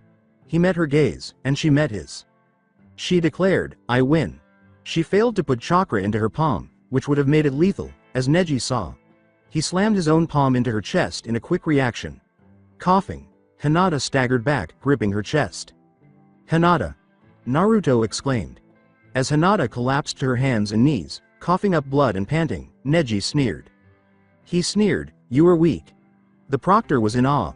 In this instance, she might have saved his life, but he had done the exact opposite by striking her fatally. He saw the older Hyuga turn to look at him. "I win.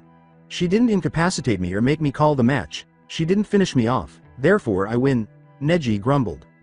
Naruto was furious as people marveled at the Hyuga's savagery. The only thing preventing him from jumping over the balcony was Kakashi's hand gripping his shoulder. Neji said, "Call the match, again."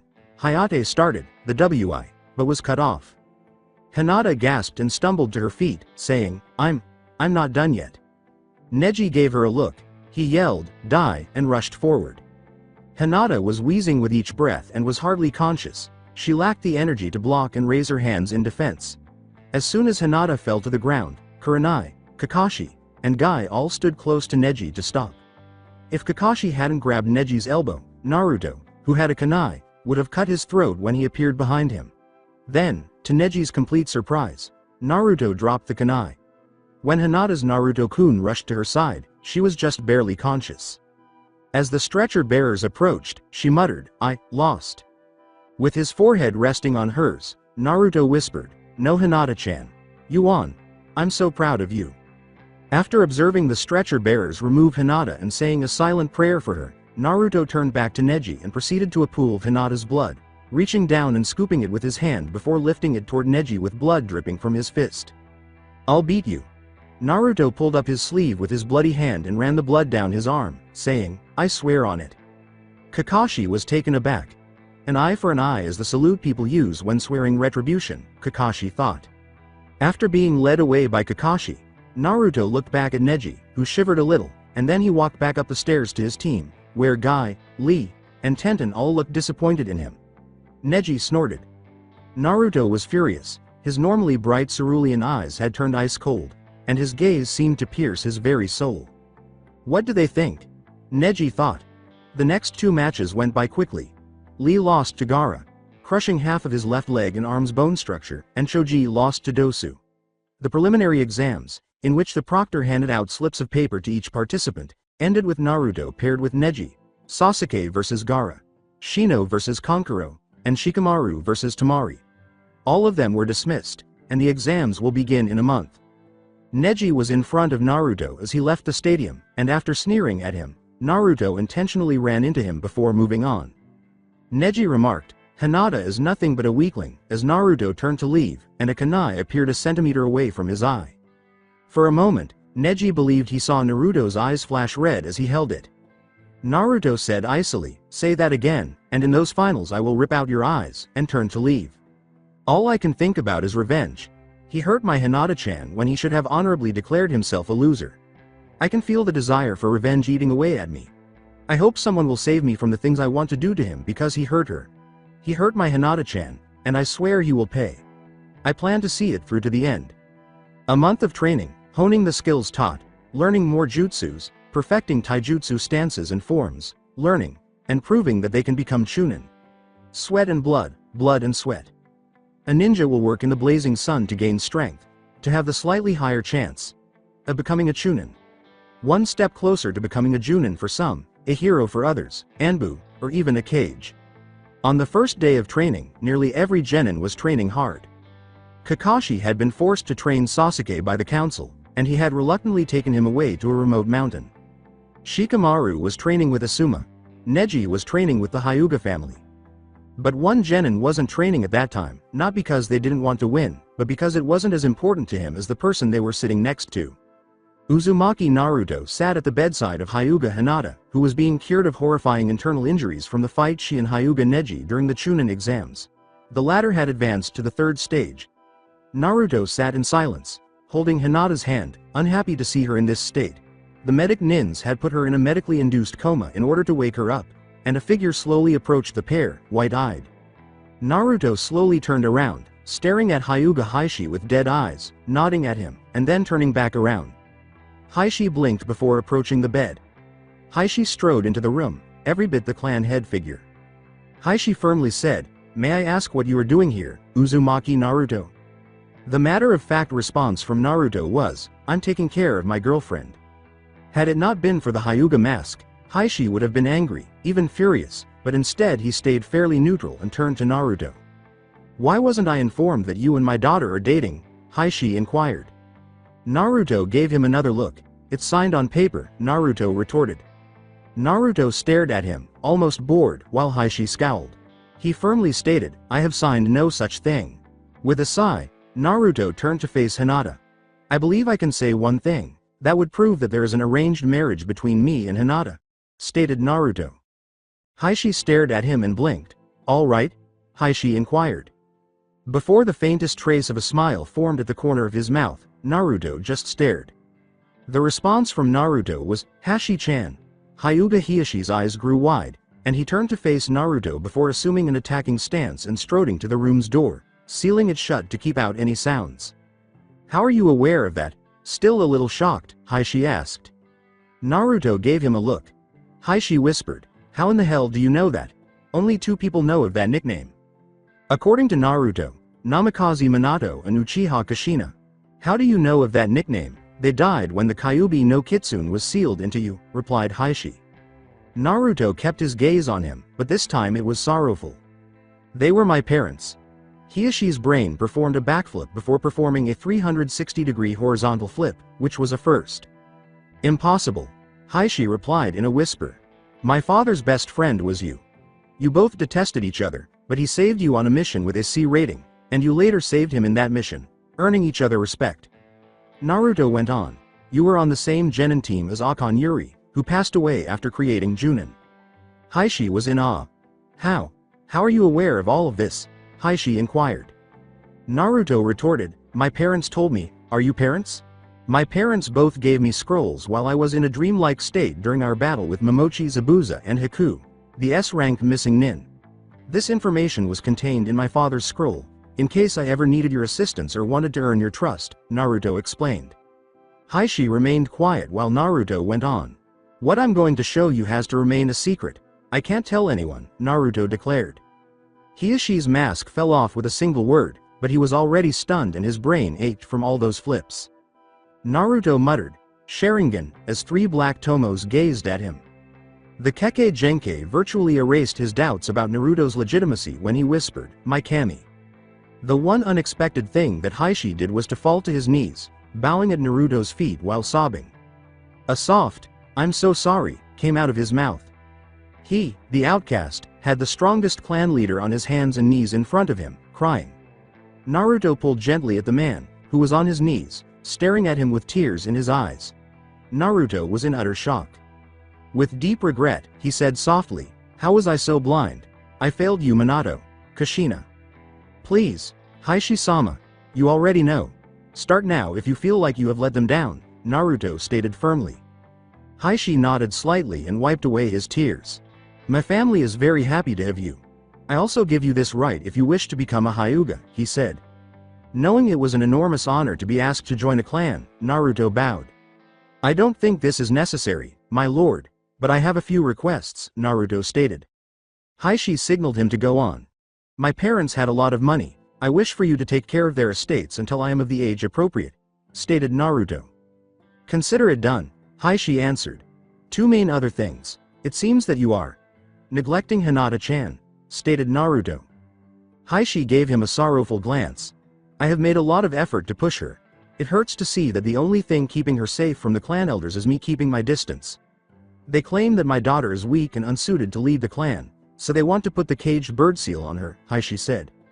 "However, does that justify the way you treat your daughter?" Naruto inquired. "The elders are always insisting that I put it on my Hinata, so I have no other option. I'm burdened by it," Heishi said. "But she's not weak," Naruto declared. "She won the second stage against Neji." Heishi gave him a look. "What, my father's friend, Hyuga Heishi? Believe everything I say, please," Naruto remarked. Hinata beat Neji. However, Neji advanced to the following round. Hinata couldn't have prevailed, Heishi stated. To prevent internal harm, she did not apply chakra to her hand when it touched his chest. Neji fought back and won instead of surrendering honorably, Naruto retorted. Heishi stroked his chin and scowled. Heishi remarked, "This is unexpected. Hinata-chan is powerful. And I can attest that I'm getting stronger." Naruto remarked, "She would have been a good heir." "Have?" Heishi inquired. "Did you forget what you said? Remember when Kushina was with me and Hinata was pregnant with Hinata?" Naruto inquired. 0.0. 0.0. 0.0. 0.0. O retrospection. Kushina patted her stomach as the fathers stood beside them, chatting about past missions, while the two mothers sat, sipping tea and laughing. Kushina smiled and remarked, "I think our two kids will get along just fine." Hinata gave Kushina a look. Wouldn't it be amazing to know that they would most likely get married if they were the opposite sex? Smiling, Hinata said. "My baby is a boy, I see." Kushina grinned and said, "It looks like my child will grow up to be a strong little male shinobi," and the doctor misdiagnosed the early signs. "Are you serious? In any case, they will marry each other. Let's formally announce it," Hinata said. The names of Namikaze Naruto and Hyuga Hinata were written on the agreement, and Heishi and Minato gazed at the final product. Minato grinned and said, "Well, it appears that I will be related to you, Hashi-chan." Heishi gave an eye roll. "Go perish in a fire. I promised that your hair would be on fire if it were any brighter," Heishi answered. Kushina said, "Play nice, you too." Yeah, Minato muttered. "Minato!" Kushina yelled. Heishi and Hinata chuckled at their friend's antics. The flashback has ended. 0.0. 0.0. 0.0. 0.0. Oh. So you intend to carry on your parents' legacy? Heishi inquired. "Yes, I do intend to wed Hinata-chan. Not right now, but later," Naruto remarked. "I will then grant you my blessing. Do you have my approval to pursue her at this point? I have to leave now. Do you need me for anything else?" Heishi inquired. Naruto gave him a look. "Teach me how to beat Neji," Naruto added, "and treat Hinata like your daughter." Heishi gave him a look. "I need you to promise that you will not reveal to anyone our weaknesses," replied Heishi. Heishi briefly sensed Minato and Kushina's presence as Naruto grinned sincere. "Excellent. Tomorrow, we'll get started. Even though you're the son of my best friend, I won't be kind to you," Heishi said. With a low bow, Naruto said, "Arigato Heishi-sama." Heishi gave a nod. With a nod, Heishi said, "Be outside the Hyuga complex at 9 a.m. tomorrow," and left. Naruto let out a long sigh and sank back in his chair, but then his eyes brightened up again and he grinned while clenching his fist. "I appreciate you giving me the scroll, Dad. I know I can't use it all just yet, but I have the Hyuga clan's support now," which is the strongest clan in Konoha, Naruto thought. 0.0. 0.0. 0.0. 0.0. Naruto gazed intently at the Namikaze scroll, focusing on the blank jutsu section. Naruto muttered angrily, "Why couldn't you give them to me now, Otou-san?" Naruto loved to learn new jutsus and just knowledge in general, and he frequently went to the library in a henge disguise to learn more when he was bored. He had already read his father's scroll multiple times, making sure he understood every detail, and the only thing left to read was, regrettably, the jutsu section. His mother's storage scroll, which was in the small trapdoor and which Naruto had also read, told about her early years, how she met Minato, and other things. Her jutsu section was different, primarily focused on how to use the Sharingan and its weaknesses. Kushina was knowledgeable about the Sharingan, teaching Naruto in the scroll habits on how not to rely on it. Once more, Naruto was asleep as he lay on his bed, oblivious to the two figures watching him from a distance. 0.0. 0.0. 0.0. 0.0. At exactly 9, Naruto stood outside the Hyuga complex wearing a black hoodie, a blue mask, and dark black cargo pants. He did this for two reasons. First, he didn't want Neji to know that Heishi was training him, and second, he thought it might be dangerous for other shinobi who were jealous that someone other than a Hyuga would be receiving training. Knowledge that might be worth killing for in order to learn the highly guarded secrets of the Byakugan and Juken style. Heishi then appeared, motioned for him to come forward, and the two guards moved aside to let him in. Naruto stepped forward, bowing in greeting. "Follow me," was Hiashi's quiet voice. Naruto followed Heishi through the complex to a secluded dojo. "No one can see or hear anything here. I have guards positioned around this dojo, and the Byakugan cannot breach these walls. It is used only for the most covert training. We'll make use of this location," Heishi declared. After Naruto nodded, Heishi closed the door and turned to face Naruto as they entered the dojo. Heishi said, "Please take off your mask and hood." Heishi sighed as Naruto nodded and took off the mask and hood, respectively. Heishi remarked boredly, "Being a stuck-up asshole can be difficult at times." Naruto couldn't contain his laughter, and Hiashi's expression was one of puzzlement. Gomen Gomen. "I never imagined a Hyuga would acknowledge it," Naruto remarked. "My Otou-san wrote that the Hyuga were conceited, stick-up-the-ass types with inflated egos." "I'm sure you've met at least one Hyuga who isn't a stuck-up fool," replied Heishi. "Yes, Hinata-chan," Naruto replied. Then Heishi got serious. "Everything I teach you stays with you forever. But before I can train you, I have one requirement," Heishi stated. "Sensei. I would like to share my understanding of the Byakugan and Sharingan." Heishi stated that it would only be passed down to a maximum of 1 or 2 individuals. Naruto said, "I accept," in response. "All right, I'd like to see how proficient you are in taijutsu. Come on over," Heishi said. After giving a nod, Naruto charged. With perspiration streaming down his brow, Heishi stood above a battered Naruto. "You are unquestionably Minato's son. When it came to taijutsu, Minato would always outdo me. I think you might be able to defeat Neji using only taijutsu," Heishi remarked. Naruto stood up with a wince. "If you used your Sharingan, you would certainly be able to fight Neji, with a strong chance of winning," Heishi said. "I certainly want to win, even though that may be the case. Not only for myself, but also for Hinata-chan," Naruto clarified.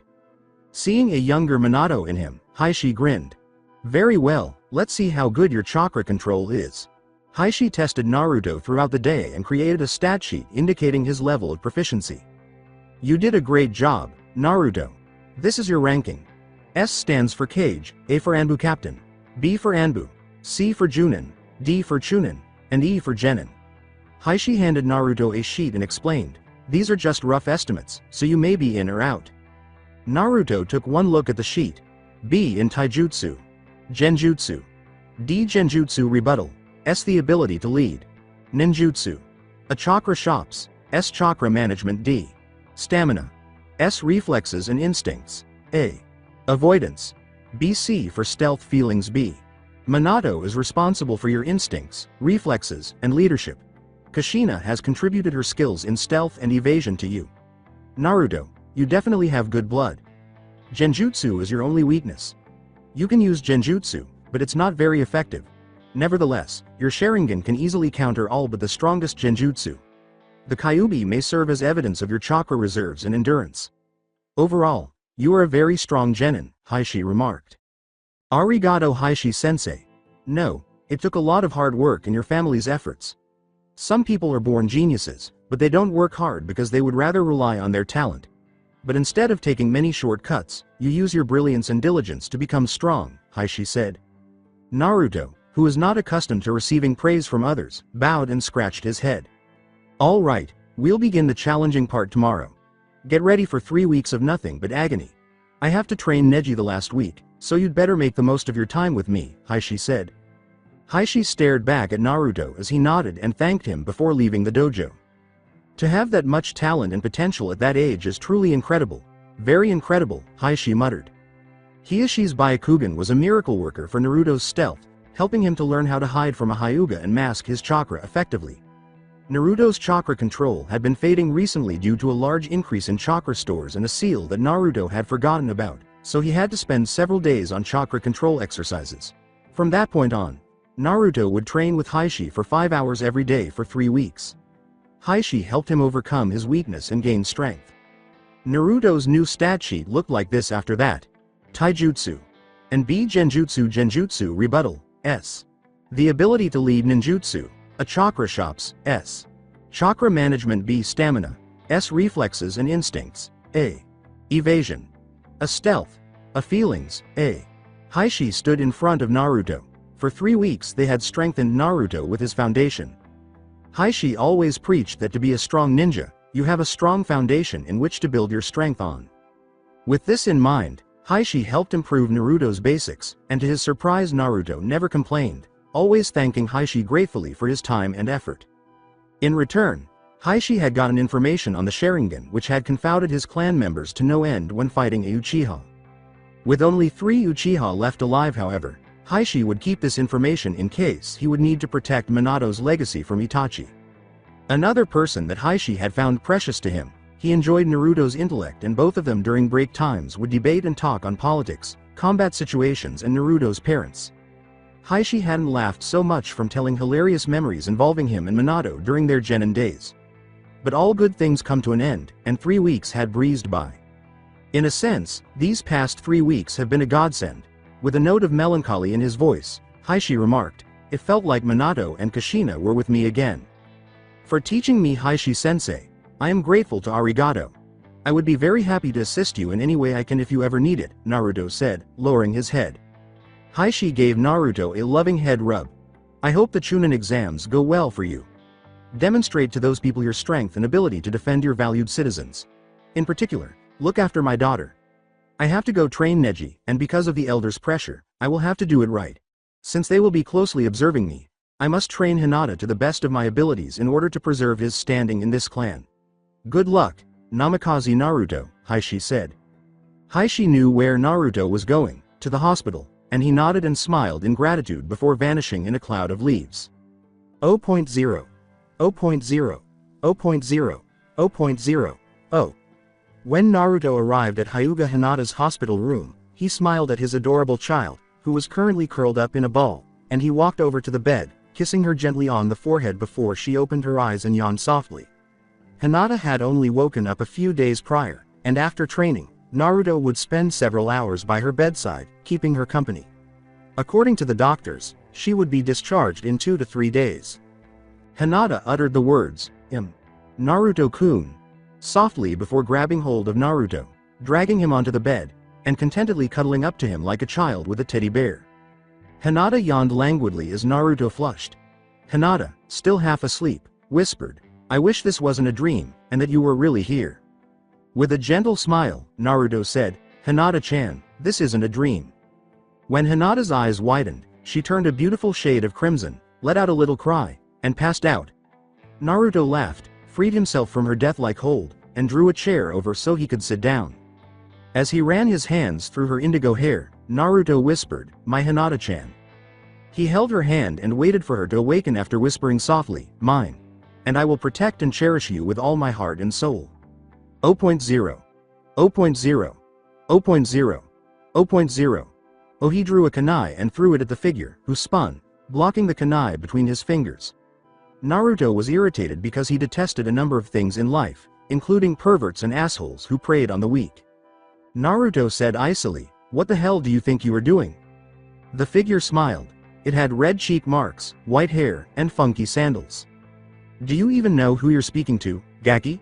Do you do any research?" the figure inquired. Naruto spat. "A pervert." "No," as the figure performed a jig, it declared, "I am the legendary Toad Sannin, Jiraiya."